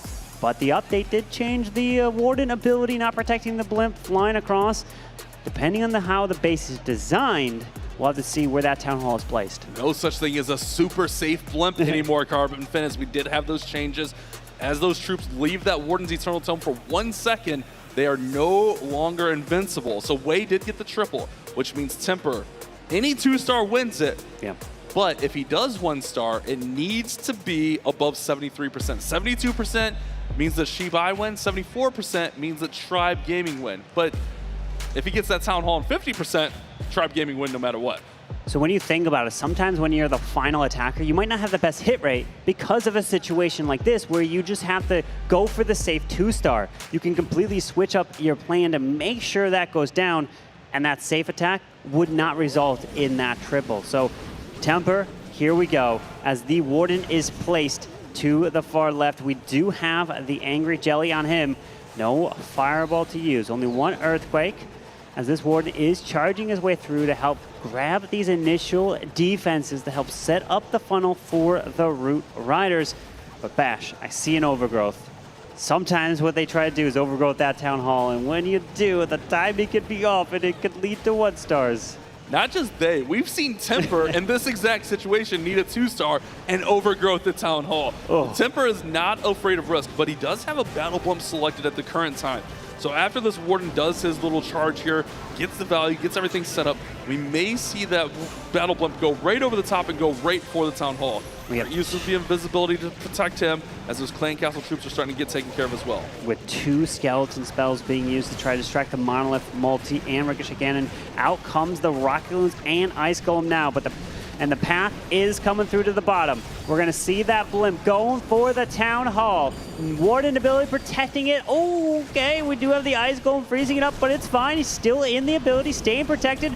Blimp makes it to the Town Hall. He freezes it up no matter what to stay protected. Town Hall goes down. Now just needs the 50%, and Tribe Gaming will be advancing in the upper bracket of day number 1. This has definitely got to feel like a relief for them, getting a tough opponent like XiBai out of the way early. Now XiBai will have to go down to that lower bracket and play an elimination matchup here later on today. It is a tough thing, but it's just the way that Clash Clans Esports go. 2 teams are going home today, and we will find that out shortly after this war finishes up. But here we go with Temper just working through here, just trying to get as much percent as possible, but let's be realistic. Like you mentioned, when you're in that 5 spot, you know your job. Get that safe 2-star, get the victory for your squad, move forward, keep your head up. And another kind of thing we haven't spoke about, they don't have to play anymore today, so they can kind of just start shifting their focus towards their opponent tomorrow. And I saw Tribe out here earlier before any of the fans were watching, and I asked them, are you going to be sitting in the crowd watching the earlier matches? And they said yes. And I was like, oh, why are you going to be watching and not backstage preparing? They wanted to get the feel for the environment. They wanted to see how it is for the other teams, and it's paid off. They were able to come through. They get that first game match victory, advancing to round number 2. They are done for today, but we have 2 more matches scheduled after this. And those 2 matches are going to be elimination matches, sending 2 teams home They worked so hard to get to this competition all those months ago, getting those golden tickets. And just like that, if you have an off day, you could be going home. But still, I mean, you're going to be taking home some nice prize money, $20,000 if you're coming in the 7th and 8th spot. But you wanted that first place prize, $300,000. A nice little chunk of change. I mean, who doesn't want $300,000 for playing Clash of Clans? That's amazing. But at the end of the day, only one team can get that huge $300,000 prize and the title of our 2025 World Champions. We still have a long way to go. We still have 2 more days of Clash Esports. Not only that, we have 2 more awards today, but let's go ahead and let's throw it to the stage with Barney and see what Tribe have to say. Thank you so much, Bash. I've got Kronos here from Tribe Gaming. Make some noise for Tribe, guys. Come on. Home crowd. Kronos, I want to talk to you a little bit about adapting on the fly being such an essential part of Clash of Clans esports, especially at the level you guys are at. When you're essentially, in a way, gifted a 1-star by your opponents, does that change anything for you guys strategically or for any of the plan, or do you just continue as is? Offensively, we continue as is. We have the 2 best space builders in the world working for us, so I have full confidence in them. The traps were good. I think besides the 1-star, we also had very good traps in place, especially the RC charge, I think it was Nyan. Yeah, just a really good effort from the base building team, I have to say. Yeah, fair enough. Shout out to the base builders out there as well, because yeah, you guys did a phenomenal job there. Now, one thing I wanted to talk about was, you know, how animated you guys are on the main stage. It's such a great thing to see. Honestly, for the viewers, it's amazing. You guys really play into it. But do you feel like competing here on the main stage with a live audience gives you guys an extra gear? I think so. I think something that is important to note is that on stage you do feel the nerves. I've been here before a couple of times, and you still feel it, and the whole like letting it out, I feel like helps you with that, and it's just relieving in a sense. Fair enough. Obviously, you've got the fans here as well cheering you on. Essentially, you guys have a home crowd as well. Is there anything that you'd like to say to them as you go ahead into the second day of competition? Hey, it's great to be in the land of freedom. USA! USA! USA! USA! Fair enough. I'm going to leave it there. Kronos, thanks so much for joining me in this post-match interview. We'll see you later. With that, the upper bracket and the lower bracket are now set. We have 2 more matches that are going to take place right here on the main stage, and they will both be elimination matches. The temperature in the room is going to get dialed up. It's going to get sweaty. It's going to get nervous, and I can't wait. But before we get into any of that, let's get over to the desk so they can break down that match.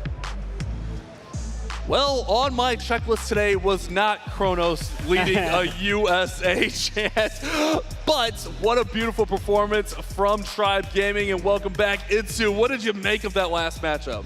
I mean, that was a crazy match, but I feel like at the same time, the important game-changing moment was really the 1-star, and especially then the 3-star right after, really have given them a big lead. Yeah, that 1-star is game-changing right there. But what is also game-changing, the stats that we are seeing here. 1-star, triple coming in from Nebrax. That's all we saw from that one side. But the 2019 MVP Way also coming through with a 3-star of their own. Percentage still was on Tribe's side, so at least XiBai knows that even if they had that 2-star that one was turned into, they still would not have had the war. They still would have gone on percentage. They still would have lost that. But you know, once you come in with the 1-star, it's a gut feeling, and it affects your teammates, even though they may say it not, it really does. Oh yeah, for sure. Like, everyone's like, no, it's okay. We're a team. We're not worried about it. It's okay, Seven. Pick yourself up. But at the end of the day, you know in the back of your head, it's like, man, I was that guy this war. I don't want to. No one ever wants to be that guy. But you're right, Carbon. The percentage advantage, Tribe just kind of dominant throughout. Yeah, that's for sure. Really, really solid with the average percentage, because we have seen this now in multiple matches. Those can be really game deciding later on, and we had Nebrax, the man with the 3-star follow-up with the 1-star defense. So really great job to him, and a deserved MVP title for this one. 100%. Nebrax with the Dragon showing how to take it down and getting the triple for Tribe Gaming. They advance to tomorrow. They can take a breather, they can sit in the crowd, they can watch the final set of matches and possibly who they could be facing. But if they make the run from the upper bracket, it could only be in the grand finals from the teams that are coming up next, because these are lower bracket matches, meaning they have to fight every match to stay alive. They lose, they're out. And it's such a tough road trying to get from the lower bracket all the way to a grand finals and force that bracket reset. Especially in a tournament like this where it feels like we have 8 stacked teams. It doesn't really feel like there's any standout team that is like, oh, that's a bad team. Or this. It feels like all 8 of these teams are just so close this year. Yeah, we have as well, with the first set of matches now in, we have seen all of them have done really, really well. And most of those matches were really close as well, showcasing how difficult it is to really pick your favorites and who's going to come out on top. And now with the lower bracket happening next and tournament lives on the line, this is not going to get any easier at this stage. It's not going to get any easier because the next 2 matches that we have, well, the next one coming up is going to be Millesime MG taking on Carrie Esports. So as we're preparing for that one, we're going to watch some highlights from this previous one because the next are the elimination matches.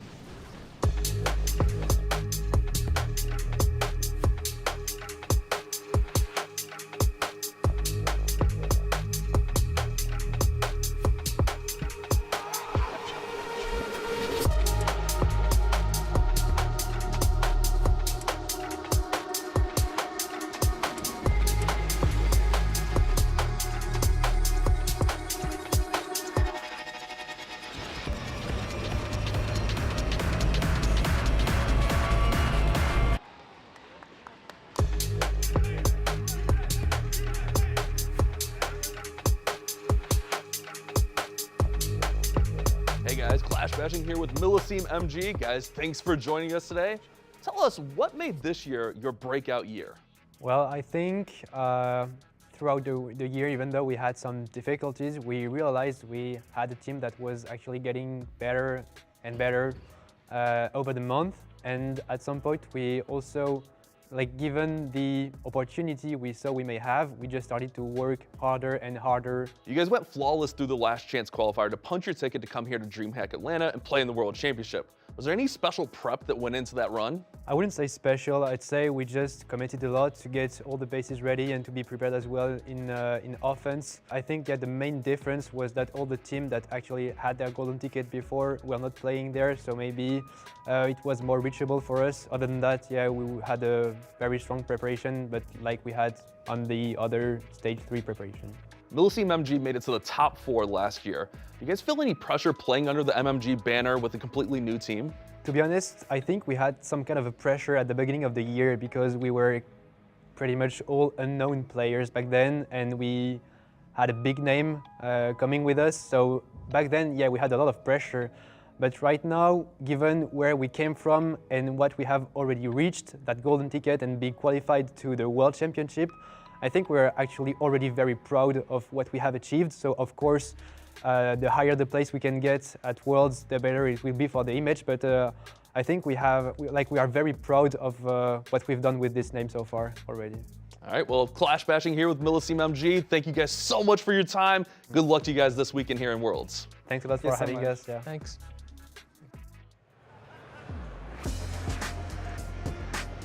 Ladies and gentlemen, our first elimination match of the World Finals is upon us. They've survived the gauntlet so far through all of the monthly finals, last chance qualifiers, and now they're here and they could be eliminated on day 1.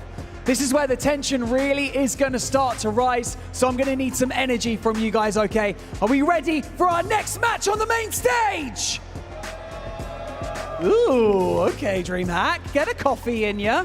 Right, it is time to introduce your first team up here to the main stage. Go crazy for Carrie Esports!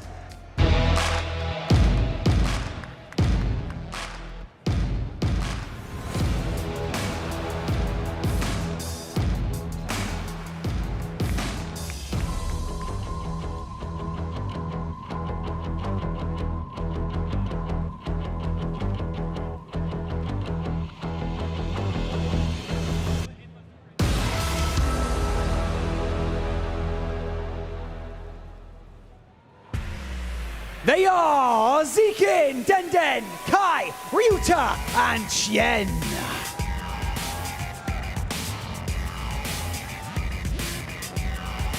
They enter into this match with only one goal: to survive. And their opponents fighting for survival as well. It is Millesime MG.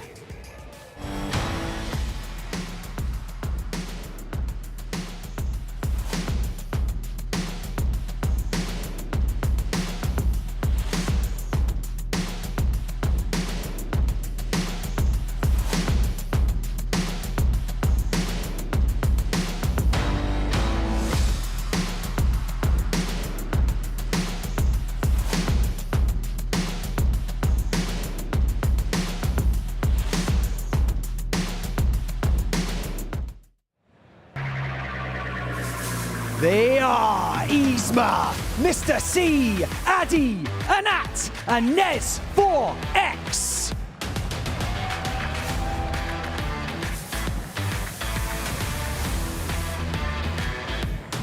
It would be an understatement to say that the tension is palpable up here on the main stage. 2 teams enter, only one will go through into day 2 of the World Finals. Let's head over to Itsu and Carbon Thin to break this one down before we head into it.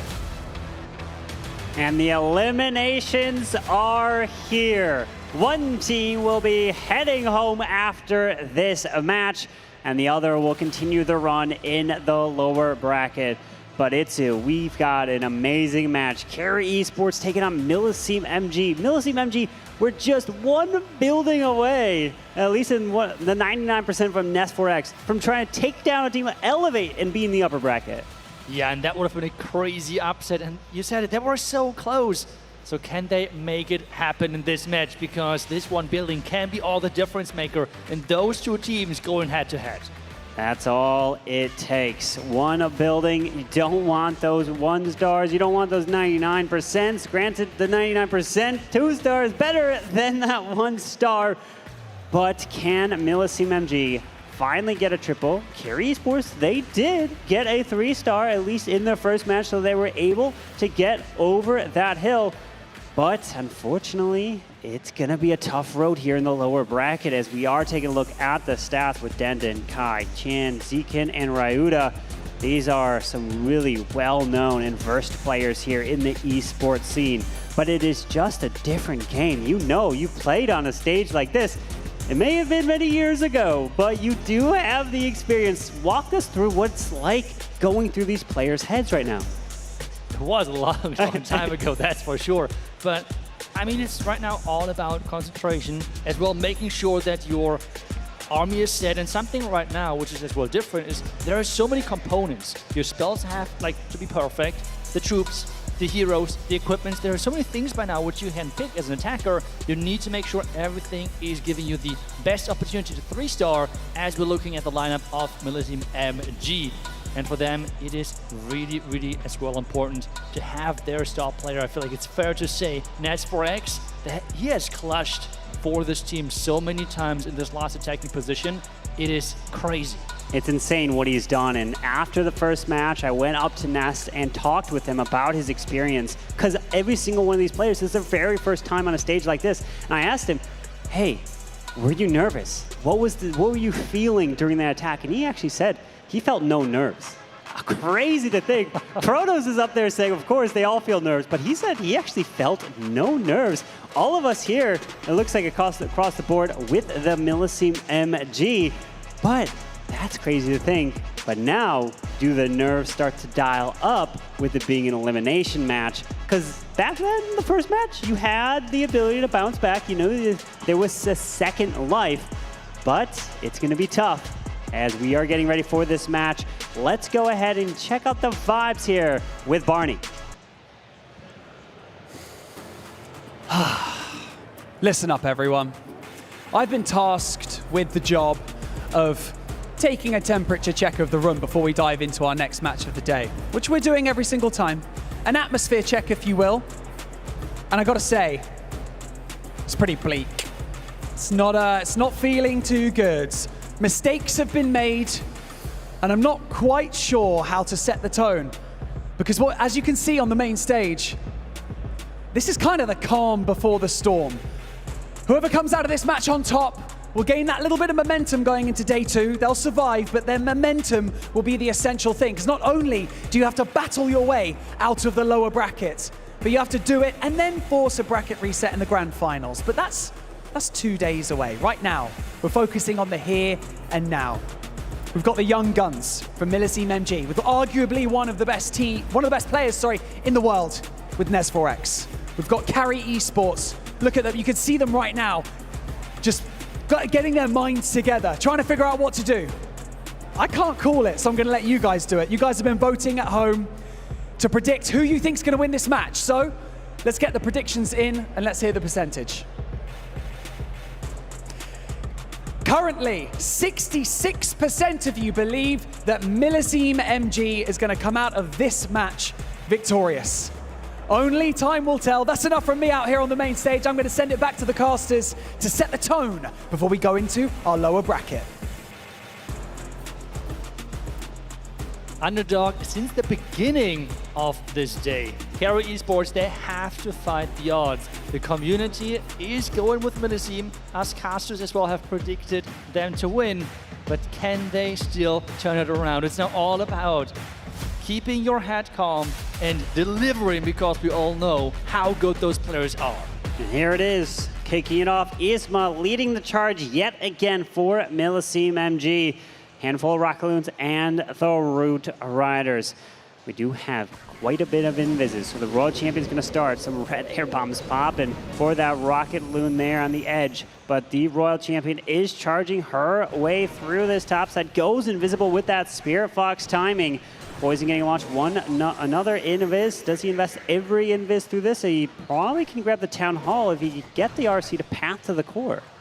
That's the big question. Can he make that work? The next 2 invisibility spells are actually getting deployed to push further in. He has that Earthquake, the Royal Champion ability to push her further, and now he needs to make sure that he's dropping those invis spells. We have seen it earlier.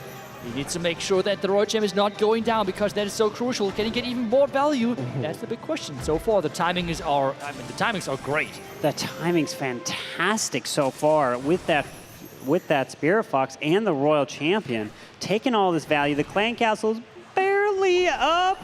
And doesn't go down too bad. He doesn't have an Earthquake or a Giant Arrow for that Queen to finish it off, which means he will have to encounter that Clan Castle on approach. But he does have a Poison spell to deal with it. Troop Launcher actually getting launched at the Queen. You don't actually want that to happen. You want the Troop Launcher to launch in towards these Root Riders so the balloons can spawn. As you see, one just spawned over the Queen. You want the balloons to pull those traps to protect the healers.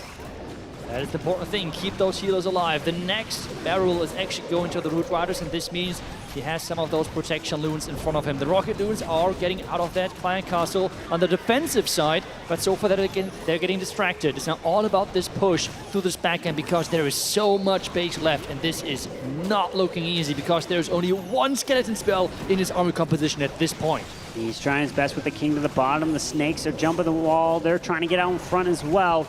Warden does have the ability. Does he use it now? Approaching this final kind of section of the base one by one. The healers, though, need to stay protected. And of course, as I say that, a Seeking Air Mine comes right on through. The Warden ability will make a huge difference, and there it is. It goes off, trying to help push through this backside. Is that just the heal? I believe it's just the heal there, trying to heal him up, and with the benefit of that Rage Gem. And the Royal Champion is even still alive, making her way through as the Giga Bomb gets activated.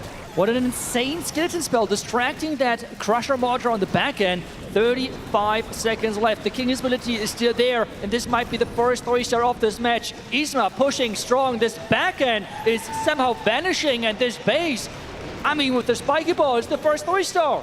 First 3-star for Millesime MG here, and at least they get a 3-star, which is gonna now put pressure onto Carrie Esports there. Isma is definitely happy. Getting a 3-star at a stage like this, with the lights on you, it is a hard thing to do, let alone with all the money also on the line. So they are in the lower bracket. Gonna have to push their way through it, but they have what it takes. Isma with that triple to start. Now he is going to switch from being that attacker to now trying to help plan his teammates, making sure that they're double-checking their armies, double-checking spells, and even those equipments. You don't want to have the wrong equipment on your heroes, and then becoming the spotter as well. But now Kai is going in against Ness4X's base, and it is the 15 Rocket Loons with probably that Warden Fireball maybe. We're going to have to see with Rocket Loons coming to the bottom side into that mortar. Indeed it is. The Fireball with no poison. 3 Earthquakes here, so he's wanting to remove the Town Hall and the Clan Castle together. That's a lot on the line for him. Remember, those attacks are incredibly strong, but they can go downhill so quick. He's only facing right now an Expo and a multi-arch tower, and he has to really invest into that Warden to keep him alive, as the Flame Finger, one of the most important components of the strategy, is pushing around this bottom side, taking down defenses out of range. We have as well the Furnace to support that Warden, pushing further in, as the Angry Jelly is making sure the Warden is going from defense to defense. But the Air Skellies unfortunately did stall that Warden up a little bit, which means now he's going to stop targeting defenses after this Ground Expo, turn around for the buildings, but he luckily does go for the Tesla. If he uses an Invis, there you go, 1, 2, and a couple. He's going to go Invis behind the Town Hall and actually grab the core of the base, including the Ricochet cannons. So that's going to go down. Now the Warden, he will actually step his way to the Town Hall, but the enemy Queen is there. Watch out, the Queen is being distracted now, so the Warden can stay protected. Oh, that Warden is still taking a lot of damage. The Town is firing as well. The Scatter Shot is in there. The defending Queen, where's the Warden going? What? No! He's gone. The Warden was supposed to go grab the Town Hall, but he walked to the bottom side and said, no, thank you. Town Hall remains, as we have the King ability going off. Royal Champion is going to be what has to secure this Town Hall as a insurance to take it down. A few Yetis still to the bottom side, grabbing the Ground Expo. Queen's got ability, 1 Ice Block to use, but unfortunately the Warden did not get what he was supposed to go for. That is really unfortunate. The Warden, I think he followed some Fire Mice or something. So I'm not really sure, but he's trying to now save that second star as the Queen is going for more buildings on this top side. The Action Figure actually turning around and going for the Town Hall. But at this point it's too late. He has deployed the Royal Champion. And it's now all about getting the percentage points up. Because second star is secured, but percentage points are just crossing the 70% mark. Yeah, 7 Rocket Loons still to use with a Furries. You can grab the percent to the edge, maybe the Rocket Loons in the mortar to the far right over there. It will also grab the Gold Mine due to the splash damage. 1 final Baby Dragon to use. Gold Mine will go down with that multi-mortar. Baby Dragon to the right, pairs in the freeze, so the Rocket Loons can try to go in towards this air defense so the Baby Dragon can continue some value. But unfortunately, they don't go over there as a Tornado Trap actually activates, and the air defense does indeed remain up. Yeah, really unfortunate. Warden not really following the original plan and having some different plans of, I'm not even sure what exactly he followed. It felt like 1 Furnace and a Rocket Loon or something, but this is as well some type of risk, I assume, playing that strategy. The Warden having different plans than the attacker, but in the end, Millesime pulling off with a strong start and a 1-star lead. 1-star lead is all you need at the end of the day, as many of these matches has come down to exactly that. But Carrie Esports are not happy with that Warden. He went off to the wrong side and unfortunately had to completely change his plan. The Royal Champion was supposed to be used in a different part of the base to get the value, but he had to indeed switch it up and save that 2-star. Which means that they're still in it. It's not a bad percentage, nonetheless, from what did indeed happen, but now Mr. C. He's ready to go for Millesime MG. Another 3-star here would just be such an advantage, getting 2 triples while you do already have a defense. But it is now the Root Riders, handful of Rocket Loons, and the Invises to use. The Giant Arrow is on this Queen here, so as we're going to see this Royal Champion charge through, can't do as deep of a charge because it doesn't have 8, 9, 10 Invises, so really just looking to grab the outside buildings and defenses here. Yeah, catching a lot of the giant bombs and traps in general in the beginning, but the Fox is even staying alive, even though he has gotten the exact value he was hoping for. So now it's all about getting that lock launcher already. The logs are rolling, the Queen is in there as well, and now it's all about the Root Rider push. Is the pathing set up as planned? Because, I mean, take a look at that opening. Everything flawless. Very nice as the logs are actually moving through. You don't want the minion prince actually to be locking onto the log launcher, but it looks like he will because it gets in range. Headhunter tries to sneak in, slows him down as Yetis are coming out of the log launcher, continues to power his way through. But the King's giant gauntlet ability straight to the bottom side, taking out the enemy hero down there, which I believe was what the Royal Champion, I think, as he continues through. And the multi is down there, but he should be taken out pretty easily. But the overgrowth was used on the Town Hall, and that could be a little risky because he's going to have to make his way back around, and that Town Hall is going to stay invisible for quite a while. I am scared. I mean, he is now moving all around this Town Hall. The Rocket Spear was already activated. She's right now throwing them. And maybe the Town Hall waking up. Queen state. No, Queen. Turn around.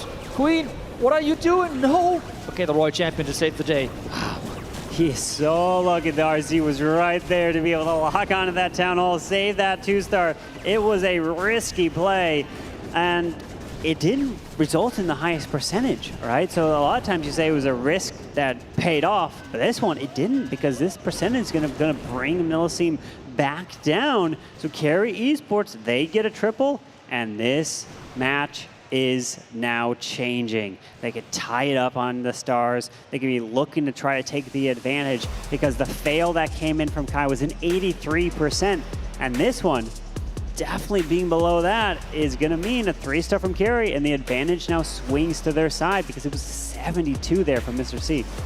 Yes, but we have seen at the same time like how challenging it actually is to get those 3 stars. It's always easier said than done.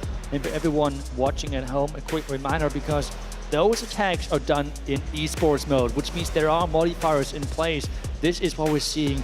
Not maybe as many 3 stars as you will be achieve in your clan wars. This is completely different to that. The equipment are capped and reduced, which means way less power from your heroes, and as well those defenses are dealing so much more damage.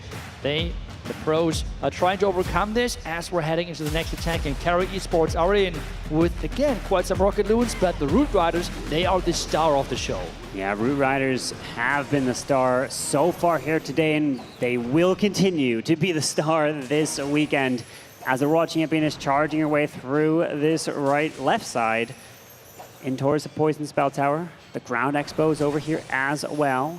We'll have that troop launcher to utilize to try to protect the healers through this push. And he does pull back the RC with the Spear Fox. So taking that Spear Fox back will indeed help later on in the hit here. Yeah, then we go now with those Root Riders in with the healers as well. The Archer Queen is there. What do you spot? The Apprentice Warden got locked down by the Ground Expo. You don't want to lose it so early in the no, because the Apprentice Warden helps boost up the HP of your troops. And if you lose that, it's going to be losing all that possibility of the HP to continue to power through these defenses. So that definitely, those small things make a huge difference in these attacks here, as the King is going to the bottom side, still making his way through, and will have that Eternal Tome, but we're seeing another overgrowth on that Town Hall, so the Town Hall doesn't get any of the shots on, but it's a risky play. You got to make sure that you try to be near the Town Hall as it activates again. Yeah, the Town Hall is actually going to reactivate. Another overgrowth is in, and this Archer Queen is now there to take down the Town Hall, and a lot of the damage for the base is going down. The troops so far are really grouped up, which is nice for him. And take a look at that. It is 3 hero abilities still left, with another range and an invisible as well on top.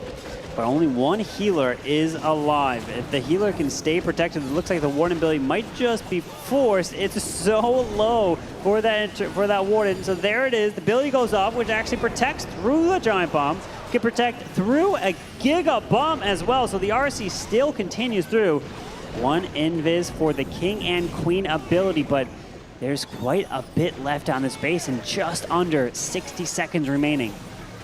Yeah, there's not much time left, but he has those 2 hero abilities which can clutch on the back end. There goes the Spiky Ball ability. The Queen ability can be used as well to spawn that Giant and some more Archer Queens to deal even more damage. There we go with that. 1 Super Barbarian, making sure that hopefully time is not a deciding factor in the end, but power is the first problem he has to think about.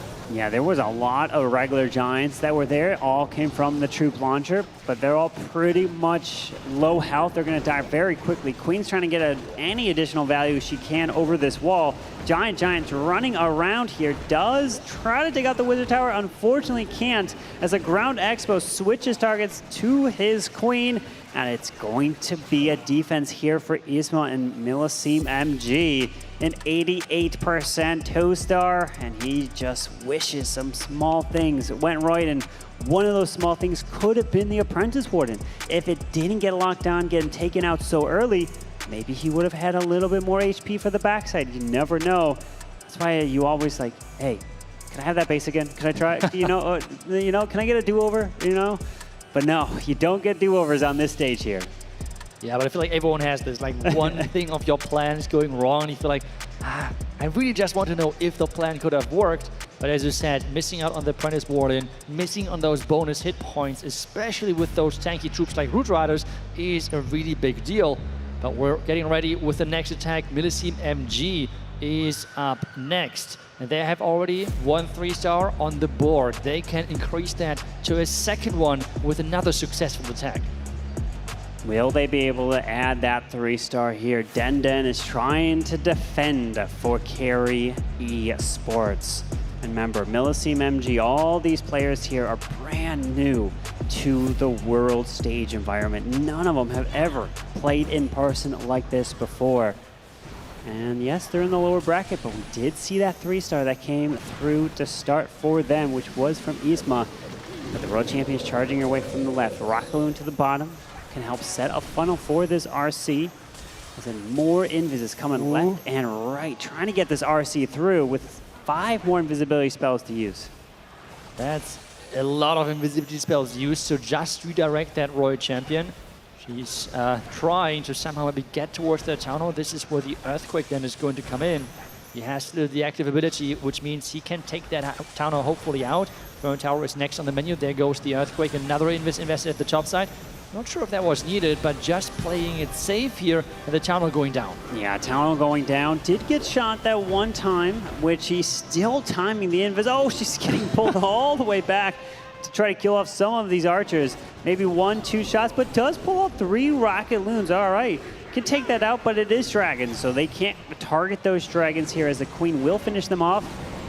And the Ice Hound is up to the top side, moving through. We do have the Furnace getting pulled. No, oh, he does have a poison. Finally now places it onto the Furnace, but he's moving his way through with these dragons to the top side, pushing into the defensive Mini Prince and King up there.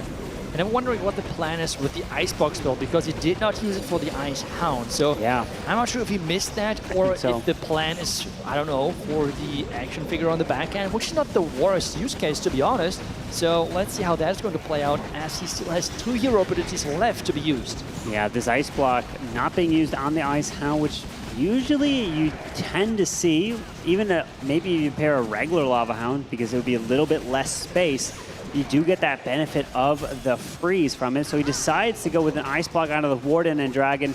You definitely know that was not meant to use the Ice Block there. He did realize that he missed it in the initial deployment. And just one small lapse of concentration from one side of the base can mean you miss that Ice Block there, because something pops up over on the other side where Teslas that you weren't expecting. Yeah, and this again is not the highest percentage, so Carrie Esports for sure have the chance of coming back, because if you take a look at the stats, the biggest difference maker right now is that 1 3-star. The percentage otherwise are really close. With this lower percentage 2-star, they have for sure the chance of coming back in this match. But again, it's just this really crazy threshold of somehow surpassing that, well, 99%. Getting that 3-star is not easy. It's not an easy thing to do here in the World Championship. Try and get every building as much as possible. The percentages are there. Just about 8 seconds left. This minion probably won't be able to get that, but the door is still open for Carrie Esports. Their 2 fails include the 83 and the 88%. Well, now we are having a 74 from Millesime MG, a 72 from Mr. C. Carrie Esports do have the chance with the triple to tie, take the lead. The 1 triple to start this match was Isma. But now, can Carrie take advantage of the defenses that they've been getting? Percentage is on their side. Lower bracket match, you have to take advantage. Otherwise, your tournament life is on the line here. Yeah, and this is where the nerves are really kicking in, because you said it right. The team who is not going to win this match is dropping out of this competition, and Carrie Esports has to turn this around. It's at the moment they're doing exactly that. We have Zeeken starting with his next attack versus Mr. C on the defensive side of things. What are we going to see? Another Root Rider attack, because of the first couple of matches we have seen a lot of the Super Yetis. In this match so far, not so much. So this is the one to keep your eye on, because Zeeken got the triple in their last match, and he's looking to do that again. And if he does, the lead is in Carrie Esports' side. So good luck as this Queen with the Angry Jelly and the Warden are paired in together to clear the Spitter, the Ricochet Cannon, look at the geared up cannon as well, at Ground Expo, and even maybe the enemy Queen. But he might pull the Queen back before he encounters this enemy Queen here, because that's a lot of incoming damage, especially in this new Esports mode. Well, it's not new to the players, but it's called Esports because it was just hard mode. Now it's divvied out a couple different ones there, but he does pull that Queen back. Didn't grab that cannon, unfortunately, and the Angry Jelly has gone down. Yeah, but he lost one healer early on to the air defense, which was not optimal for him. The question is, how big of a difference maker is that going to be later on in the attack, as he's pushing in with the troop thrower behind. He has not found the top side just yet, which means that Inferno Tower is going to stay alive for quite some time. Trying to use the Roy Champion now to push those, the main push further into the core. And there's a Gigabomb waiting at the top side, so the Roy Champion will take quite some damage. Yeah, the Gigabomb is there as a skeleton spell trying to be used on the Monolith. Unfortunately, the Monolith doesn't lock on the Skelly. Goes for, I think it was possibly Nice Golem or the Root Rider. But the Troop Launcher getting launched, trying to continue to protect these healers through here as the King is placed to the far right, but there's no wall breaker for him, unfortunately. So he's now actually going to walk around as the Snakes are jumping over the wall there.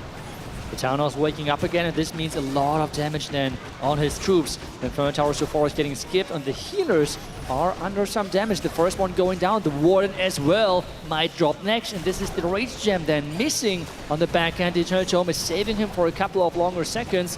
The question is this backhand Crusher somehow going to crush his dreams? But we still have the RC and King ability still used with an Invis. I'm liking what I'm seeing here. Continue to power through. The King to the bottom side. Queen's reaching over the end of the wall, trying to get to the King. The Giant's actually protecting the Queen here. So they're working together. He's liking it. And a 3-star from Zeeken is going to give Carrie Esports the lead in this match. And that's what I said. He got the triple in his previous match. He does it again. Zeeken stepping up for his team when they need him the most, and they take that advantage. What an MVP performance right there. Really getting in this clutch 3-star to get the lead back in this matchup, because they have now a couple of percentage points more than their opponents in Millesime. Now is the pressure back on them. It's like back and forth between those two teams. You can really feel the intensity between those two teams, because it's all about staying in this tournament. But you know who Millesime MG still have? The one and only Ness4X, who's been clutching up wars for them left and right.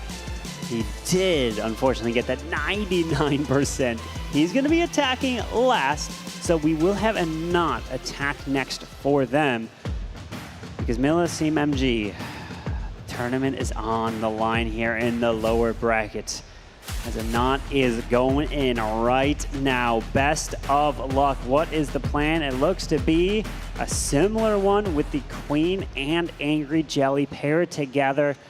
Grand Warden is going to possibly be used to move in with this Queen here. Double Overgrowth and no Eternal Tome for the Warden here. Decides to go with the Rage Gem and the Healing Tome.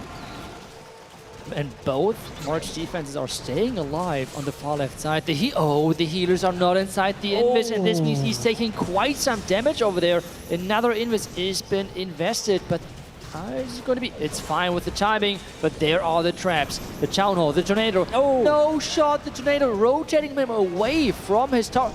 Okay, okay, all good. He did not get that fire spitter, but he kept his heroes alive. Healers are now finally moving off to the right side towards these Root Riders. And no, there's red air bombs.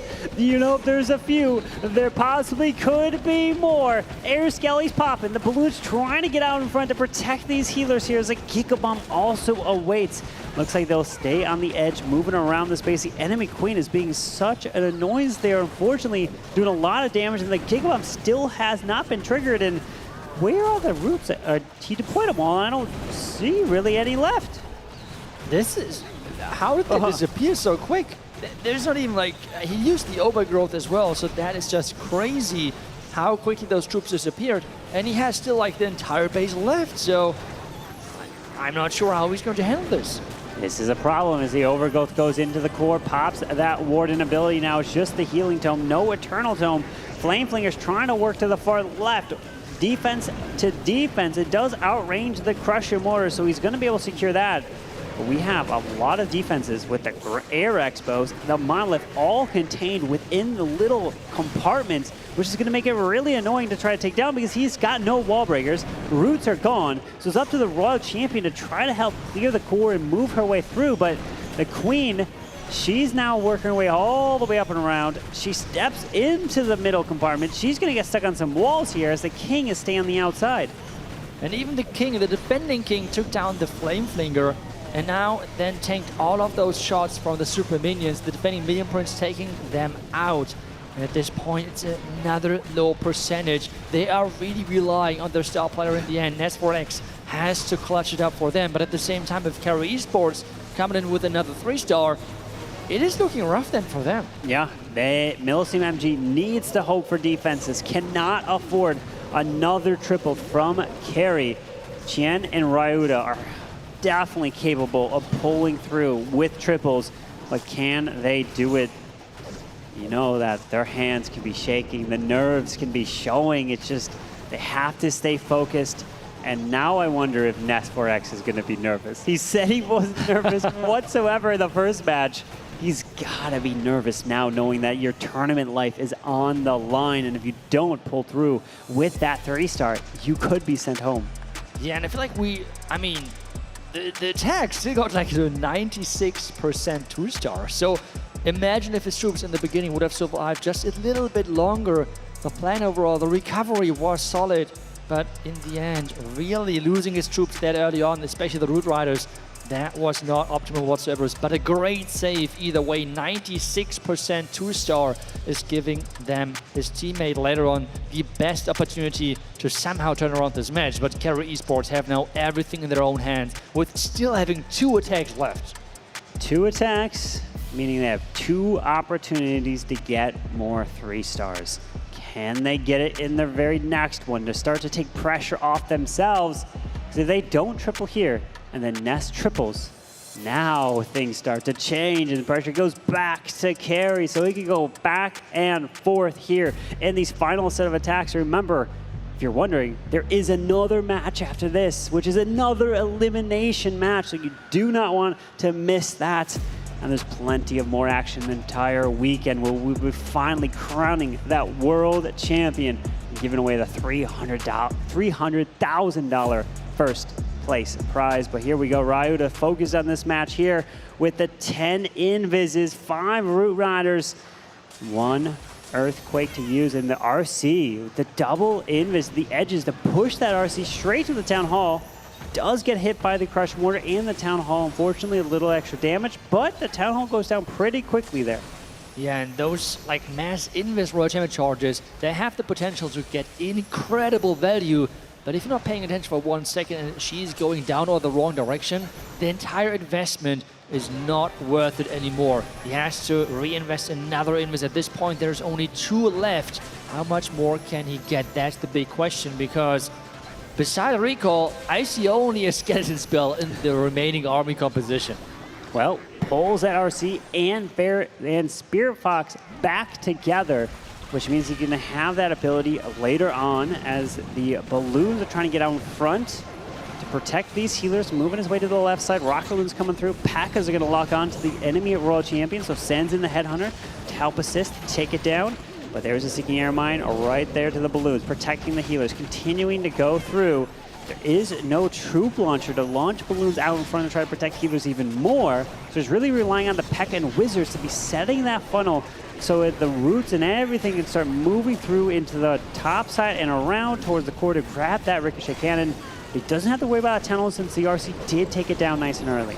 Yeah, and the interesting part is that he's sending his king completely isolated because this opening was really time and like a really heavy time investment. He wants to make sure that he's not going to time fill. This is why he's sending the king isolated.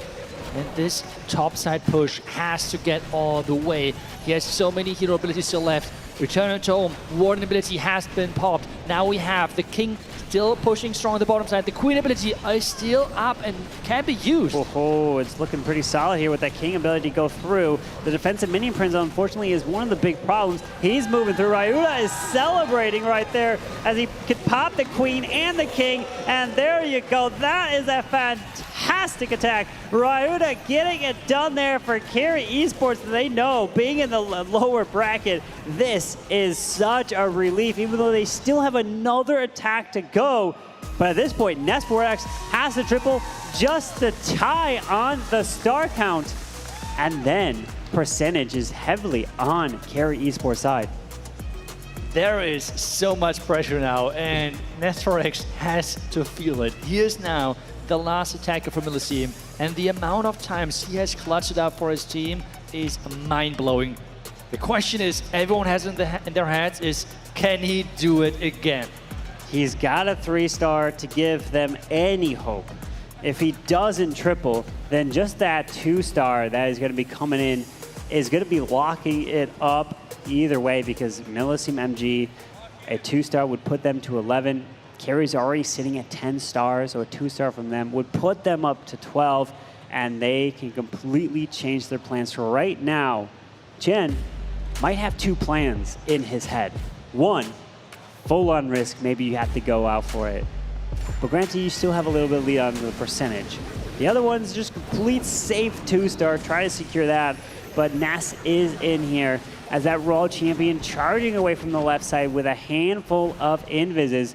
And no Eternal Tome selected for that Wharton, as the RC is slowly moving away from that scatter, and then a couple more invises to get some nice value into the middle of his base. With the Earthquake, do you think he's going to expect to get that Town Hall? No. That would be crazy, but it seems like instead he's going for that core, trying to push into that as best as possible. But there is there are plenty of Builder Huts repairing up those buildings, which is making it quite hard for him. And remember, for those that may be watching that aren't Town Hall 17, Town Hall 17 doesn't explode like the other Town Halls and deal out damage. That explosion is hidden in the Giga Bomb. So that is one of the nice things about it, is you don't have to worry about that explosion as you're trying to push your way through. So you could leave the Town Hall up, but those shots from the Town Hall are very deadly. They are indeed. We have now the Rocket Loons getting pulled, which is really nice for him. We have the Loons in, we have the Root Riders in as well, and now it's all about this push. Is this push going to be as strong looking as what we have just seen earlier from Carrie Esports with the long Royal Champion charge? The King, though, is with the troops, which means with 1 minute and 35 seconds left, time is not on his side. There's a lot to push through with not a lot of time. 3 Rocket Loons, the poison still to use. Didn't end up using it there onto the CC, so nothing else in the Clan Castle since you removed that already. Continuing through, you get poison up possibly the back-end enemy queen, or you can even use it on the defensive minion prince. That's really your only 2 options at this point, but still has the king and queen ability. Skeleton spell to use, Baby Dragon for cleanup. Maybe you try to snipe an air defense, but there's a bomb tower in front of the air defense off to the top side a bit, so he's going to be patient here. Still has to power through a monolith, multi-crusher mortar. There's still a lot to the top side. There is indeed, and he has to really get that skeleton spell right to distract that top side crusher mortar. There we go, there it is, making sure the damage is not on his main push, on his main troops, but the king is keep going strong. He still has that ability, but the time is ticking, Carbon. 30 5 seconds. He's doing his absolute best. He can save that spiky ball for the king to try to hit the remaining buildings. The World Champions powering her way through, taking it down one little arch into the far left side. He could use the rocket to the top. There's the spiky ball moving through, but the storage, he's got the wall breaker. Use it there, even though the Warden and Queen, I guess they take it down. And Ness does get that 3-star. He got a 99% in the last match. He does convert it into the triple here, which means that Carrie Esports, a little extra pressure is put onto them here.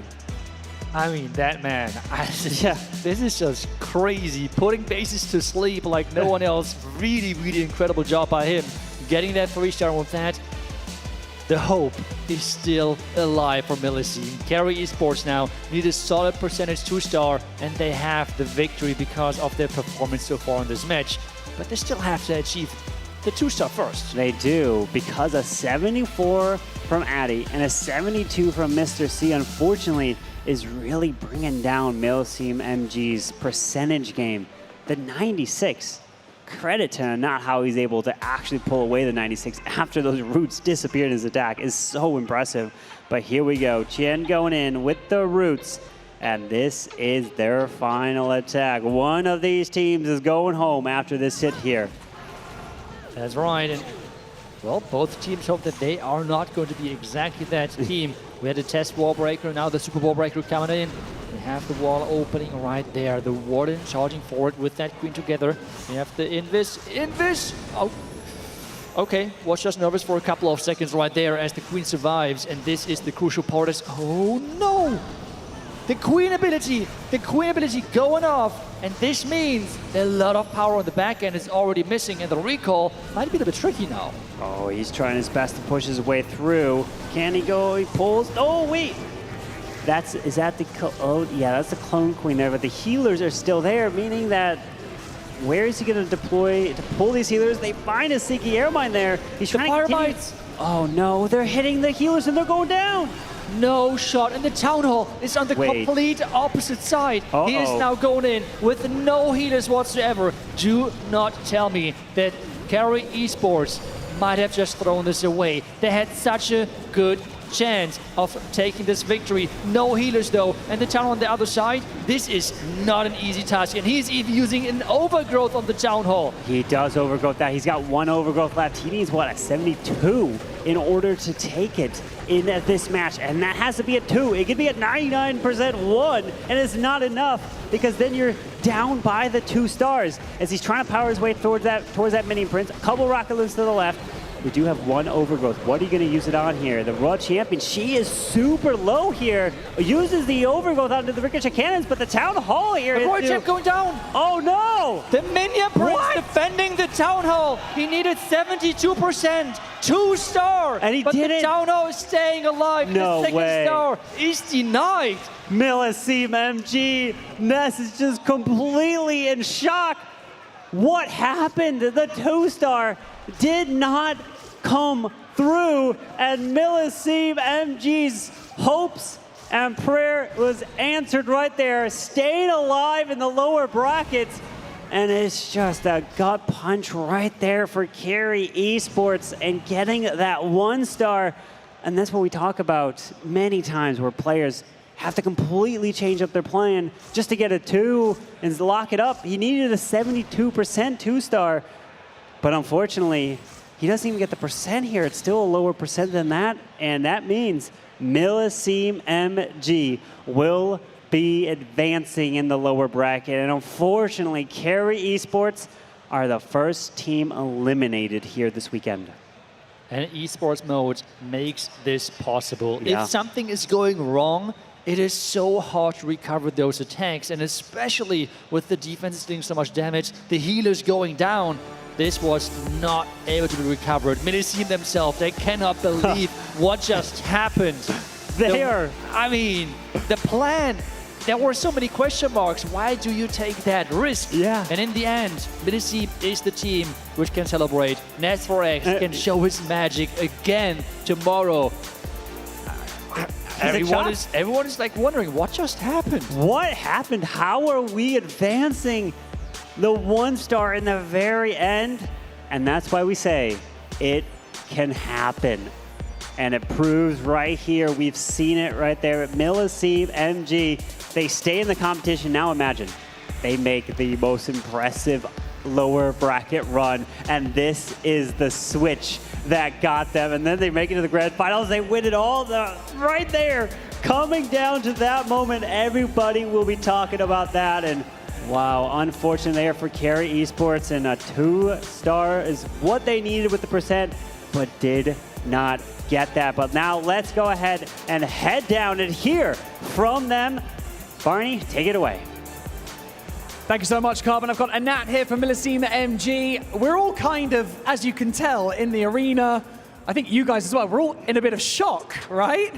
What's going through your mind right now? I mean, to be honest, like Ness, of course, played for the triple, but we were thinking like, okay, guys, it's over. We enjoyed the time. They just have to secure the 2 stars.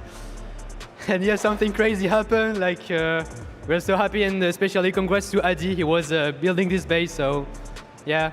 It's just the nature of esports, isn't it? Up here on the main stage, mistakes are made, and it's, you know, it's a different animal. Obviously, the nerves you're feeling as well.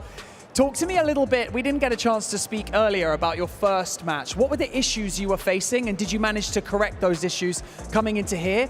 Or did you feel like it was just nerves maybe that got the better of you guys? Well, regarding the defensive side, I think we were pretty decent. Like getting 10 stars against Elevate, one of the best team in offense, is of course an amazing result. And in offense, we had some strong attacks. We didn't have crazy fails. Like all the attacks were above 87%, I think. So overall, we were just fine. But yeah, some small mistakes were made. I think it was just about some adjustment of the plans, but we didn't change much for this match. Well, you live to fight another day. Congratulations. Obviously, you know that you've got that difficult uphill battle of fighting out of the lower bracket. Do you guys feel confident that you can do this? Yeah, of course, we will do everything we can for sure. We have everything for the preparation, all the bases we need. So can't wait to see which team is next. And yeah, we'll see you tomorrow. We will see tomorrow. Anat, thank you so much for joining me here on the main stage. Give it up here for Anat and give it up for Millesime MG one more time, everybody. Woo, that was some match. And like we said at the beginning, going into that, one team advances and one gets sent home. We will have one more elimination match here on the main stage before we close out here for day 1 at DreamHack Atlanta. But for now, we have to break down that war in a little bit more detail. So let's head back over to the desk. That was, I think, a big surprise to many. We have seen from Anat as well. For him as well. They were like, okay, it was a great time. But in the end, defense matters a lot. But Judo, you're back here. You enjoyed this, I mean, craziness of a finish in the audience. The shakes have gone. Oh my goodness. I mean, you've got to feel for them as well. Like, it's heartbreak, but that is esports, as Barney said. Yeah. And yeah, you got to give it to Nez, just getting that 3-star at the end, keeping the hope alive for them. But what an exciting match. We've seen so many roller coasters up and down. Here is the post-match stats. MMG getting the victory in the end. They didn't believe it. They thought that they were out. They were just happy to be here, enjoying the experience. But then that 1-star in the end completely changed. You see the reaction, and they're just, what? Huh? How are we still in it? All we needed was the 2 and percent. And of course, the MVP deserves it. Nes4X gets the triple. Like, they were thinking, okay, you know, a triple, sure, just forces him to get a 2-star. And that was the pressure. It won you the war. And I mean, you have said it. You have talked to Nes4X earlier and said, like, do you feel any pressure? And he said, no.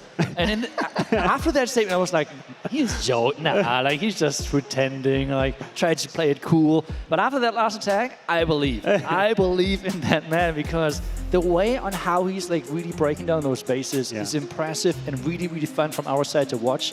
And he really, really comes in clutch. As well, how they qualified and made it here. He was really the backbone of this team. And he is the reason, or one of the reasons as well, because they're 2 3-stars, of why they're still in this competition. Yeah, showing his diversity as well. In the first war, using the fireball and that multi-phased attack, then switching things up for the second war there when he needed to. So how do you build against that as a base builder when he has the ability to flip between different strategies? So big props again, but let's take a look at the bracket so you guys know exactly how things are unfolding. Elevate and Repotted up in the upper bracket. That will be tomorrow, as with DIZI Stamina and Tribe Gaming. We just had Carrie Esports and Millesime MG. However, our next match, again deciding a team going home, is XiBai and NAVI. What a match we have to come. One of those teams is going home yet again. To think that these teams have competed so hard and for so long to get to this stage, and just like that, going home after one day of competition. But that just shows you have to stay in it to the very end. Every single attack matters here in the World Championship, and even every single building matters too.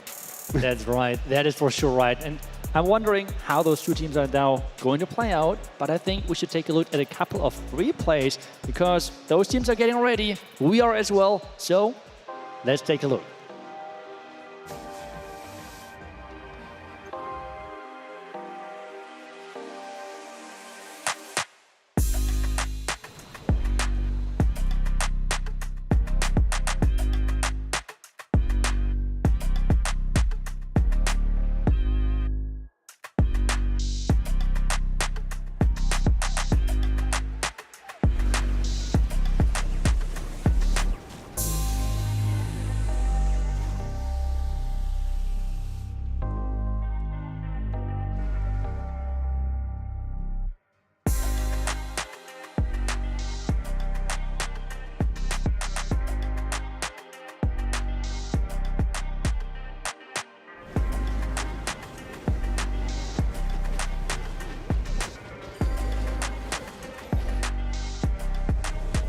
Here.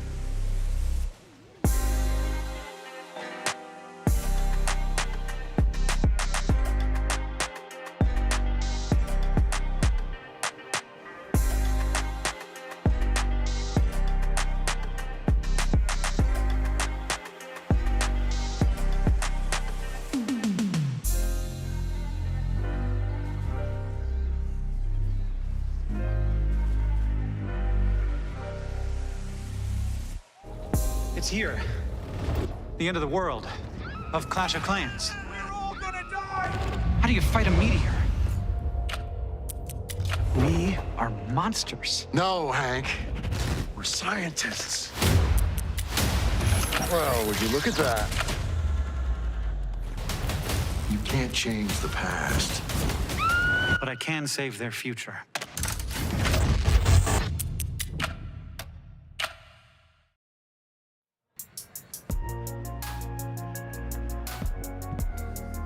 Coming out now.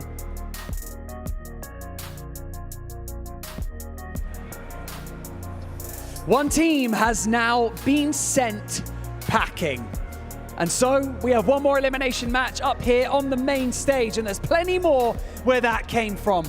Fighting for survival in this competition is your first team to step out onto the stage. They are XiBai.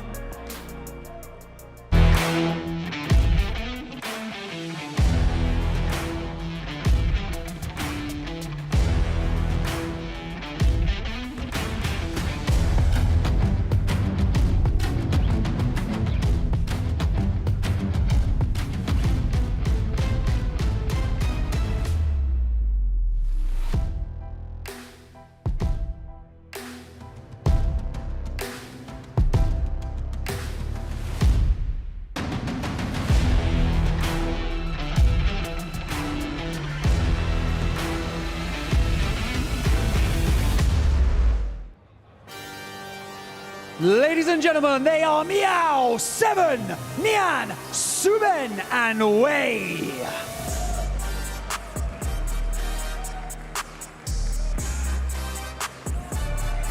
Looking cool, calm, and collected here on the main stage. Best of luck, gentlemen. Their opponents stepping out onto the main stage, fighting for survival as well. Can they keep their cool on the main stage? As usual, it is NAVI!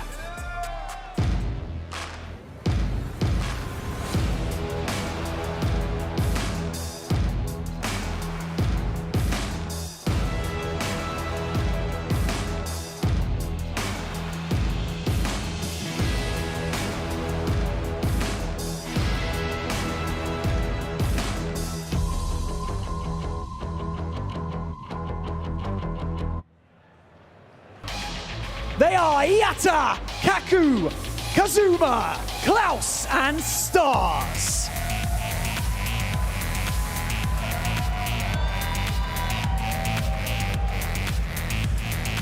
Can they fight through months of preparation?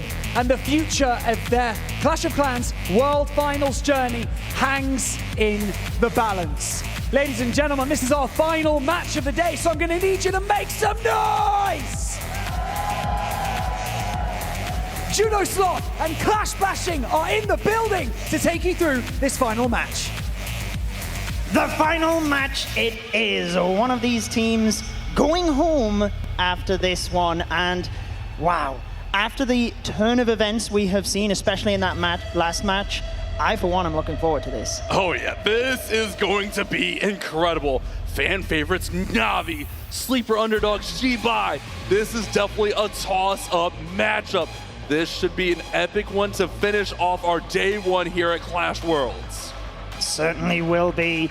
Both of these teams losing earlier on, so they have to be able to bounce back after a defeat, which in itself is a difficult task. But who will be able to do that? XiBai with that unfortunate defeat versus Tribe Gaming. The 1-star really costing them in that matchup. Had that have not happened, it could have been a whole different story. Meanwhile, NAVI, they just weren't quite able to keep up with DIZI stamina. Yeah, and that's, I think, something we need to keep our eye on tomorrow is how well DIZI are playing. But at the same time, NAVI have to just look forward here at the XiBai team as they're kind of using that unique Super Yeti attack that we also saw be very risky. We saw that all the way across the base attack that resulted in a 1-star as we see their undefeated regional run that brought them to this point. Absolutely, the caliber that they have. And I was talking to Itsu just off camera whilst the other matches were going on there, and I was saying that I think Wei of XiBai is arguably the most consistent player we've ever had in Clash of Clans Esports. He won the World Championships in 2019, and every time he's on the big stage, he manages to pull out those 3-stars. It doesn't matter the meta, it doesn't matter the strategies, difficulty, whatever. He gets it done. So having him on their roster is definitely a secret weapon, but NAVI, not short of experience, put it that way. Exactly. 4 more world champions themselves as we take a look at the lineup.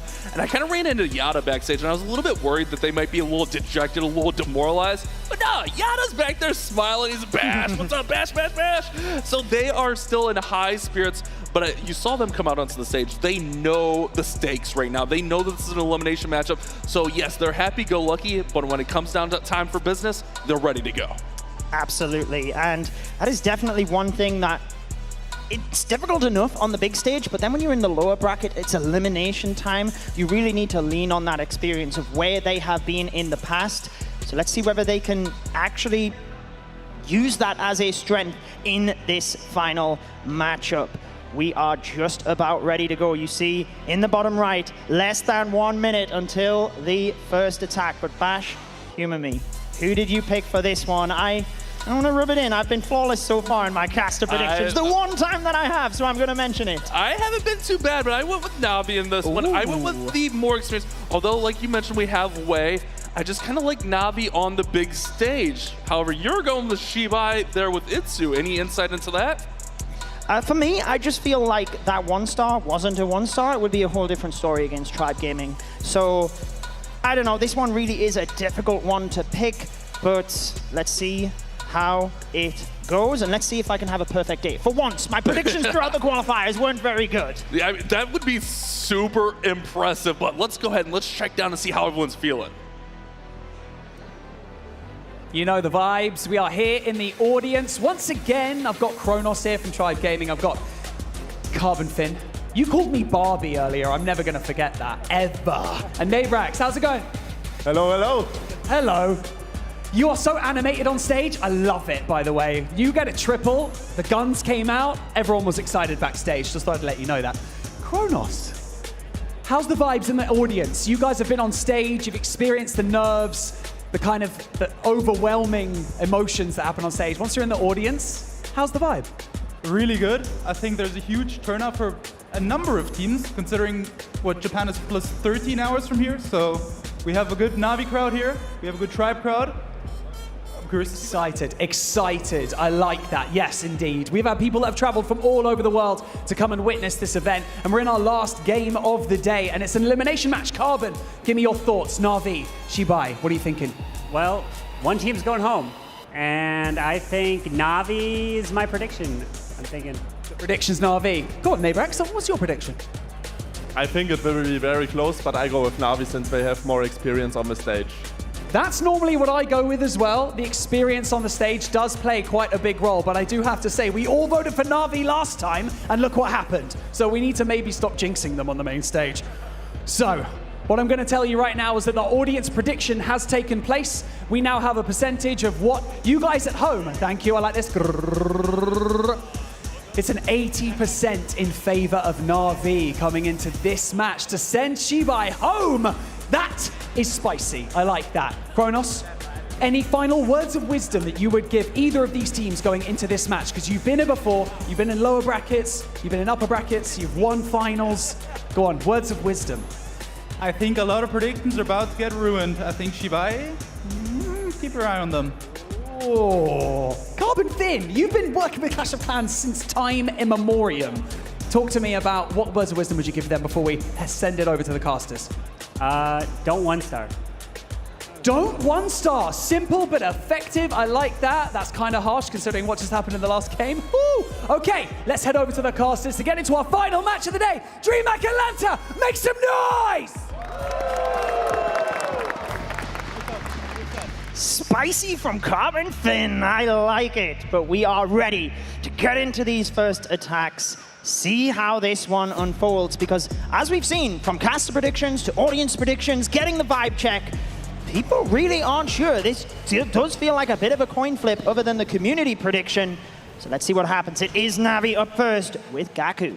I think the community prediction is always skewed when NAVI's playing. Let's be honest with ourselves. I mean, they're such nice guys, but they have done some of the most creative and fun things in Clash of Clans. Like, how could you not love them? But now it's time to war. It's time to decide which team is going home and which team is keeping their tournament alive. This Gaku is getting started with this nice Warden charge with that Angry Jelly.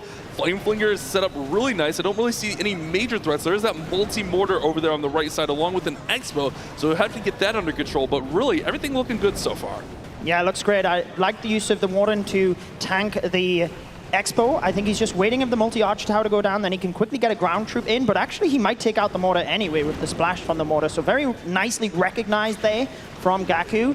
The Flame Flinger can then get really good value in the center as it moves across to the Fire Spitter and stuff now. And the Super Yetis got the funnel across to the left side. They can dive in towards this monolith compartment. Great pickup there from the Flame Flinger, and here we go. The attack is underway. He's got to push everything into this compartment that he opened up. Royal Champion will go on the exterior and kind of push everything towards the middle through that Town Hall compartment. He does have the jump. Got to deal with these Clan Castle troops. You don't want to take the damage from those rocket balloons, but so far this definitely feels like it's going to plan.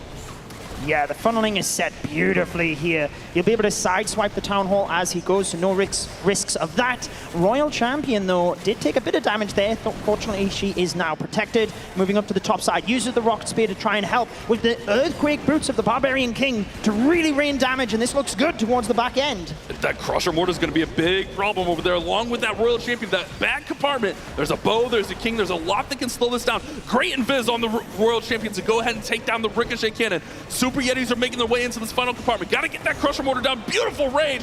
This is looking incredible for Gaku. Yeah, I mean, he is smiling, starting the celebrations already, and I don't blame him because that was a glorious attack. Beautiful job by Gaku, kicking things off with the 3-star for NAVI. And well, we knew we were in for a good war here, but this is exactly what we wanted. 100%. Gaku has to be feeling good. Remember, he had that low 80% attack. I think it was 80 flat last war, so it definitely didn't go his way. And then bouncing back into this war with a 3-star to begin things. Now all the pressure goes over to XiBai. It's a really interesting concept. When you attack first, obviously the war's out of your control at the end of the war, but also you can force that pressure over early on, and that's exactly what we see here from Gaku. Beautiful attack. Absolutely, and I feel like with the experience of these teams, they would like to go first to put that pressure on. If you have the confidence in doing that, then you would absolutely want to. Props to NAVI, picking their heads up after that defeat earlier and starting out exactly as they mean to go on. But let's not write off XiBai. They did put up a good performance against Tribe, just falling that little bit short. And let's see what they decide to do for their first attack. And I want to see if we see more of that Yeti attack. I really like that Yeti attack. 2 super Yetis, it's really good funneling, using that log launcher to surge right on through the base. But we did also see it is very risky.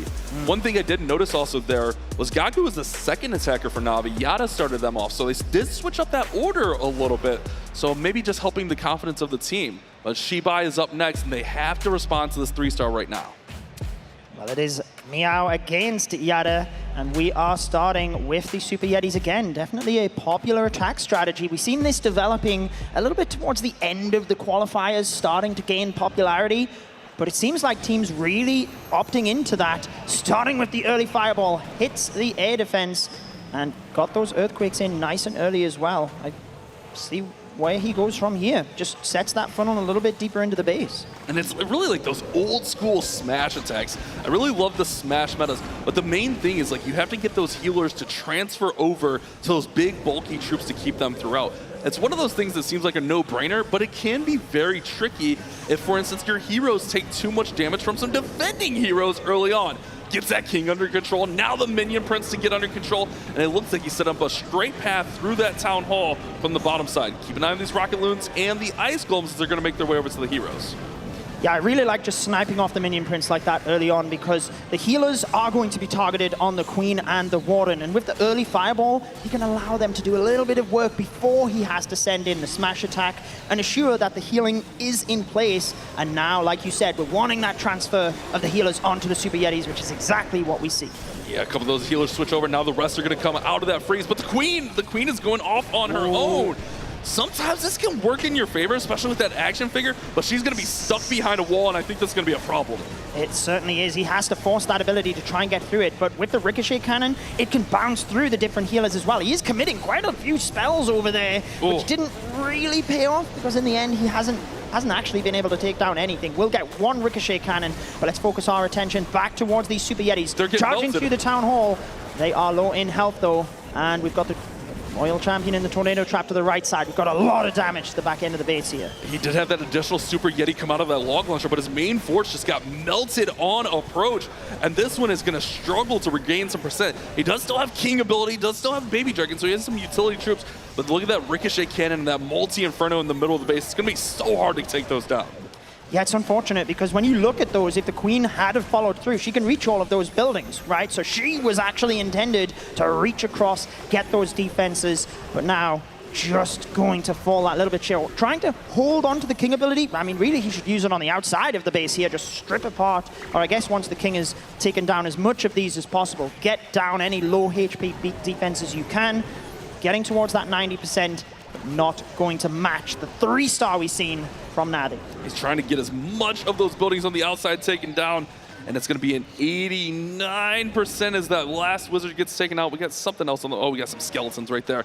89% from Yao, which is very similar to the 90% we saw from him earlier.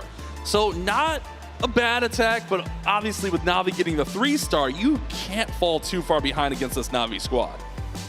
Yeah, a star and 11% after the first round of attacks is not what you want, but at least they can know that they've got 4 attacks to catch up, right? If you're a star and 11 percentage points behind and there's only like 2 attacks left, then it's a bit more difficult. They've got the rest of the war, and it is a team game. I always say it.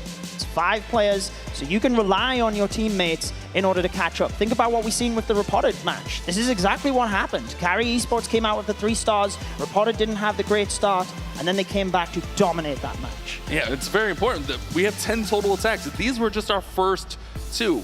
Anything can happen. We've seen numerous 1-stars today. We've seen numerous low percentage attacks, especially with those changes to the spring traps. If you can predict your opponent and get just like a little bit of bait into those traps, it can really throw off those Royal Champion charges, which are so powerful.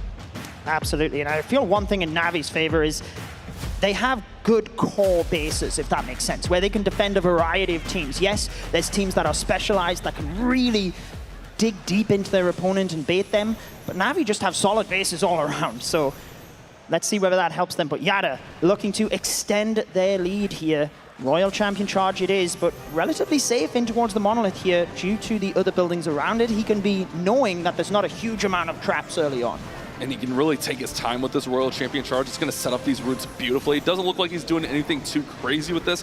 A pretty standard approach, which is nothing wrong with that. You don't always have to get crazy creative and do something off the wall to win a war. There's a reason the Root Riders are in the meta. It's because they're such a strong troop, especially when you pair them with this RC charge and then pair them with an overgrowth later in the base. It's just such a lethal combination on these bases.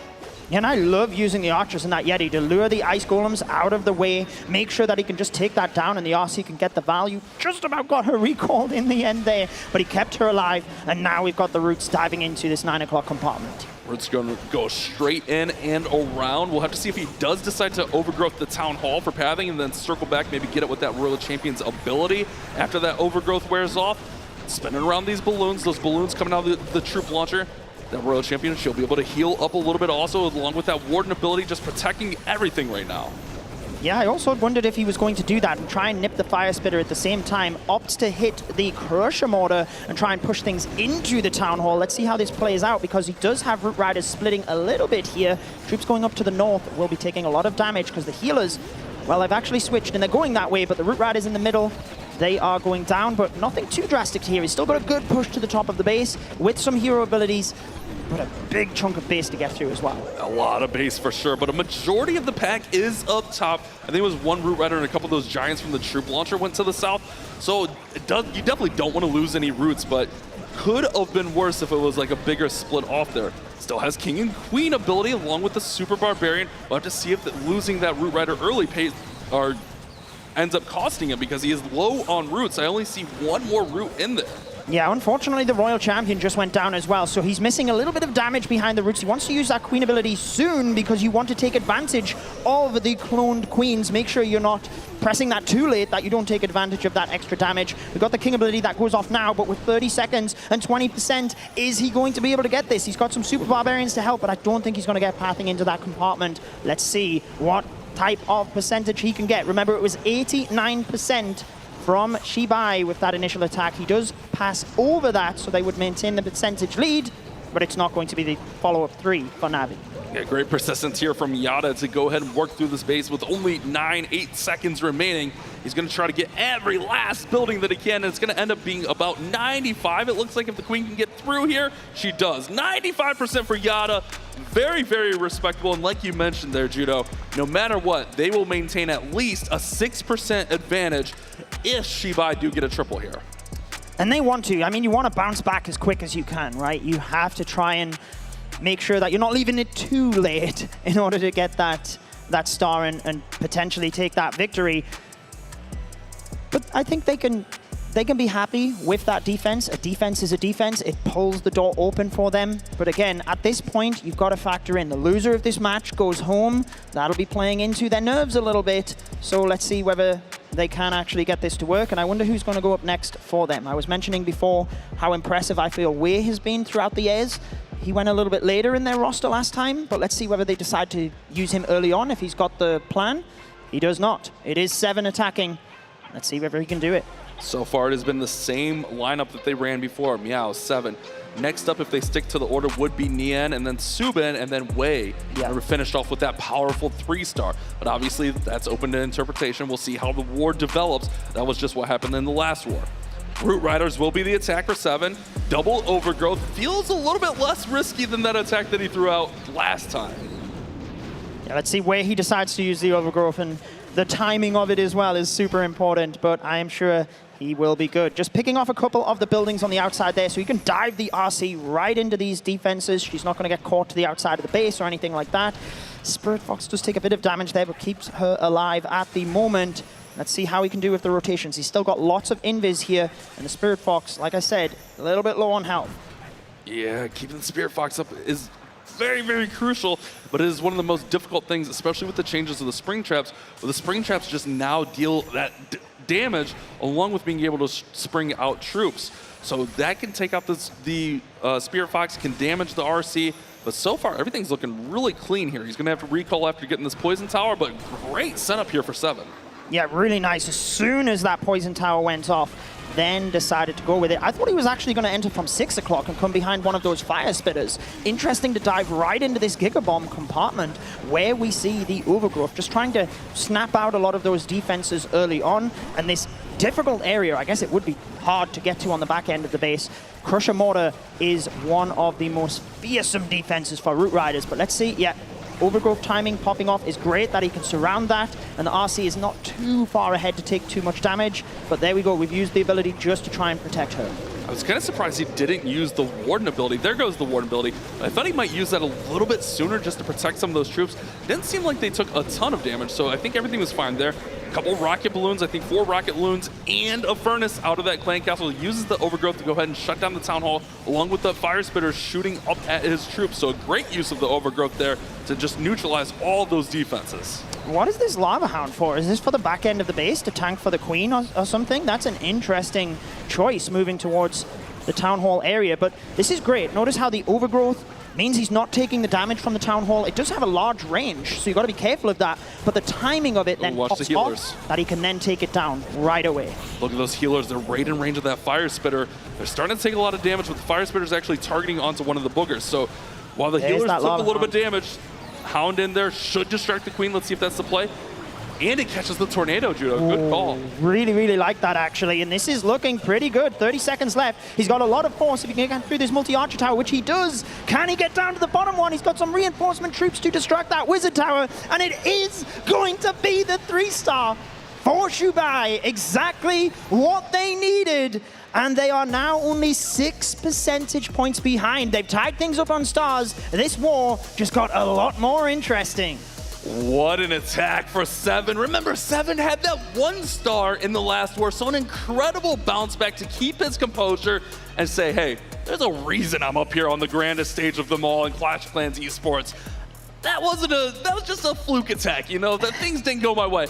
This is what I'm bringing to the table for the XiBai squad, and this is why you should be aware of what we can do. Well, there we have it. Does the momentum swing over to their side now, keeping the pressure back onto NAVI? We certainly seen from predictions, people were up and down as to who was going to get this one. And right now, it is in the balance. Who knows who's going to be attacking next from NAVI? Will it be Klaus is normally around about the mid-wall?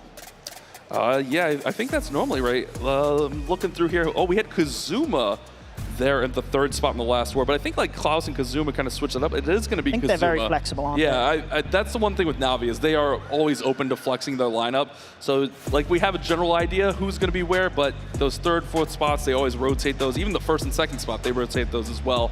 As Kazuma is going to come in, and it looks like we're going to have a rocket balloon fireball attack raining down on 7's base. Let's go, and look at all of the invis as well. I wonder whether many of those will be used to set up the fireball, or whether we will have like a back-end Royal Champion charge we've been seeing is a little bit popular. Interesting to see a double rage base like this. We see this a fair bit in Legends, but not always super common in the esports scene. Starting with the Warden to the left, but an instant overgrowth. I love that, actually, to make sure he can try and get the Expo and set up the Flinger. Fantastic, because sometimes you use like one invisibility spell to do that, but if he can't in this scenario, I love the use of that overgrowth. Oh no, fireball! Not again! Again! No! Oh. We saw Fireball go astray earlier. I was trying not to hype it up. I was trying to just leave it until he did it. Oh. Well, this is dangerous because obviously there's so much damage in that Rage Tower compartment that if you can get rid of that early, then, you know, now he's got to go through it. As long as he's careful, he can mitigate that. But you've got to just make extra safe on that Fireball. Use the extra invis if you need to. Especially since he had so many. And Judo, it was Kazuma who missed the Fireball earlier, unfortunately. He did still manage to get it up to a beautiful percent of 83 after a missed Fireball. I think that's very respectable. But man, it's like, what if? What if Kazuma's on point? Yeah, just good gets call, it in good time. call. Gets that King under control. But man, this is like, it's like one of those things where the nerves get in there. I think if Kazuma's at home, we don't see those 2 missed Fireballs from him.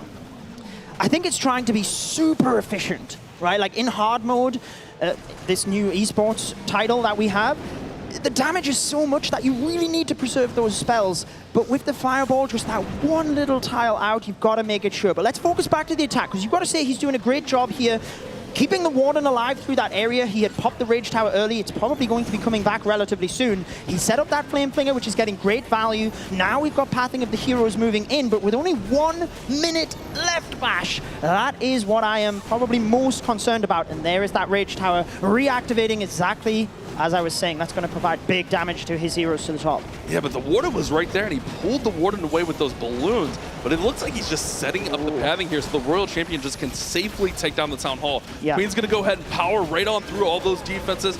Here comes the Clan Castle. He's got to get the Clan Castle under control as well, but only 39 seconds. Like, time is ticking. He's got to get that Fire Spitter so that the RC goes to the middle. Otherwise, she might get pulled off to the top towards the multi-gear tower. That's what he's waiting for. Once that Fire Spitter is down, then he can send in the Royal Champion, pivot through the Rage Tower, or at least I think that's the plan. Come on, Kazuma, you got 20 seconds, my friend. You need the Town Hall. Oh, there goes the Rage Tower down. Here comes the Seeking Shield. Crusher Mortar down. Here come those Rocket Spears to take down the Town Hall. 10 seconds. Oh my, he was just by the skin of his teeth securing that Town Hall. 85%. But it's another what if, Judo. What if Kazuma's Fireball lands with that one being such a high percentage attack after a miss? Like, what if he lands it? Does he get through there? I think he gets it. I mean, think of more so the time that he had to spend on the Warden charge to get through that Rage Tower compartment. Hey, that's esports. What ifs, what ifs. Think of how many 99% we've seen, like just missing that percentage that could have changed things.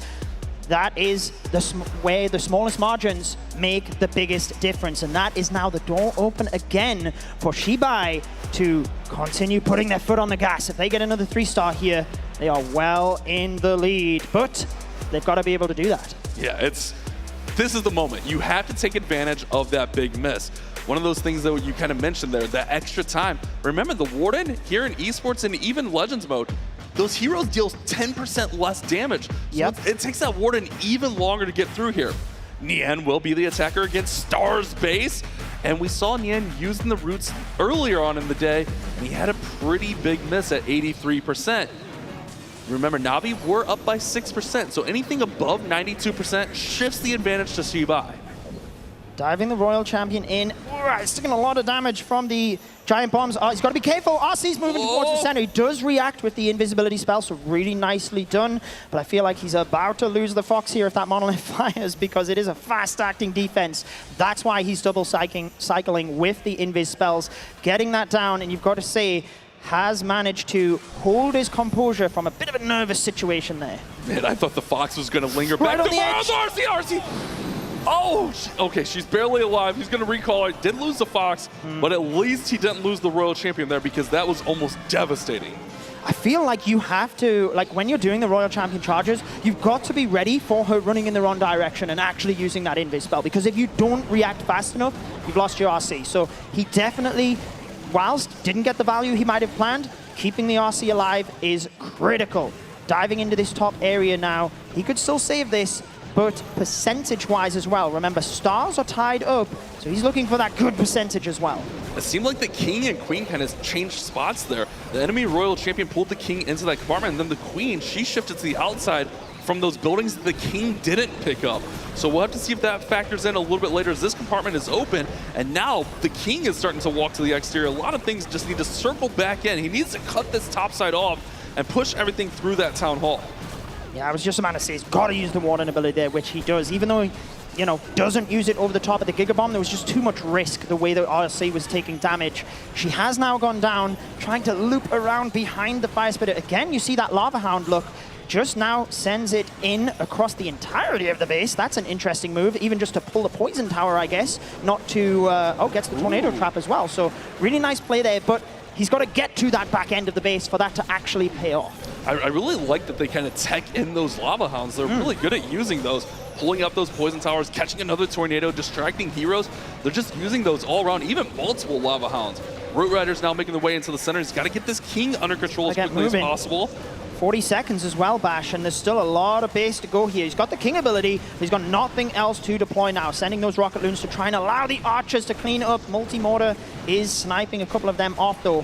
30 seconds, you never know. He's got a Booger on the Clan Castle, which will be able to get that. It's looking pretty good here, Bash, as we close on in. I don't want to call it too early. Is XiBai about to take the star advantage as well? It looks good. It's looking like Nian's going to get a 3-star, and XiBai surge into the lead after the big mistake for Kazuma and Navi. XiBai now lead on the star advantage and the percent game. This war is theirs to lose at this point. Certainly is. That pulls them 8 percentage points in the lead alongside the stars. So exactly what we were explaining after the first round of attacks. We basically flipped the sides. Navi were 1 star up, 11 percentage points in the lead. In the space of 2 attacks, that has changed. There's 2 rounds of attacks left to go. We have some incredible attackers here in these last 4 attacks. That's the beauty of all of it. And with this one being so close, I mean, we're obviously Navi are down a triple, but we've seen defenses happening in only 8%. All it takes is 1 more defense, 1 more triple, and this one could flip yet again as Klaus will be the 4th attacker for this Navi squad. Ooh, he had a difficult attack in that first matchup, didn't it? Just not paying off for him. Let's see whether he can get it to work here. Interesting that we see the Angry Jelly on the Minion Prince alongside the Rocket Balloons here. Just using that maybe as a Minion Prince charge towards the back end of the base, but we've got the Fireball to set up first, and let's hope he can land it. We've seen these like kind of little segmented approaches on these Rocket Loon Fireball attacks. I think it was Darkstar had one of the craziest ones where he used that Minion Prince charge earlier in this season. If this is able to be pulled off, it is so impressive, but it's also, like, the multitasking in a Fireball attack is already tough enough. Then you throw in a Minion Prince charge, and there's just so much going on at this attack. This is a big moment for Klaus and Navi.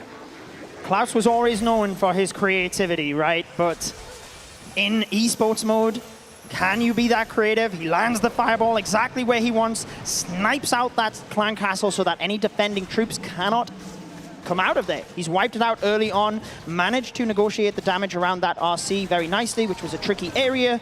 And I like the use of the Furnace at the top as well. Hey, whilst time is ticking, just allow that to take out a couple of the buildings at the top. Yeah, it kind of makes up for that 10% less damage that the Warden's doing. I also like that he kind of like, it seemed like he stuttered there for a second, waiting for those Invises to make sure he had all those defenses, and then he sent that Fireball in. You can't wait too long because the Invises only last 4 seconds, but it seemed like he was very diligent. He's like, I'm not missing my Fireball. Great value pickup from the Fireball. Queen now working on the bottom side. The Expo. RC. Maybe that's not a big deal because of his Minion Prince being on air afterwards, but obviously would have been nice to pick up. I mean, what an approach this is. You've got to say, how do you bait this as an attack strategy? He's attacking from every single angle. Minion Prince in from the bottom. Does appear to have taken high damage early. I wonder if he hit a Seeking Air Mine there that hadn't been scouted for. Limp coming in towards the center. Let's see that he can land this. He's got it. Yeah, he's had it. If he does it, that's his approach for the Town Hall. He's going to go ahead and rage it up, take the model. They'll go over to the Town Hall. Minion Prince takes Seeking Air Mines to the face, and he is down. But look at those Yetis. Those Yeti Mites are going to bounce out. They're raged up. They should be able to take a lot of this down out here. He doesn't have a lot of force left. He's got a couple Baby Dragons and just 1 Rocket Balloon. But there's really not a lot of base left either with a minute. It's time, because he's only got the Warden. He's got cleanup around the base. He's got the Rage and the Freeze, so I'm not worried about damage here for him. But the Warden is kind of responsible for this area. You never know. He's chilling at this point. He's just got to reinforce the troops as we go. What an approach. Great freeze. Let's see. He Air feels troops good. around that bottom area of the base. None of the defense is going to attack, and it's looking good for Klaus. Klaus is looking to put NAVI back in the ball game with a 3-star, and it looks that he has done it with 24 seconds. There should be nothing to slow this one down. Wow. Look how relieved he is there, Judo. I said there's 2 rounds of attacks left. Anything can happen yet. NAVI cutting that 3-star when they need to, just to make sure they keep the excitement for us here in Atlanta. You could hear the crowd celebrating after that one, just picking up the energy again. And it's back over to XiBai to try and get another 3-star, but they're on a roll right now. They're rolling. They're definitely rolling, but this is just an incredible war to finish day 1 here at DreamHack Atlanta. These 2 juggernauts going back and forth, blow for blow. Remember the advantage, 8% to XiBai. So if they do miss and it's lower than 92, NAVI bounce right back into the lead. But they're gonna have Wei for their last attack, seemingly. It looks like they save him until last, and I don't know. I feel like the players, we keep mentioning the pressure mounting on them. You know, like we were talking about Nez 4X before, and it doesn't seem like they let it phase them. You know, they just keep on going. So it is Suben to attack here. We've got what looks like a lengthy RC charge maybe, or are we going to have a fireball alongside this? No, it's going to be the RC charge, so let's hope that he doesn't run into any major traps at this area of the base. Oh gosh, RC's running away from where he expected early on as he missed the air defense with that invisibility spell. She's not going to go for the Town Hall, which is what he expected. Yeah, he was trying to send her right into the Town Hall. Might be able to get a redirect. Nice. There we go. Good redirect. Yeah, he was trying. We talked about the mist and invis on the fireball attacks, but it could be just as devastating on an RC attack. Gonna go ahead and pull her out early after getting the Town Hall. Pretty heavy investment for the little bit of value he got, if I'm being honest there. But he does get one of those key structures of the Town Hall. I mean, we talk about overgrowth in the Town Hall and just negating that damage. If you just get it out early in the attack, you don't have to worry about all of that raining down later on. Yeah, he expected the monolith to be gone here as well, so got a little bit unfortunate, you got to say, with the enemy king up there, but he did negotiate that area very well. Let's see if that monolith can actually lock onto the troops that are needed to take out. He's going to be able to overgrowth the center here, try and just keep them away from the monolith for as long as possible. He does hit the tornado and a bunch of traps, but there's not going to be too much damage as he's dealing with the ice golems because that crusher mortar is out of action. Getting an overgrowth on the crusher mortar is massive, not to mention the 2 multis right there. Plus, look at the padding that it creates. Not only does it shut down all that damage, oh no, Queen's doing Queen things. She's going for that storage, but she should bounce out. Oh wait, she's gonna pop ability and take out the multi. Queen might get taken out there, but it creates great pathing around the exterior of the base is what I was trying to say as the Queen went off and kind of just sacrificed herself to the monolith there.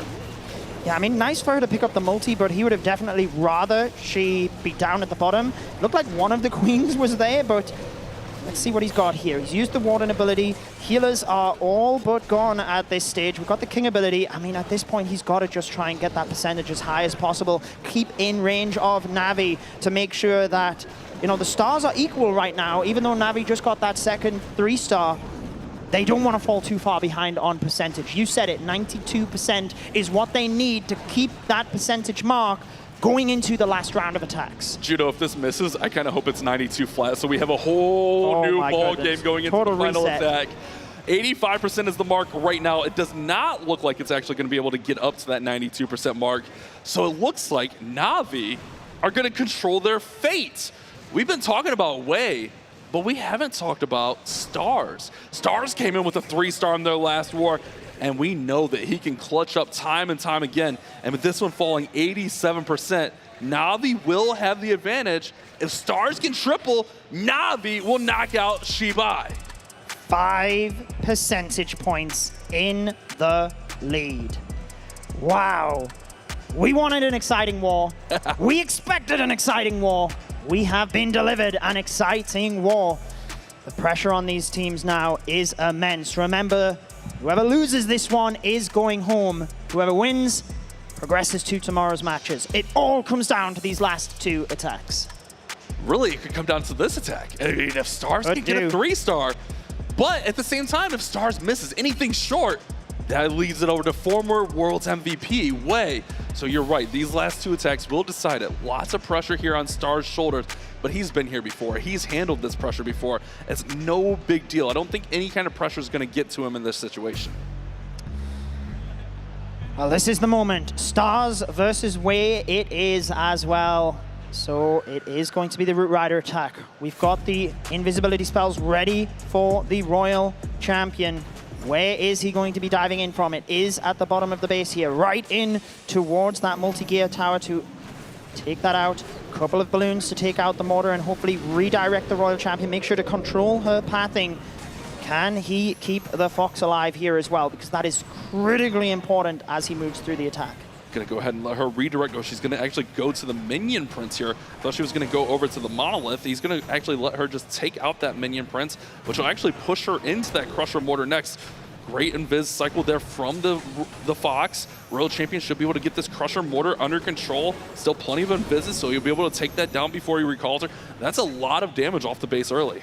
Yeah, and really, really efficient use of the spells as well. He didn't use them all, right? He doesn't need any extra damage. He's got the defensive pathing. Save that invis spell for later. Now he's, again, can just breathe a sigh of relief. King going on the outside of the base, though, so does have to use that invisibility spell to redirect. Really nice job there by Stars with the King abilities, wanting that Giga Bomb out early so that he doesn't have to deal with that. But can the King splash through this area? Remember, with the Gauntlet, he's taking less damage. Less damage and dealing splash damage. He gets that poison tower out, he gets the scatter out, he just picks up so much value. And now the roots, not only that, he creates the pathing for those roots to just go ahead and circle around here.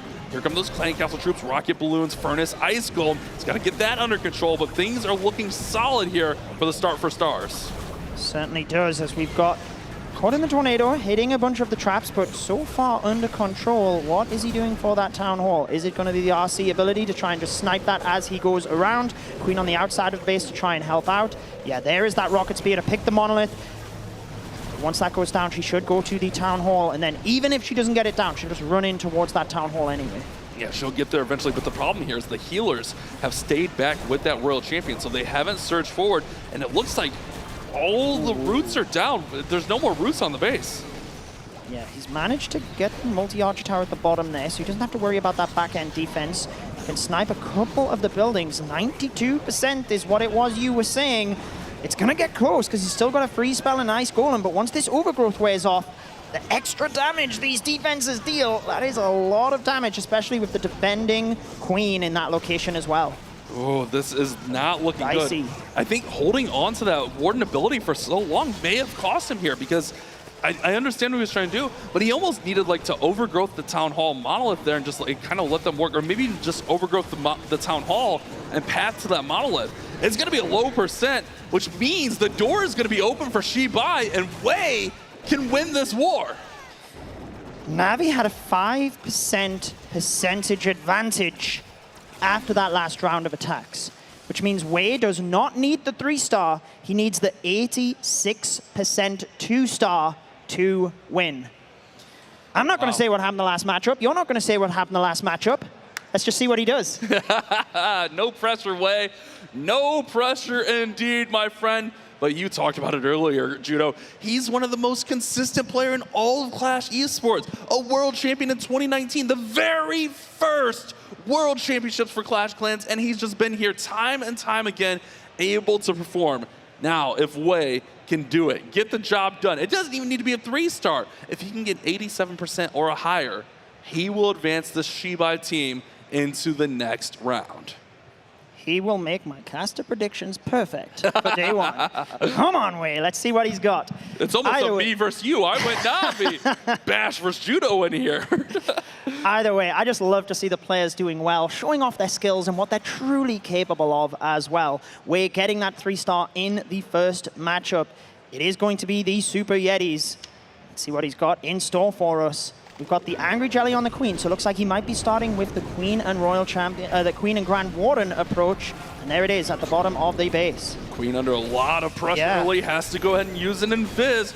Those ricochet cannons are no joke in esports mode. 20% more damage is crazy strong, but he does get that under control. Now the Queen's gonna go ahead and surge forward in here with the Warden, use another invis, go ahead and get that monolith under control as well, picking up all the value that he's looking for. But remember, there's a little bit of risks to this because they do run this all the way across the base. He's either gonna go left or right side. I would assume he's gonna go right side into the multi-gear tower. It's a long way to that town hall is what I'm getting at. Yeah, I really like this approach actually, because what you see is with the Royal Champion charge, you've got to be very careful with that blink so that you don't take damage. He can actually delay the invis spells that tiny bit here, so they do take a little bit of damage, and then when the invisibility spell is there, the healers are just healing them back up. So he had really perfect timing. Love the Yeti to set the funnel on the left side of the base. There's the overgrowth to the Crusher Mortar log launcher, hoping to set up the pathing through the compartments to that town hall. I thought he might go into the multi-gear tower so he could deal with that early, maybe even use the Warden ability through it on approach to the town hall, but electing to go away from it, shut down the Crusher Mortar and the ricochet cannons there. He does have the Fire Spitter shooting the Queen or the Royal Champion on the outside with the King there. He's got a lot of force here, but this is also a big dangerous spot with those ice golems gonna freeze.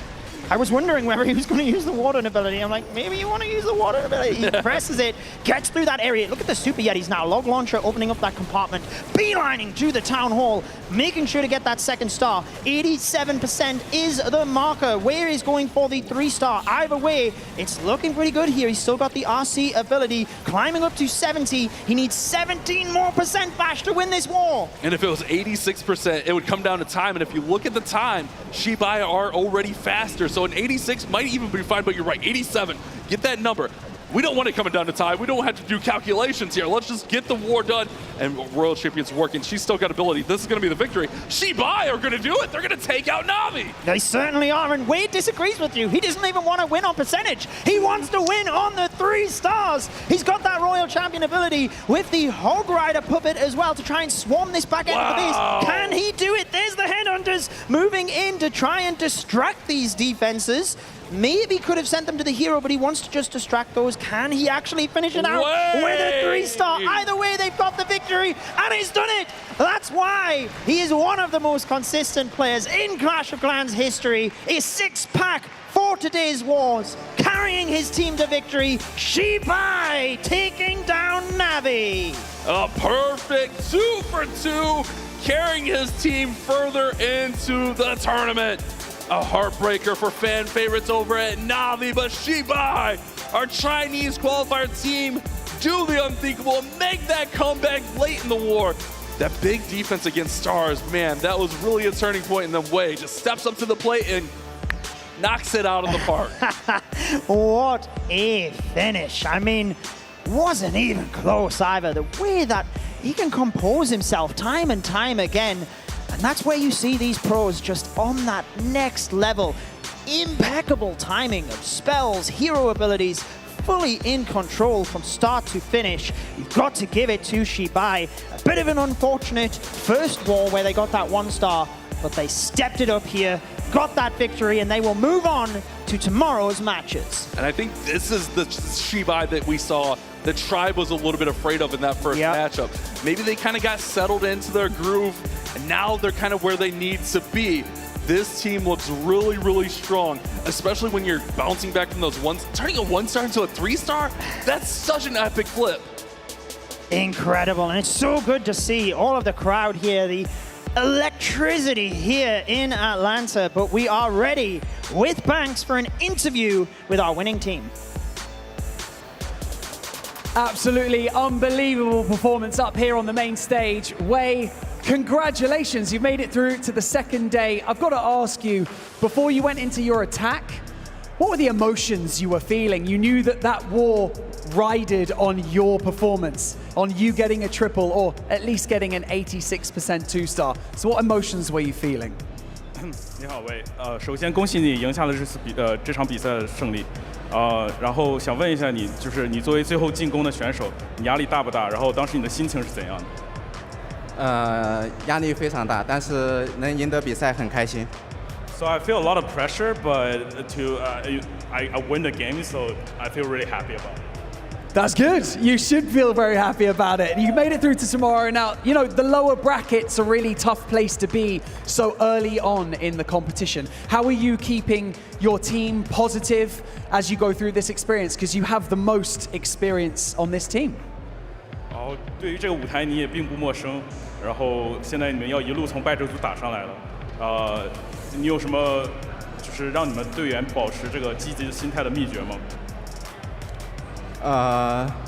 我觉得一战到底，一穿七。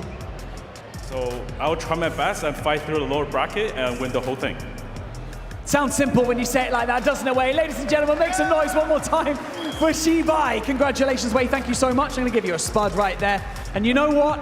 What a phenomenal day of Clash of Clans esports we have had so far. The World Finals truly has kicked off in style, and I cannot wait for the next 2 days of competition. And I hope all of you have had a great time today so far at DreamHack Atlanta, and of course all of you at home as well. But for now, we're going to head back over to the desk to round out the day. What a great interview there with Wei. So well composed there at the end of the war to go ahead and bring that one home. Just a beautiful interview. I love the confidence moving through that lower bracket. It's not going to phase them. They're planning on going to the finals, Judo. Yeah, it doesn't matter who they face. They got to win everyone, right? If you want to win the whole thing. But like you said, I love the confidence. I always like to hear a little bit from the players as well. We're here live in person for the finals, so just having that little bit extra personal touch from the players is always great. But like Barney said, we're going to wrap up things, take a quick look at how that match unfolded. Let's go to the MVP first. It's got to be that Wei. We can see. Yeah. 73%. That might be the highest percent all season. 73% is insane. But let's be honest, that's well deserved.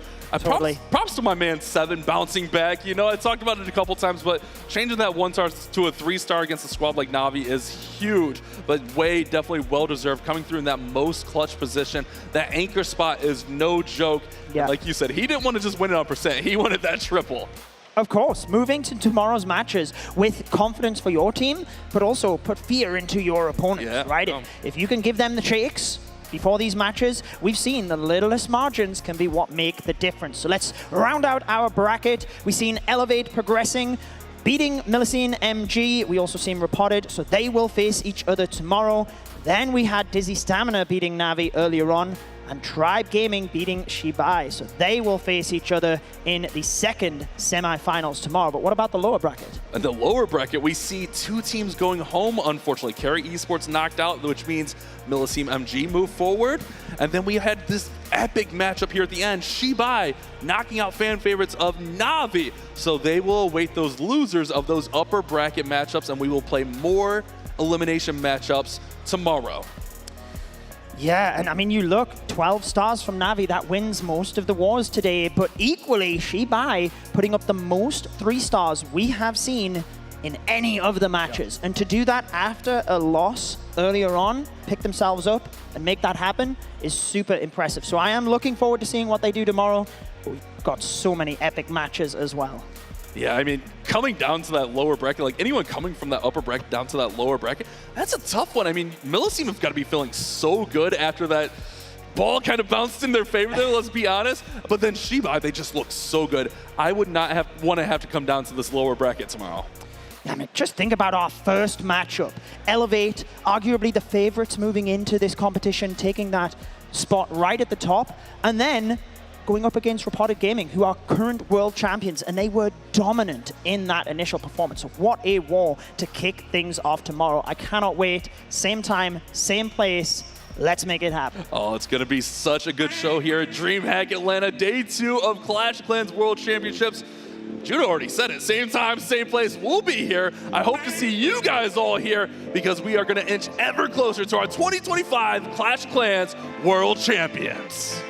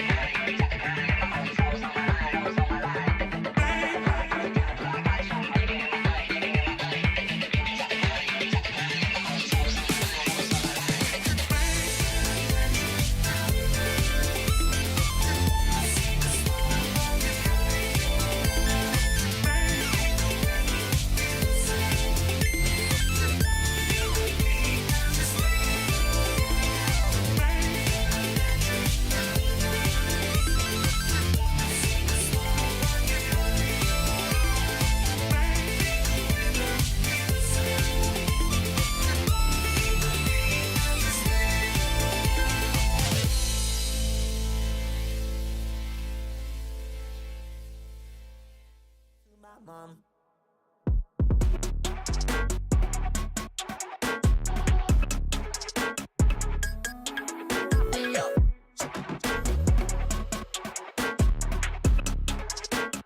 I want every single thing. One glance, I'ma bring the lightning, it'll be exciting now. Come dance, you know I'm inviting, fire is igniting now. Can't stop showing off, sorry I don't mean to brag. One glance, I'ma bring the lightning, it'll be exciting. You know that I make it look so good. You ain't never seen before, keeping score, wanting more. You know that I make it look so good. You ain't never seen before, keeping score, wanting more. You know I'ma make the glitter sparkle. Yeah, I see your eyes get bigger when I do my thing. Never been a quitter, I'm a marvel. I can do it quicker, yeah, I'll do it in a blink. Nobody can do it like I do. I'm one of one. I make it look so good, good, good. I make it look so good, good, good. I make it look so good, good, good. I make it look so good, good, good. You know that I make it look so good. You ain't never seen before, keeping score, wanting more. You know that I make it look so good. You ain't never seen before, keeping score, wanting more.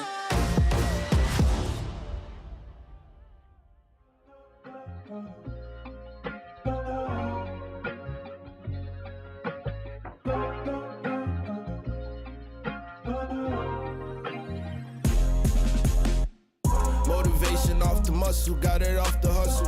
We stay down and we stay humble, so we cannot fumble. Every time I took a loss, it only fueled my hunger. I'm trying to get my point across and drop a triple-double. These boys stepping out of bounds, heavyweight go round for round. Out of sight and out of mind, motivation for the guys. If you lose, it's cause what you choose, you can't be wasting time. Kick back, handle business, I gotta get back up and finish. I gotta risk that for me to get that, I can't sit back, dog, you tripping. I'm trying to spend 10 racks in Linux, I'm trying to go euros, not no sipping. I need gold, I can't do silver. Reach my goals and my potential. No, I'm a real big dog, no kennel. I gotta get it out, no kissing. I took a loss and got it all. Tryna go brand new Audemars. I gotta take care of my mama. I'm getting answers for my problems. So if there's an issue, I ain't really tripping, I'ma solve it. I gotta hustle like I'm not gonna see tomorrow. I swear. Motivation off the muscle, got it off the hustle. We stay down and we stay humble, so we cannot fumble. Every time I took a loss, it only fueled my hunger. I'm trying to get my point across and drop a triple-double. These boys stepping out of bounds, heavyweight go round for round. Out of sight and out of mind, motivation for the guys. If you lose, it's cause what you choose, you can't be wasting time. Kick back, handle business, I gotta get back up and finish. I gotta risk that for me to get that, I can't sit back, dog, you tripping. I gotta hustle to get it, I gotta run on my digits, I gotta go till I'm finished. I cannot focus on losses cause I'm way too locked in on all of my winnings. Head to the rim like I'm Blake Griffin. Came to trim on boys, no kids.